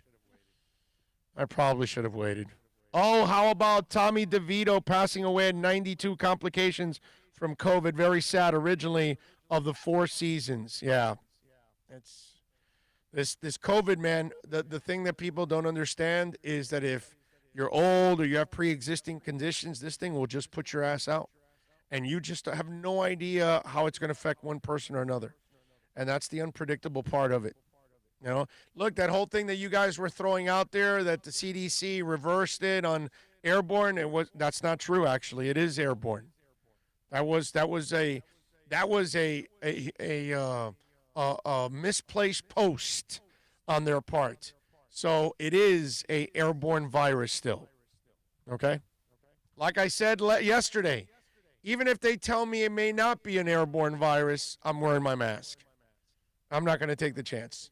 I'll wait till this thing is all the way down before I start really, living my life like I used to live my life. Saw one of the saddest stories concerning this. Did you see it? Husband and wife was going through the COVID. They died within minutes, and they were married for 50 years. They pushed the beds together, put their hands together. Oh my God! 50 years, bro. Man, you're with somebody 50 years. You're connected, bro. You're connected. Bro, when I was reading that story, man, my heart sank. Man, it just wow. I got a lady in this house that I've been with for 30 years. I kind of know what that person feels like when you're with someone for 50. I know 30's not 50, but 30's pretty long, man. And we've been together 31 years. It'll be 32 actually in November. So 32. So yeah, I know how that feels, dude. And it happens all the time. Happens all the time, dude. The son was the one that was telling the story, and obviously the ICU nurses are the ones that push the beds together and all, and like they were told the story. When we lost Jim Mandich, his wife Bonnie, went just shortly after, a couple months right after. That's all of a sudden she got sick and was gone. That's more the norm. That is almost like the norm. Those are two people that were together. I don't know, but it's pretty close to 50 years. I think they were together. You know what I mean? And it's one of those things, dude. You're used to living, and they're like your other half. My folks, they thing. touched 54 years this year. All right, that's it, man. It's a whole different ball game when you've been with somebody a lifetime, man. It's terrible. And yeah, my folks, man, they still hold hands. It's crazy. Yeah, it happens. Still love her? You got to hold her hand, don't you? Big O, you started watching Cobra Kai. I watched and finished it. Excellent. Waiting for season 3 now. Loved it. I tell everybody to watch it, man. You got to watch it. Super Boom Shack says, I suck. 0 for 2 in marriages. Hang in there, my brother. I know it ain't easy, man. It ain't easy. It's not an easy thing. I think those of us that are lucky, you find somebody you can stay with, I think you're very fortunate when that does happen. If I would have gotten married to any one of the ones that I lived with many years, 3.5, 5, yeah. I'd have 3 divorces, 3 year, 3.5, and a 5.5 living together. Yeah, you get married, you better make sure. Would have been 0 for 3. You better make sure, bro, because it's a mistake. It's a mistake you don't want to make, unfortunately. That's one of the reasons I haven't jumped there, is to not get divorced. Right, no, I get it. Yeah, it's a tough one. That's because you're the one that told me, man, if there's anything that any of the boxes that need to be checked, if there's one that you cannot check, you don't go. Yeah, you can't go. So there was always something. Yeah. You know what I mean? Yeah. Yep. All right, it is time to wrap it up here on the show. I think we've done enough. I think we've done about 4.5 hours today, right? Something like that. What is it? Let me say that we're actually over. 4.5? Yeah. All right. Well, we did over 4.5 today. We did a little work today, just a tad. It's all good. You want to keep going? You got more stories. Matthew Walker says, I brought it to your show's attention. I guess it was a bad report. My apologies. You don't have to apologize, Matthew Walker.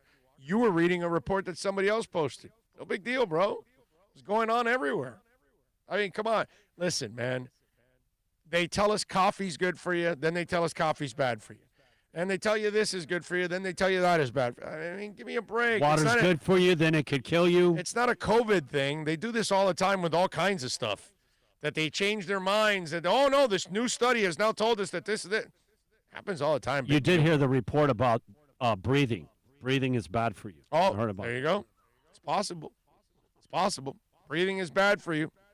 All right? Baked beans, hold your breath. We'll tell you when to stop tomorrow. Okay? All right, we'll see you guys tomorrow. We got to thank our super chatters first and foremost. Gus1388, Ray Glulon, and Kenneth in Cleveland, baby, or Kenneth Cleveland. getting it done. Appreciate that. We want information. Who are you? I'm a go-getter. Who are you? Dumbass material all the way. Dumbass. Super chat.